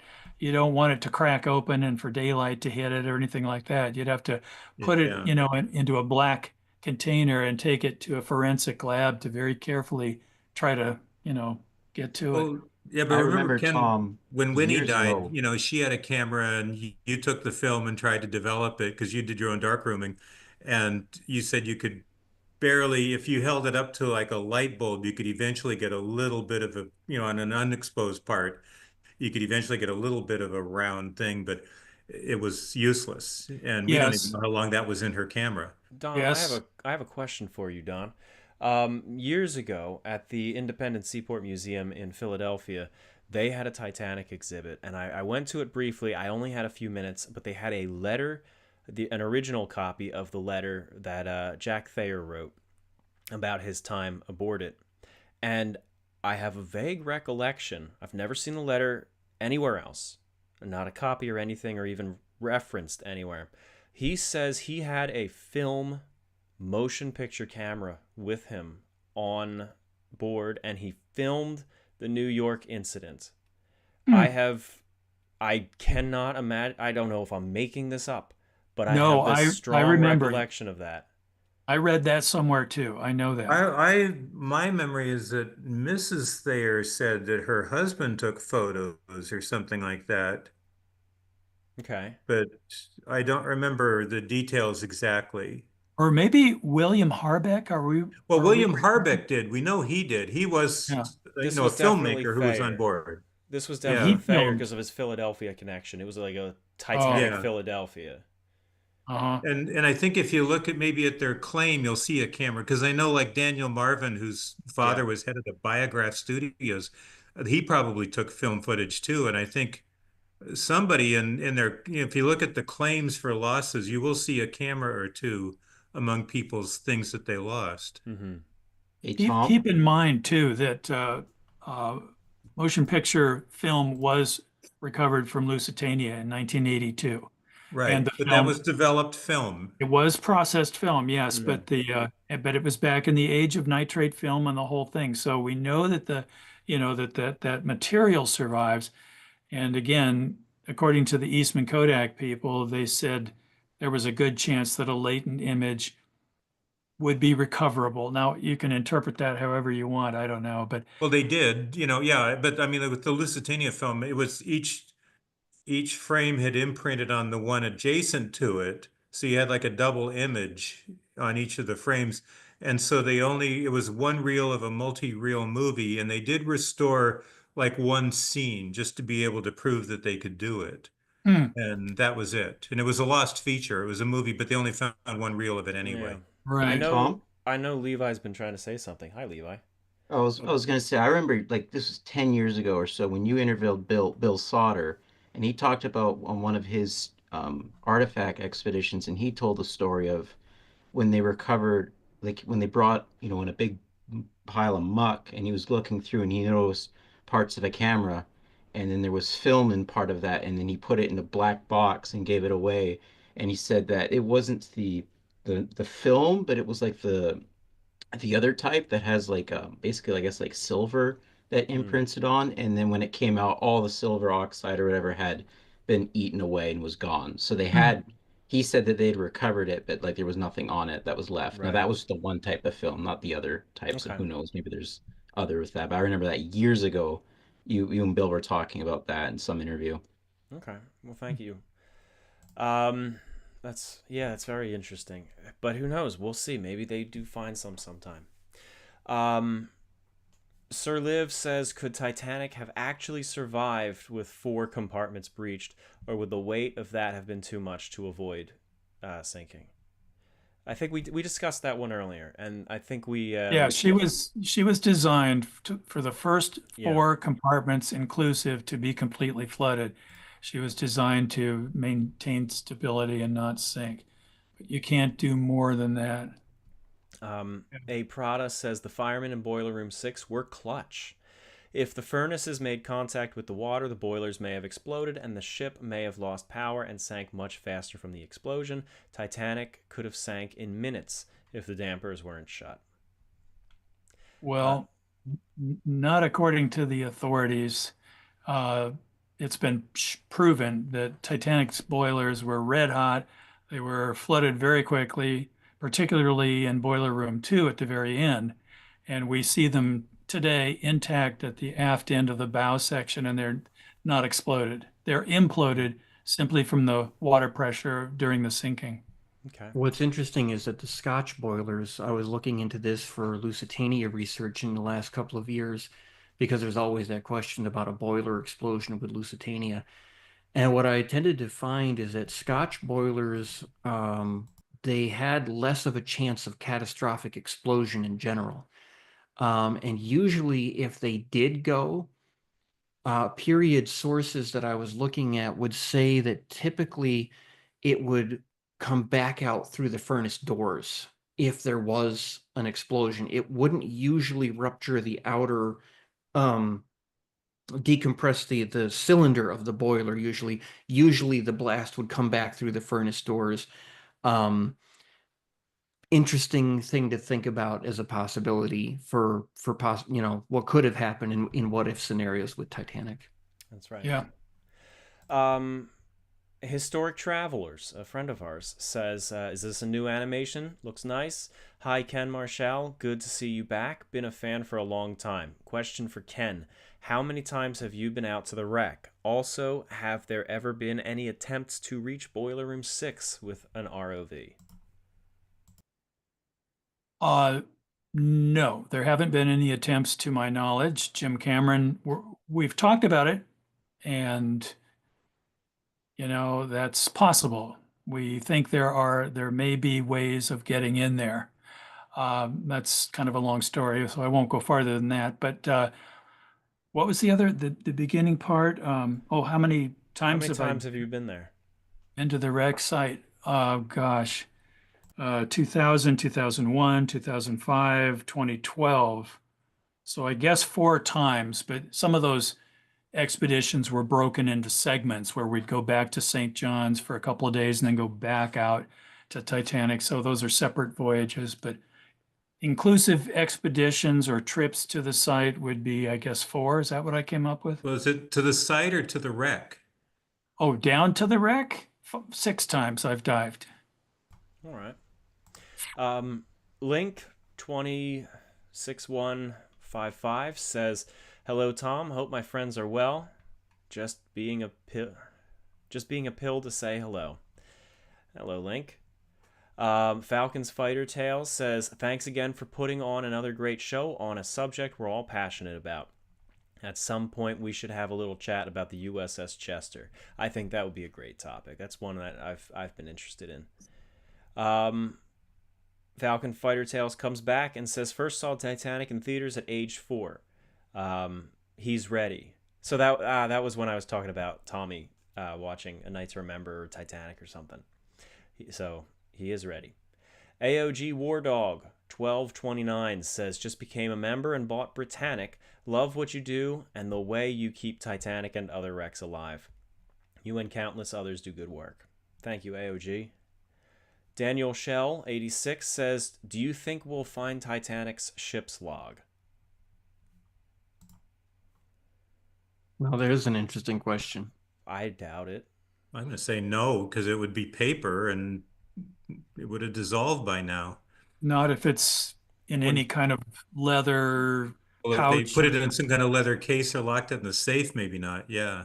Yeah. Did they But put it would in an they? oilskin? Or Mm. oilskin, yes, maybe. Yeah.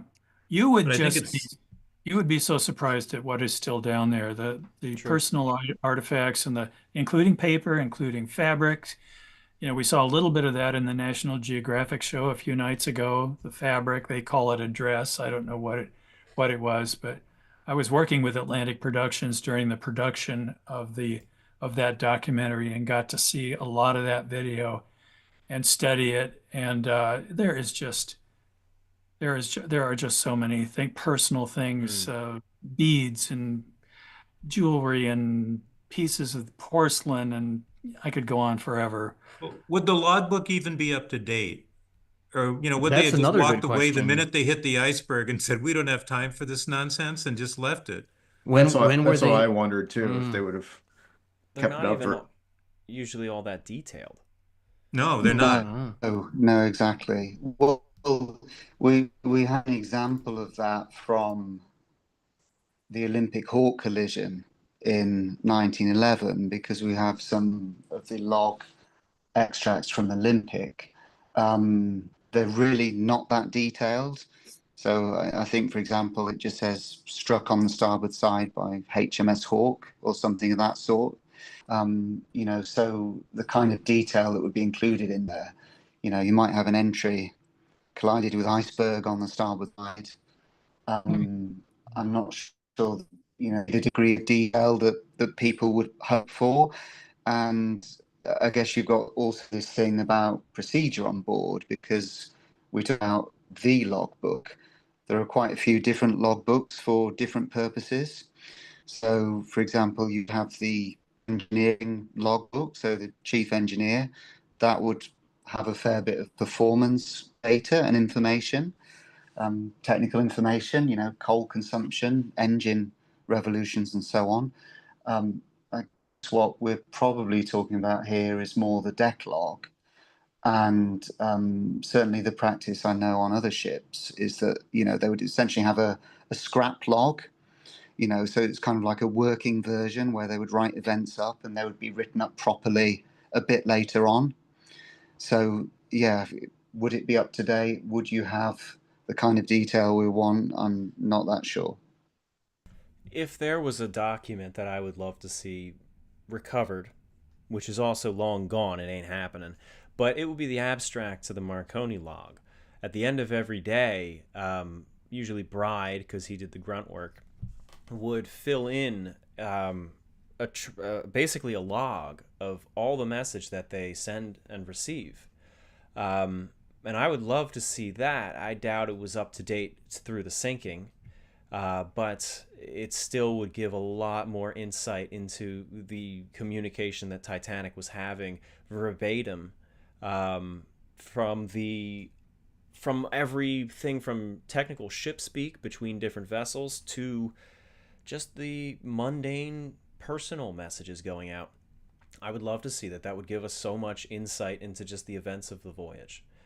But Yeah. that's gone. Bride wanted to take it, and he forgot it in the chaos of leaving. I don't blame him, but that it had been on their mind to leave with it, as far as I'm aware. We've really got to crank through some of these. So, Luis Angel Santos says, what do you plan to do with your original story that you wrote for THG? The one with the graduate named Owen Robert Morgan clearing his name after he was mistaken for an international criminal. We'll see. I own the rights to it, and I've thought about maybe, I don't know, doing something with it, but we'll see down the road. Might make a fun little novel. I don't know. C. Porter says, greetings, Tom and company. Since last year's stream, I bought Behe's book. I've now learned my relatives' true story, the Wideners. I hope this year you and I can revisit the SS observation video possibility. Pretty cool. Oh Lordy says, just want to make sure that Mark Chirnside is still kicking. I'd love to hear some of his insights, and I thoroughly enjoy his lectures.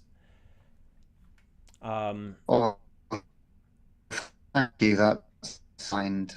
There are a whole series on YouTube. So if you head to my website, click on the media page, there's a whole load of links there if anyone wants to check them out. Absolutely. Maybe we can add some to the description. Actually, he might already have a link in the description. I think I put one in there. But if not, I will add one after the stream because a lot of people view this after the fact. Paul Fell just sent no text, but a super chat. Thank you. Greg Psalm says, "What part of the ship yet to be explored would you love to explore with an ROV?" Well, gee, for me, it would be to get back into the Turkish bath cooling room and then go through the doorway and look at the rest of the Turkish bath establishment. That would be something because there's decor, there are designs back in there that we really have no clue about. And it would be lovely to see how the temperate room was decorated, what the wall decorations looked like, things like that. And I could go on for 20 minutes with other things, but we'll leave it with that. Anyone else? Boiler Room 6 was mentioned, and that would be an interesting thing to see if we could spot the iceberg damage. I'd also like to get through the reciprocating engine room and get a good look at the watertight door between the reciprocating engine room and the turbine engine room, and see how far back you could get in there. That would be really cool. That's right. I'm also curious, like, I believe Cameron in one of his expeditions got down to as far as the orlop deck, but I'm curious how intact the actual keel of the ship is with the impact into the mud. That's a good point. Paul Fell sends another one. Isn't the lighting supposed to be dimmer due to the electrical system on the ship? Have you ever thought about changing this? Yeah, we talked about this. The video itself is brightened so that you see things. But yeah, the lights were dim, and it was a dark night. Maniac JH says, "I loved everyone's work. Titanic has been part of me since 5. I have one question. Did Stewart Hart really save some third-class passengers as he claimed? I have seen other historians question his accounts of the event." Good question. I think the honesty of glass people need to answer that one. What do you guys think? I think Dad, why don't you take point? Yeah, I mean, his inquiry testimony has some things that can 100% be verified as far as the number of individuals he claimed that he got, because he stated he escorted a large group to one of the forward port boats, and we know that there wasn't a large group of steerage passengers that got into those boats there, but we do know, on the other hand, he got to boat 15 allegedly, and his account, he talks about getting them into 15 from the boat deck, but there's a lot of other accounts where there was only crew members lowered from the boat deck to A deck, and then the passengers were loaded there. So there's some inconsistencies. I don't think he's totally fabricated, but it makes you wonder if maybe he exaggerated the number of people that he brought up. All right. Alejandro Flores Ibarra says, prior to World War I and the Britannic sinking, was a 4th Olympic-class ship ever considered to replace the Titanic, or would they just go with a newer design? I know Mark is this is a great question for Mark. Well, yeah, take it away, Mark. I'll give it a go. Well, I guess the tricky part is, was it ever considered? Because that's very hard to answer, because you might consider quite a lot of things that don't happen to go ahead. I think what I would say is one was not announced. So there's you will quite often read there was a ship that the White Star Line ordered, which was going to be called Germanic, and that was laid down early in July 1914. And for obvious reasons, they decided they wouldn't have the name Germanic. It was soon renamed. But that ship, contrary to popular belief, was not intended as a Titanic replacement. It was a smaller ship in terms of gross tonnage. It was Mauritania size. And it was also a slower ship, I think 18, 19 knots. So we also know from Harold Sanderson that that ship was intended for the Liverpool to New York service. So it wasn't going to be an express ship. And there's nothing that I'm aware of in, for example, the White Star Line or the IMM annual reports that a new ship was ever ordered. So exactly what they were thinking, there's probably quite a few things I could speculate on for that, but certainly we're not aware that any order was ever placed or that anything was publicly announced.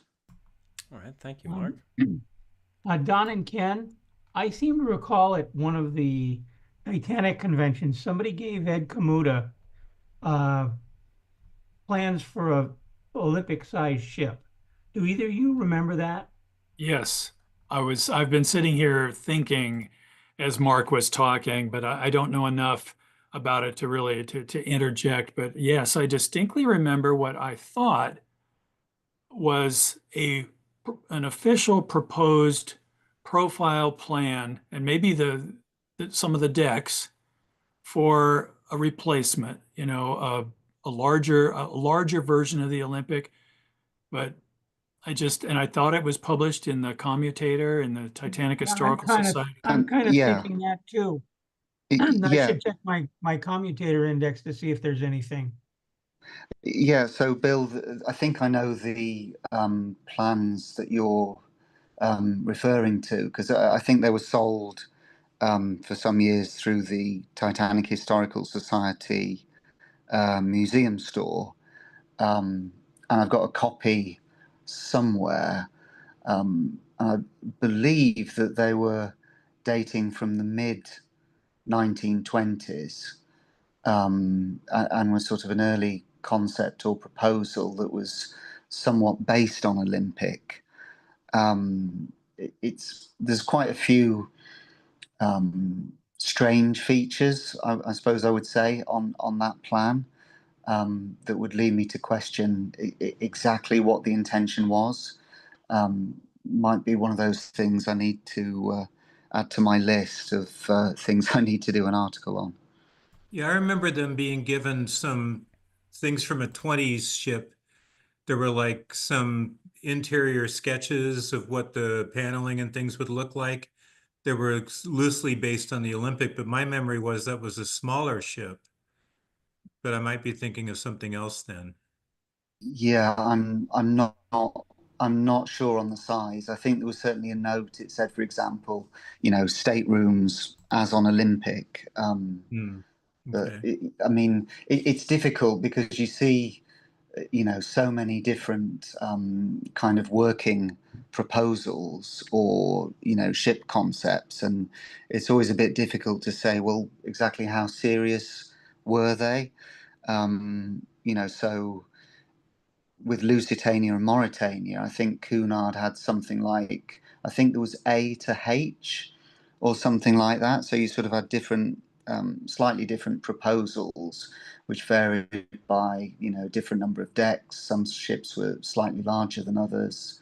And we know for Olympic and Titanic, we know they went through at least four design concepts because we believe they started at A, and the Design D concept is the one that was approved in the end.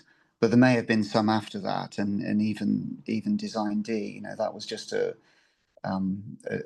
starting point, really, in the sense that there were so many more details that needed to be refined. The earliest kind of concrete information I'm aware of is June 1907, and that had the initial Olympic proposal, I think at 38,000 gross tons. So it's a fair bit smaller than what the ship ended up at as well. Certainly fodder for Okay. another article. Yeah, Yeah. do it. I- Well, I've got a long to-do list. That's the problem. Don't we all? Yes. Uh, Historical Harbor says, thank you everyone for another wonderful live stream. I always look forward to this. And congrats on the newborn, Tom. Thank you. Pablo Escobar, probably not the real Pablo, says, brilliant as always. It's coming up soon. I would appreciate it if you guys could talk about Boxhall's correction of Titanic's position. Are there a couple of words we could say on that? I think we did hit this during the sinking where we talked did about did that a little actually, bit. yes. Yeah. Yeah. All right. Jill Carlier says, thank you, Tom, Kent, Tad, Ken, Don, Bill, and Mark.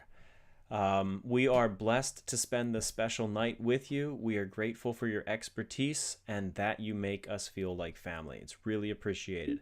Most sincerely, thanks for your help. Thanks for your help, Tessa. Thank you. Thank you, Jill. And thank you to my wife, Tess, and Amos, who are taking care of our live chats tonight. Yes. Thank you, guys. Thanks, Tess. Snow Monkey again once sent a super chat as a modest tribute to Bill Paxton, who I understand was also a bit of a Titanic enthusiast. Nice guy.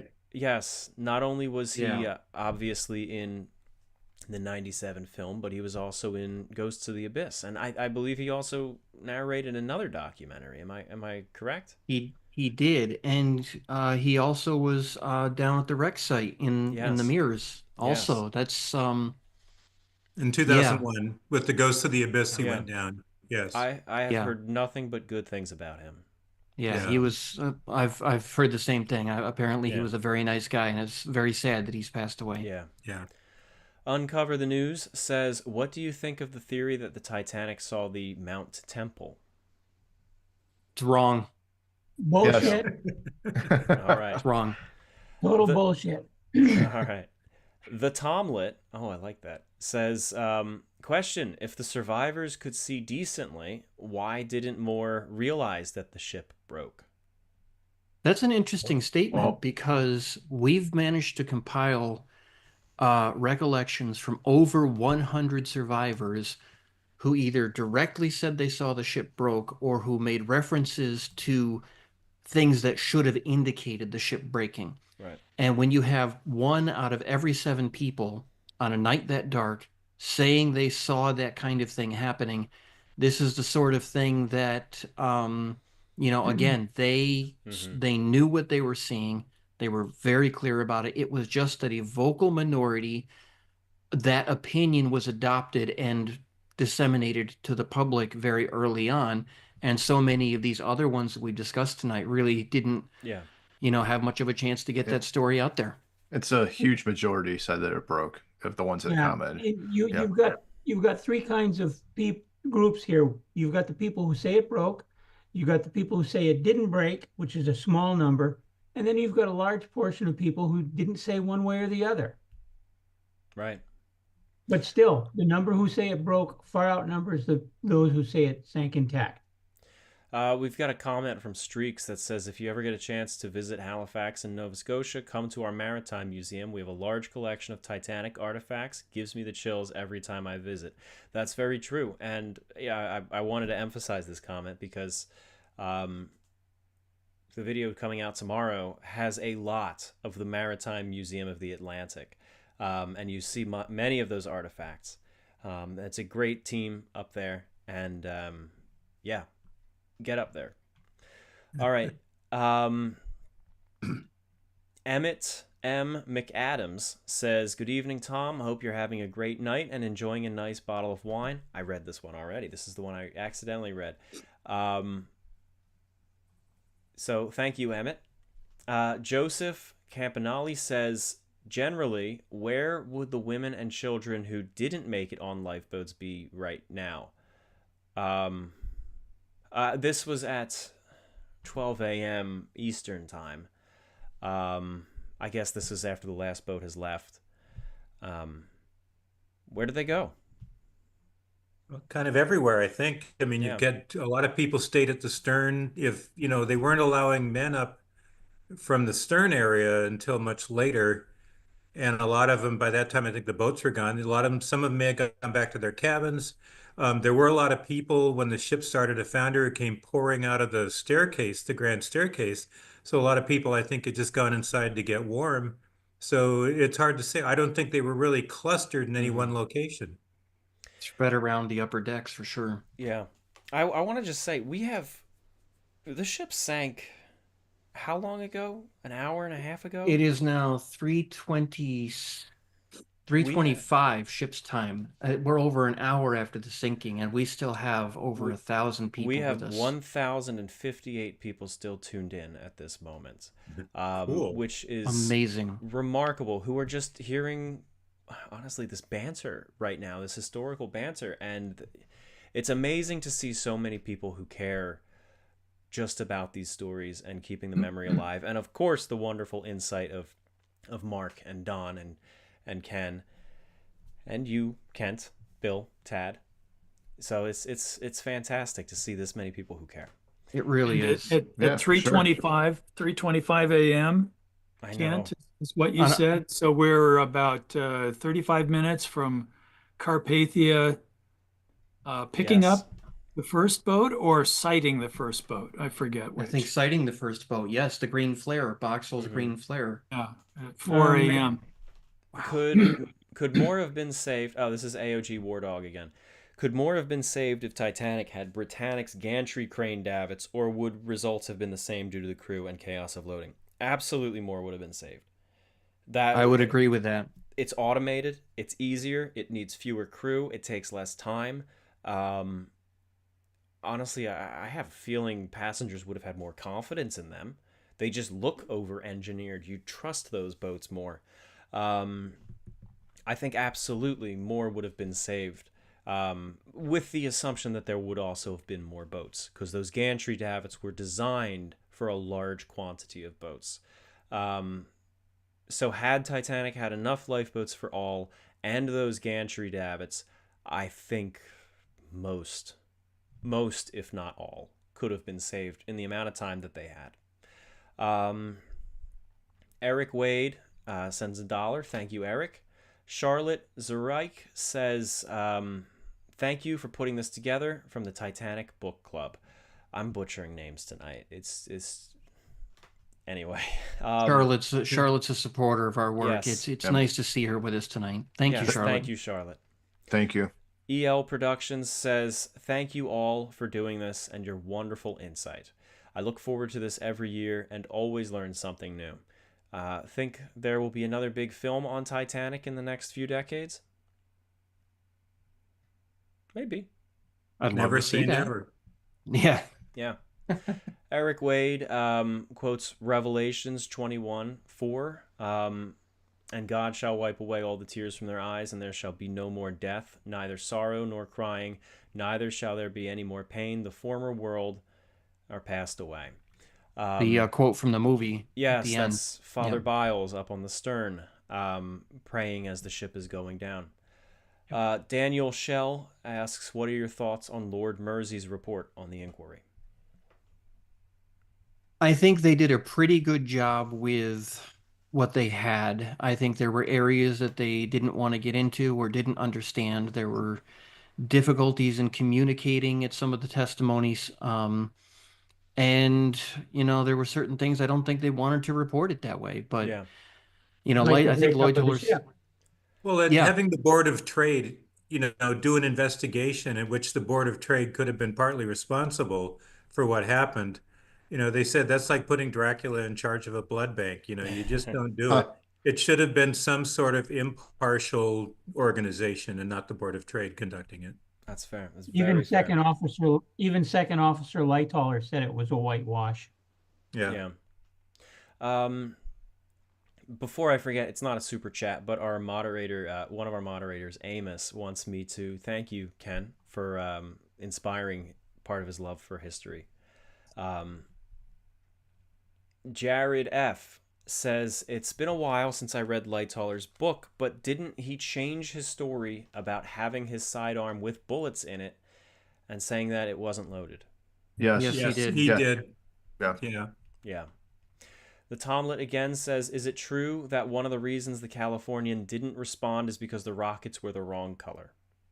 Actually, that's a very good question. The regulations, the written regulations, did not specify that you had to have a specific color, only that they had to be rockets that were sent up at regular intervals. I think one of the most interesting things about that entire story is that in spite of what they were seeing, no one really woke up the wireless guy to kind of investigate. As you know, as Don said earlier, the wireless guy trying to get 8 hours of sleep, if he rolled over, normally they would check the headphones and see if there was anything going on out there. Um, it, Technically, they really should have looked into it. In hindsight, we realize that, but the argument was Lord asked Evans when he first saw the ship in the distance, and he said, "What ships do you have?" And he said, "Only the Titanic." And nobody thought that ship was big enough to be the Titanic, so they assumed it had no wireless. Mm-hmm. But Sad yes, in mistake. hindsight, we know they should have just woken him up anyway and just see, is there anything going on out there we need to know about? Yeah. Yeah. Nicodemus says some of Wallace Hartley's family never moved on either. Except for the voyage and moving to Australia, he never went near the ocean or a swimming pool again.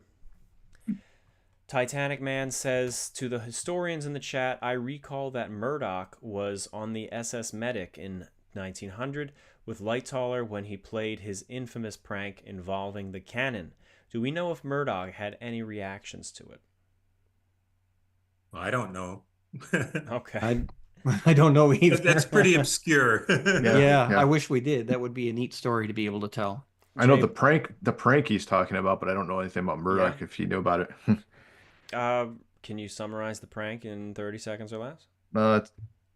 The Boers there's Fort Denison in Australia, and Lightoller basically went out to the fort, which is a British held territory, and raised the Boer flag and fired a cannon, and basically to make people think there was an occupying force. Jay Bowdenstein says, lost for words when confronted with the eruption or the erudition. Sorry, so tired. Erudition of the historians and artists bringing Titanic to life. Thanks, Ken, Kent, Don, Tad, Bill, Tad, Mark, and Tom. Thank you, Jay. Matt Duncan says, I saw another YouTube video that claims that the ship didn't split in two above the water. The split was underwater. I think that's a big fad right now to claim it was underwater, but that's not what the eyewitnesses say. No, the eyewitnesses saw it happen. It happened above the water. There can be no question about that. And anyone who says different just hasn't really looked at what the survivors said. Coachu444 says, good night. I'll go to another live to donate more memberships or fun stuff. Very nice. And thank you again for all of the memberships that you gifted here. Maniac JH says, what are your thoughts about accounts of steerage being kept by stewards in the aft well deck? It has always been a difficult topic for me to discuss. Real quick, guys. Olaus Abelsath said they were. He was one of them, and he said really they allowed women up, and they tried to get women to come out of the aft well deck, but they kept the men back there. And he said then when they finally let the men up, they got up on deck and all the boats were gone. That's how Leah Axe got up to the boat, up to A deck. They lifted her up the sides of the rooms, and she got up to the A deck and actually left in, we're pretty sure, in lifeboat number 4.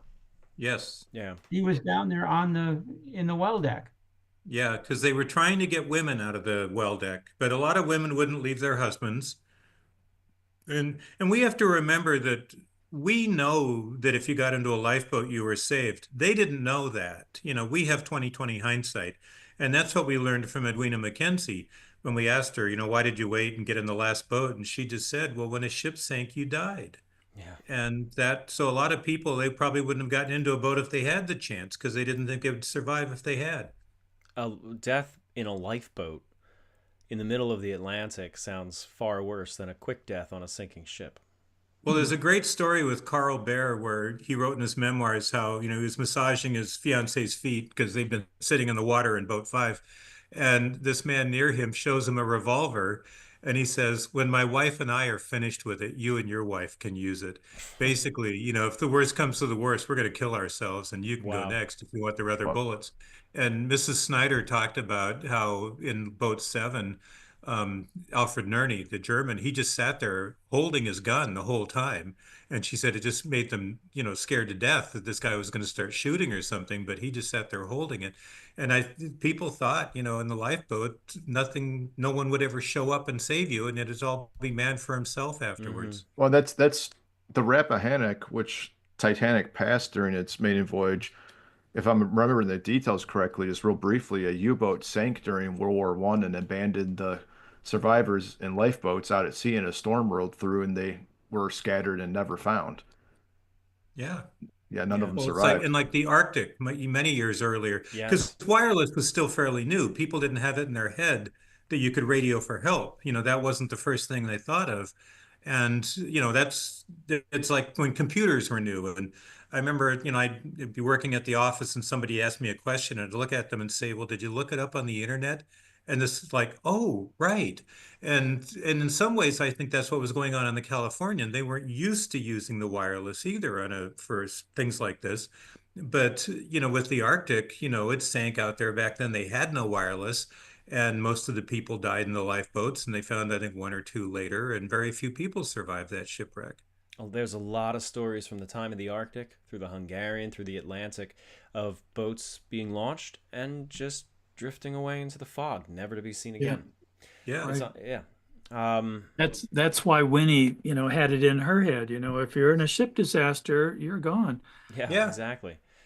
All right. Next up, where did we leave off? Sorry. Okay. Cheese It says, what would be the opinion on the idea of recovering the railing that fell off of the bow? And thanks to everyone who makes this a yearly tradition. Love these stories so much.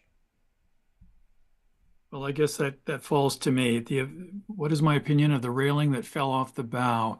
Recovering it. Recovering it. Sorry. Yeah. I'm in favor of recovering just about anything that we can.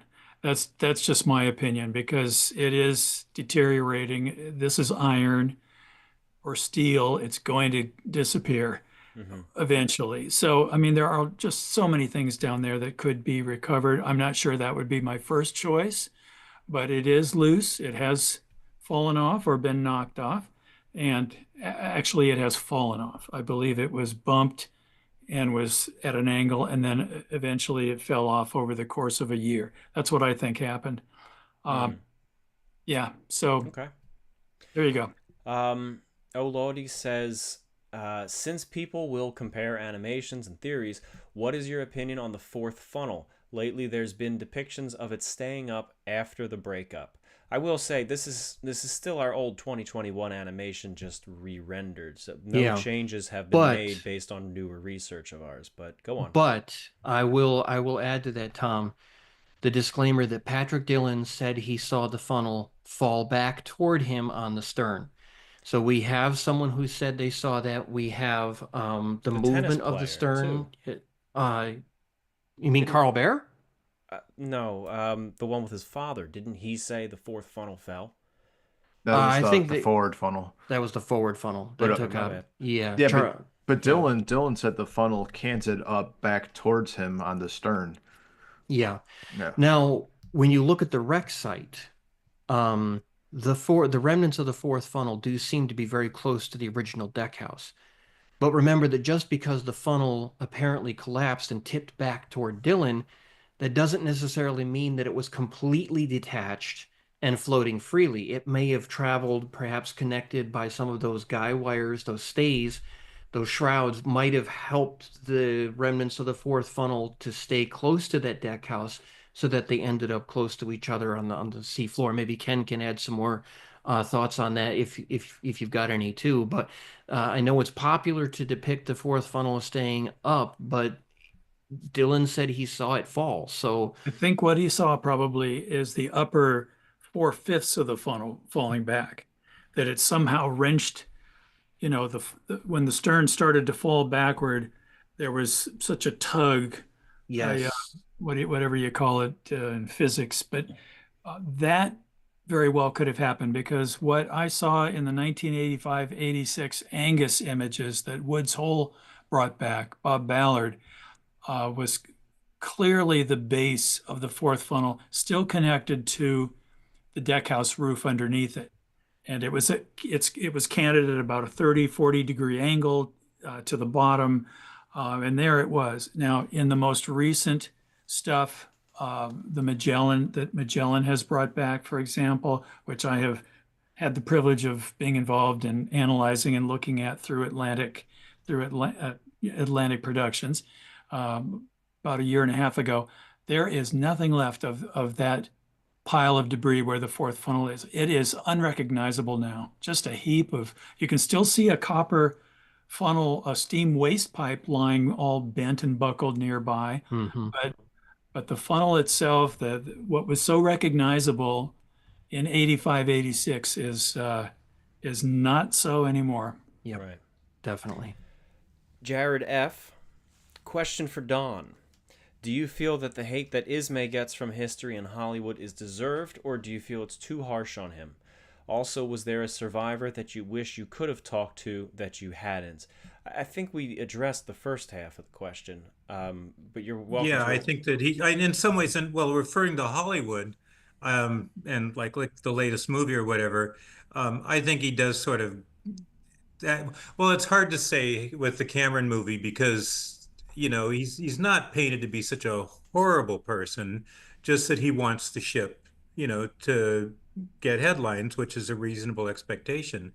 But we've talked about it already, but I think everybody's entitled to their opinion, and everybody really kind of needs to do their own research and come to a conclusion.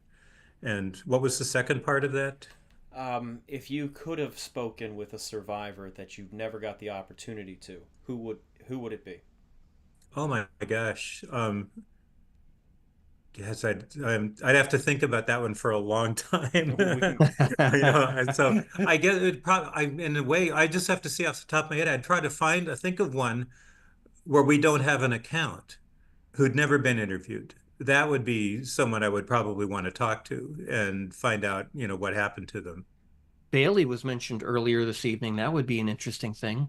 Yeah, Master at Arms Bailey, because in some ways you'd like to go back to 1912 and talk to the people we did know even. I'd like to go back to 1912 and say to Winnie, more, specifically, okay, now it happened last week. What boat were you in? Things like that. Give us a better description. But yeah, I think there are some that, because, there were certain crew members, like we were saying earlier, that we don't have any account for whatsoever. And I'd love to be able to get those.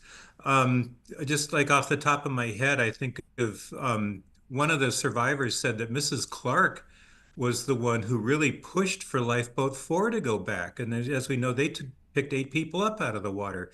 And maybe it'd be nice to sit down with her and get her, description of that, what she really did that night in her boat. Because it sounds like she was more effective than Margaret Brown. That's right. Vagar Vinfollett says, do we know about any survivors that were on the stern after the breakup happened, aside from Charles Jockin? It seems like most of the survivors that were pulled from the water left the ship before the breakup. Well, Prentice and Dylan, we already talked about, yeah. Mm-hmm. And Okay. Robert Daniel from First Class was on the stern because he talked to Dylan. Right. Yep. Right. Ariana Willoughby says, absolutely incredible animation and conversation. I always feel like I learn something new each year. Thank you all so much for your time tonight. Always an honor and a pleasure to experience the anniversary with you all. Thank you, Ariana. Sir Liv says, reminder, what could Californian have realistically done had she received Titanic's distress call? Okay, that's right. We did say we would take on this one after the sinking. I think the consensus, the fair consensus on this is that she probably couldn't have done anything because between the distance and the ice flow, if she had started her engines up and raced to the scene as soon as she got, the first rocket went up at 12:47, you're not looking at a lot of time. Picking your way through an ice field in the night, that would have been tough. Um, Maybe the possibility is there, but I honestly don't think they could have done a lot of good. But I think I, it's one of those what ifs of the Yeah. night, where they always wished, "Oh, if only we had checked that, then maybe we wouldn't have to wonder or constantly, you know, be defending ourselves against this." And, that would certainly be a nice change of history Yeah. to I, have. How I about, just think, oh, go go ahead. I'm ahead. sorry. Go ahead. I, Well, I was just going to say that how about the boiler situation in California? I'm not an engineer and I don't remember specifically, but when they stopped to sit out the entire night, I would assume that you don't keep the boilers fired up and ready to go on a moment's notice throughout the entire night. So, hours and hours later, I mean, how many hours had it been since it got dark? So they've been sitting there for 6 hours, 5 hours, something like that. Are the boilers stone cold? No. But how long would it take to get them up to running speed where you could actually move the ship and do anything? Yeah, very good question. Well, and I I think too, like when you look at that whole scenario, like even if everything went right and they were able to arrive alongside Titanic shortly before it sank, you're not talking about rescuing everybody. That's like an impossibility with even in the best case scenario. But I do think the interesting what if is if they had waken up the wireless operator or made an attempt that they would have been the first ship on the scene and we'd be talking about the Californian and Yeah. Captain Lord instead of Captain Rostron. Well, Right. isn't That's also always been the big thing for me is just why the hell didn't anybody just walk into wake the guy up, We're Mhm. seeing weird stuff. Can you check out what is this? Well, didn't one of the crew members go in there, put on the headphones, didn't hear anything Yeah, because he yeah, didn't know the thing had been shut down. yeah. And when he didn't hear anything, he just thought there was nothing to hear, and so he left. That's one Yeah. of those moments that you just kind of rub your temples and you go, "Oh, they were so close." Yeah. Well, and that's I what think, my thing, I'm sorry, Bill, I'll let you go ahead and start. I was just going to say. That's one of the scenes you see in a lot of the movies. My wife and I were watching A Night to Remember the other day, and yes, somebody came in and put the headphones on, and it wasn't charged up, so he couldn't really get much. Yeah, that's Walter Lord wrote about that, and I need to remember. But it's also a level of competence because Cyril Evans had radioed the Titanic earlier with that ice warning and was told to shut up and keep out, and that was a master service message where he was supposed to. It's supposed to be delivered to the captain and acknowledged by the captain, and he didn't begin it saying this is an MSG or whatever they called them. But then also he didn't follow up and say, "Hey, wait a minute, I have to get a response." And the other side of that is that Captain Lord never followed up with his operator and said, "Hey, when am I going to get my response for my message?" Because that was supposed to be acknowledged. And so both of them sort of fell down on the job on the wireless side before the ship even hit the iceberg. Wow. Very true. That's Excellent great. point. Mhm. Yeah. Hey Tom, Yeah. didn't also like after the Ile-de-France got to Andrea Doria, it was like another 10 hours, and even with those 10 hours, it was just so slow and took forever to move Something like everyone that. around with the Yeah. Andrea Doria still sitting there. Something Good like point, that. Levi. Yeah. I was thinking if we were doing the Andrea Doria, we'd be there for 10 hours and the ship wasn't Yes. sunk yet. Have to do it in shifts. Yes. Yeah. All right. So KK says, for my friend Lowell Little, who portrays Captain E.J. Smith at the Titanic Museum in Pigeon Forge. Thank you, Oh. gentlemen, for another streamed night to remember. Thank you, Did Kay. did that mean that he was with us tonight? Because I know he had taken ill. He was not feeling very good last year when we were down there. Uh, Keep an eye on the comments. Maybe maybe Hopefully they're he still was with with us. us. That That'd would be nice. nice. Yes. John Shepard says, if you were able to time travel to the sinking, but only for 10 minutes, what time frame would you choose? Oh, I choose the last.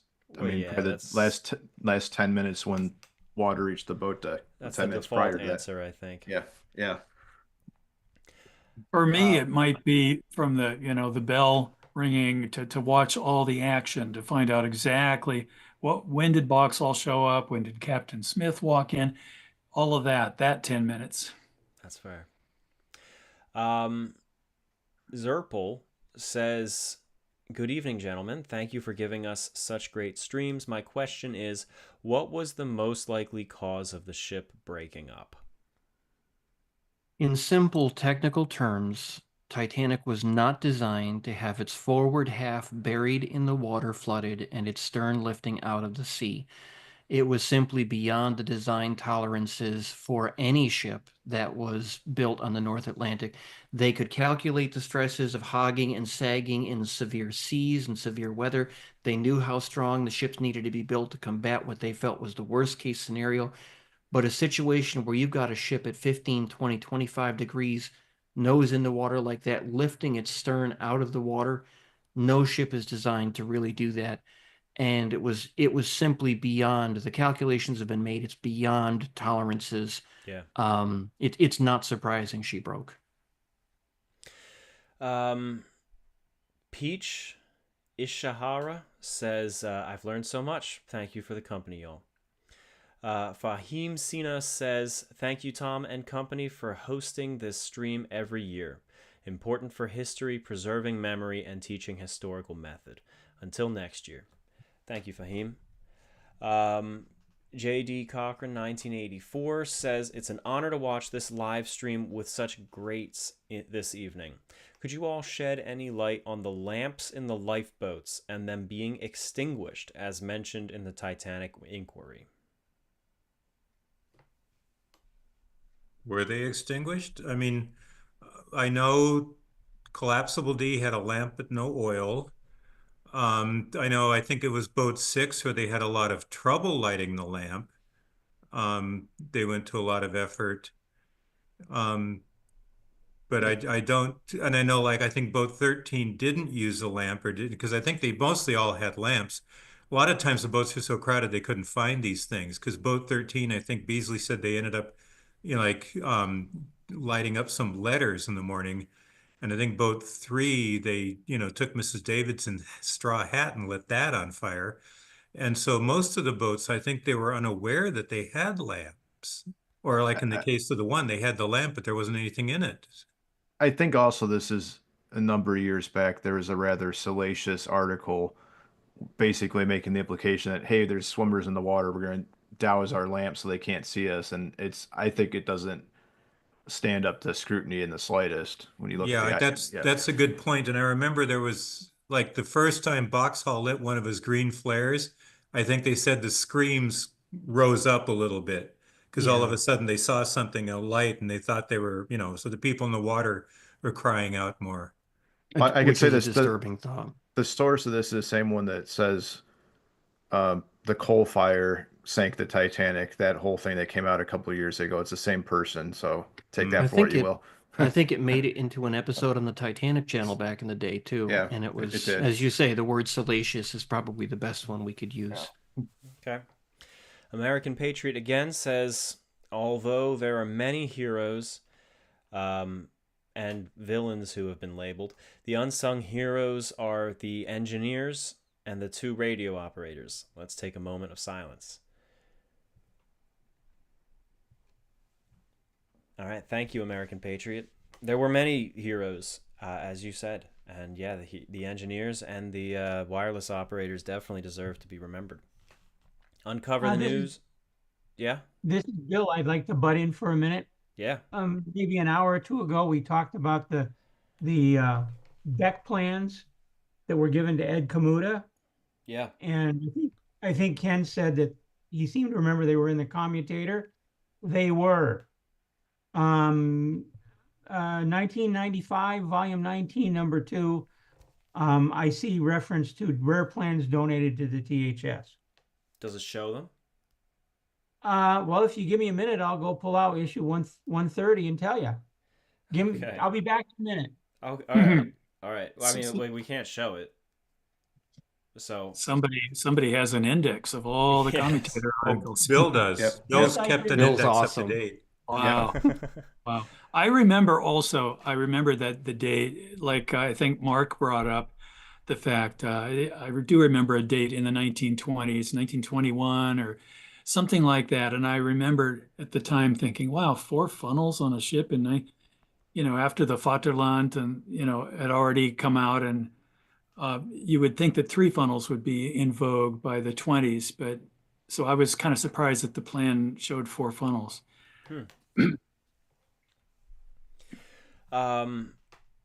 Joseph, no, I'm sorry, I skipped one. Uncover the News says of the ships that are part of the Titanic story, such as the Hawk, the Carpathia, the Californian, which wreck would you like to dive?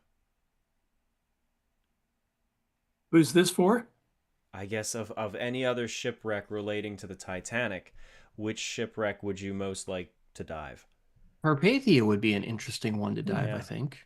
I I think think so. I'd be interested in California just because it hasn't been discovered to see how intact it is or not. Well, I'd say the Britannic, if you count that as part of Titanic's story. That would be cool too. Yeah. Oh, for sure.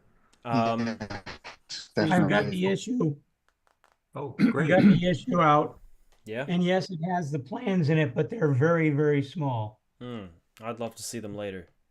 It says Tom McCluskey makes the presentation to Ed Kamuta. And here's a picture of THS historian Don Lynch, Tom McCluskey, Mike Rudd, and Sylvia McCluskey looking over the plans.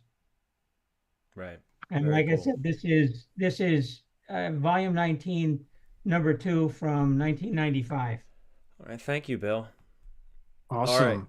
All right. Next up, we have Joseph Campanale, who says greetings from Las Vegas and the big piece. Speaking of which, have you ever touched any piece of the Titanic with your own hands? I have a feeling quite a few of us have. The big piece. Yes. The little big piece. And yeah, there's quite a few other pieces floating around that are touchable. Yep. I've touched the big piece. I've got a piece of coal here in the other room. Mm-hmm. And I think I've got a piece of decking, a very small piece of decking from, or not decking, but wood from the interior of the big piece that broke off. Interesting. I have, it helps to spend a lot of time up in Nova Scotia. I have a cribbage board that is alleged, not confirmed, but alleged to be Titanic wreck wood. And I also have 6 White Star Line uniform buttons that again are alleged to have been salvaged from a body. You see them both in the video tomorrow.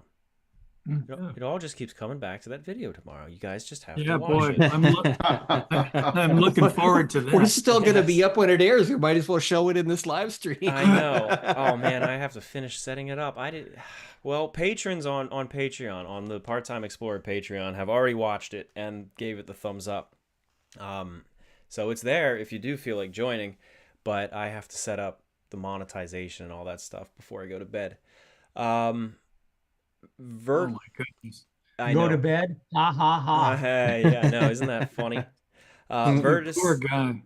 Virtus 1912 says, Ken, have you read Charles Pellegrino's book Farewell Titanic? And can you recall the situation from the book where you and him were reviewing dive footage and noticed a possible human skull near the grand staircase? It's been a long time since, yes, I vaguely remember that. However, that's his memory or his interpretation. We have a saying, we call it, seeing bones in the rusticles. Mhm. And that's something that everybody goes through when you're examining the ROV video. As the lighting changes and an ROV or a bot moves around and changes, the shadows change and move around, and you'll swear, "Oh, it's a skull." Yeah. Oh no, it's just oh, look at that, it's a femur. Nah, it's just a piece of, and you go through this a lot. And after a couple of days of this, you just figure, you know what, this is all just fakery here. We're not really seeing skulls. So I don't remember exactly what he is referring to, but for sure we haven't seen a skull inside Titanic. Believe me, I've been through every second of all of the camera and footage. multiple times. Reminds me, we did see a key on top of the wireless office in the 2005 expedition. Remember, Ken? And, the camera panned over the top of the wireless room, and there was just a skeleton key just sitting there. Wow. And we were all so excited, but then Jim was so preoccupied that, and he never went back to look for it because it was just a key. Boy, I don't remember that one at all because that was live and it doesn't, well, it had to be in video, so where is it? Yeah, but I don't think it was shown as part of the live thing or whatever. But No, anyway, but I mean, if it's but it on was clearly video, a key. I mean, it was just so obviously a key. You and I were both so excited about it. But well, if it was recorded on video, I have it all, or I had it all, and I made logs, detailed logs for every single second that those bots were inside the well, ship, this is outside. This is on top of the or wireless office. Right. or even outside. I made logs, so I don't know. I'll have to remember that. I don't remember. I remember we found something inside near the silent room that had been blown aft a little ways that looked like it might be the transmitter key, the wireless, Oh. Oh yeah, but it was different kind of key. Yeah. it was upside down, and it was just the connectors and the wiring was showing from the bottom, like the bottom part of it had fallen off, and there was a lot of discussion about is that a Marconi, transmitting key, and that I think ended up in a documentary or in the book, but I'm not sure. Okay. Wow. Very nice. Link 2006 155 says, rumor has it the pool is still full. Wah, wah, wah, wah. Never heard that one before.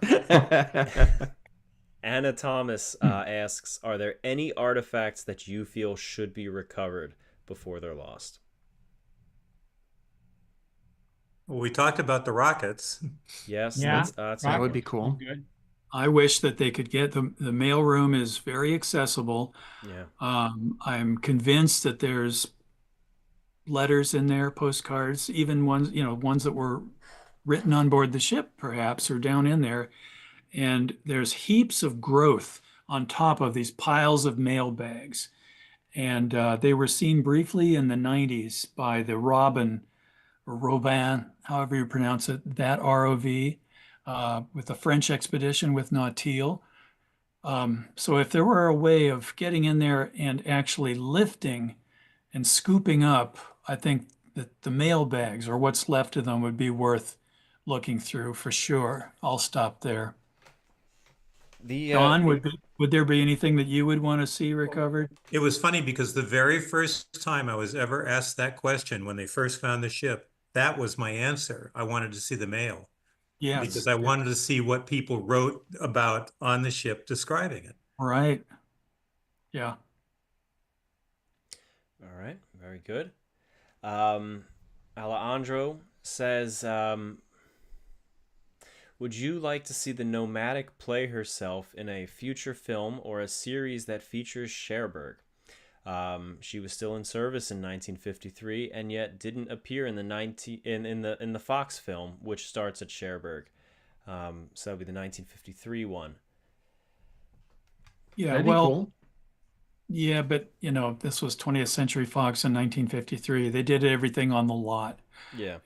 They built their miniatures, everything. So the thought of, going overseas, sending a crew overseas and trying to film it just wouldn't have happened. We got to remember these in the days where this was not a huge big budget. This was not Gone with the Wind or something. Mm-hmm. Titanic was just another movie that Fox made, basically. They weren't looking for accuracy either. It was just a story. It was a drama. No. And today they would was just do CGI. They wouldn't use the real Nomadic anyway. Yeah. Oh, absolutely. I mean, you look at Cameron's Titanic from 1997 when CGI was still kind of in its infancy, definitely in its infancy.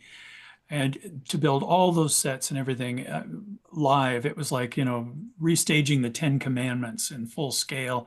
They would never do that today. I mean, when I talk to Jim and others about this today, we just have a good laugh because 98% of the movie would be CGI today. Yeah. We're down to the last 5 super chats. Titanic Discussion says, good evening, everyone. Is it possible that they saw icebergs prior to the collision, yet went fast anyway. Fleet's testimony is so sketchy, I wonder. We had touched on this earlier. Don, I think you said that. Yeah, we and believe, George. that George Behe studied it all and believed that they passed 2 icebergs before the one they hit. Mm-hmm. Yeah, Mr. George had a paper he published in 1991 about it. Thank you. Mr. Outside 569 says, would there be any sealed compartments, or would they have all imploded or collapsed by this point? They They've would all have. imploded before the ship hit the bottom. Yeah. Yeah. Oh, yeah, before the ship was ever 300 feet down. I mean, the last things to go would probably be the refrigeration rooms, which were extra insulated.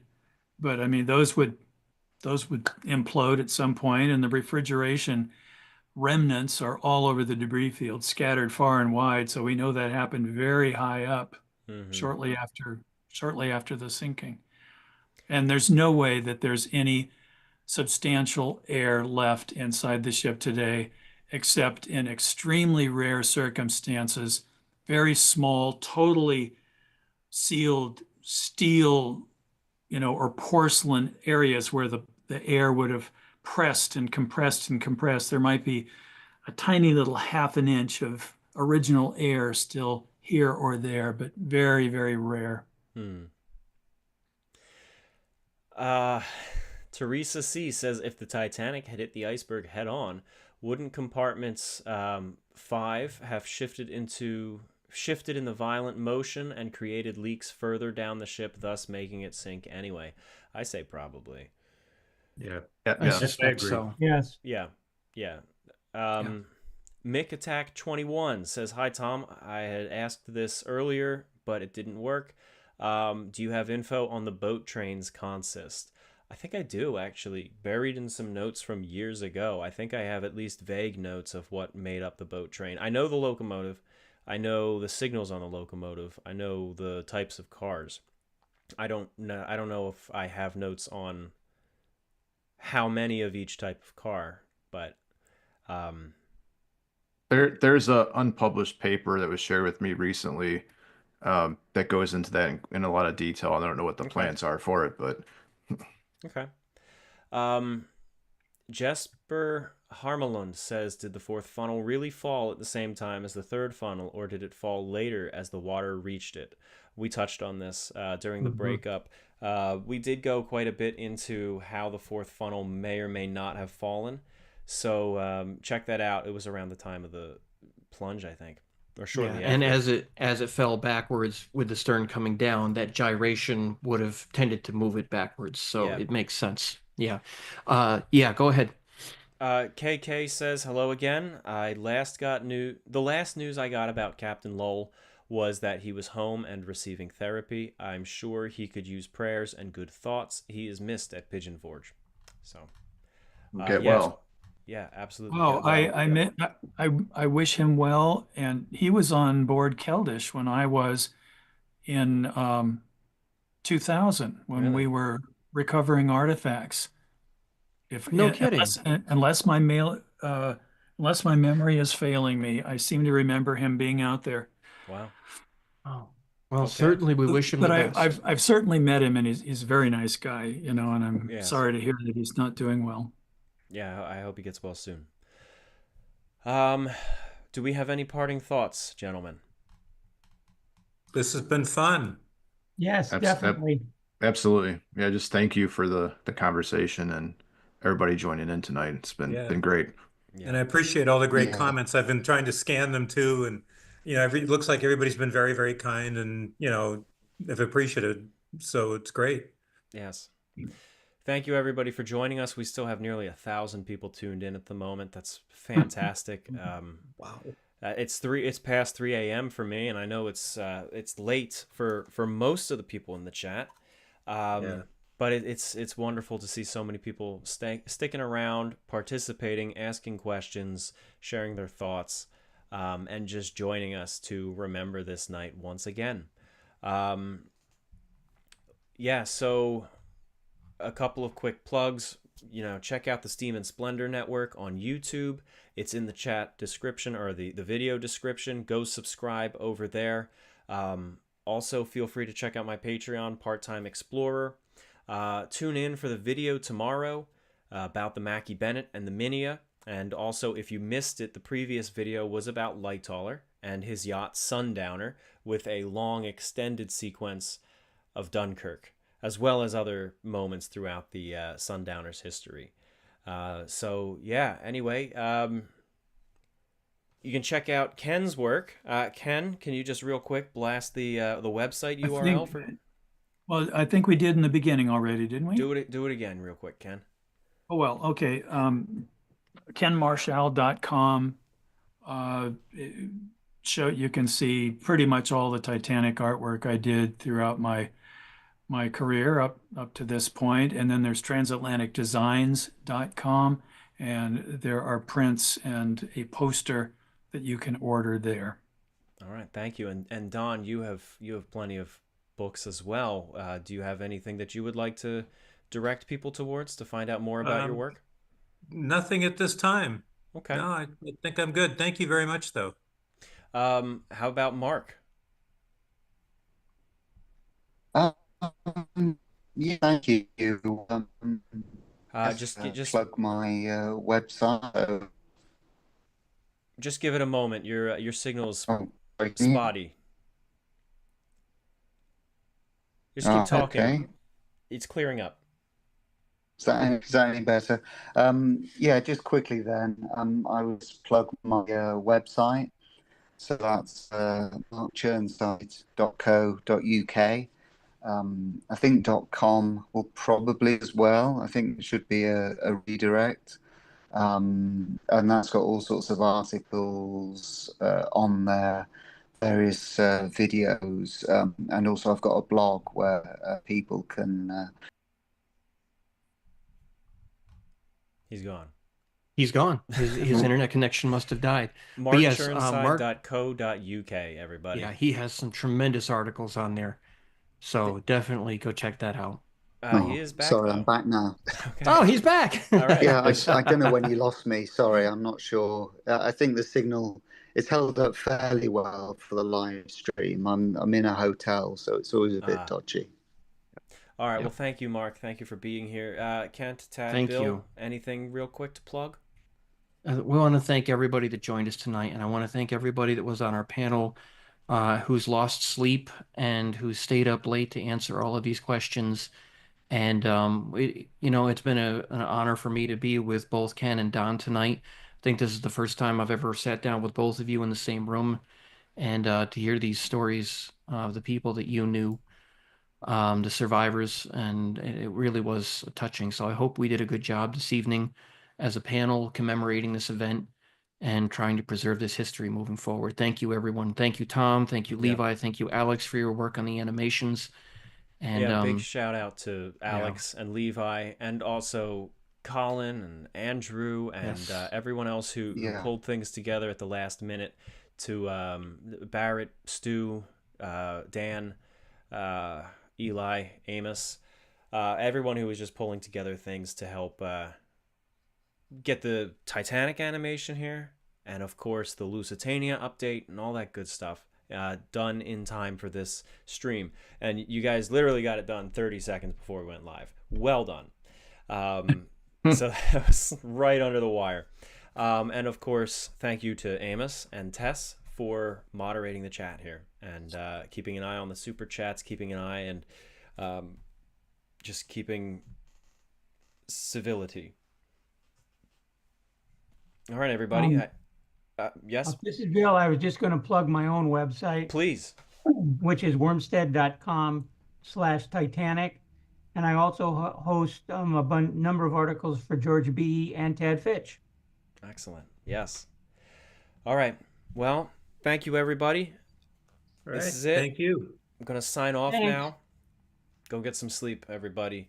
Okay, you too. It's been wonderful. This stream will be preserved as a video on my channel if you missed any parts, or if you want to listen again. I know a lot of people listen to these over and over again, which is awesome. Thank you again. I will make sure the chat is preserved as well. Everybody have a good night, and thank you for joining us on this commemoration. Right. Good Thank night. you. Thank Thanks. you, Bye, everyone. everyone. Thank you. Thanks, Good night. everyone.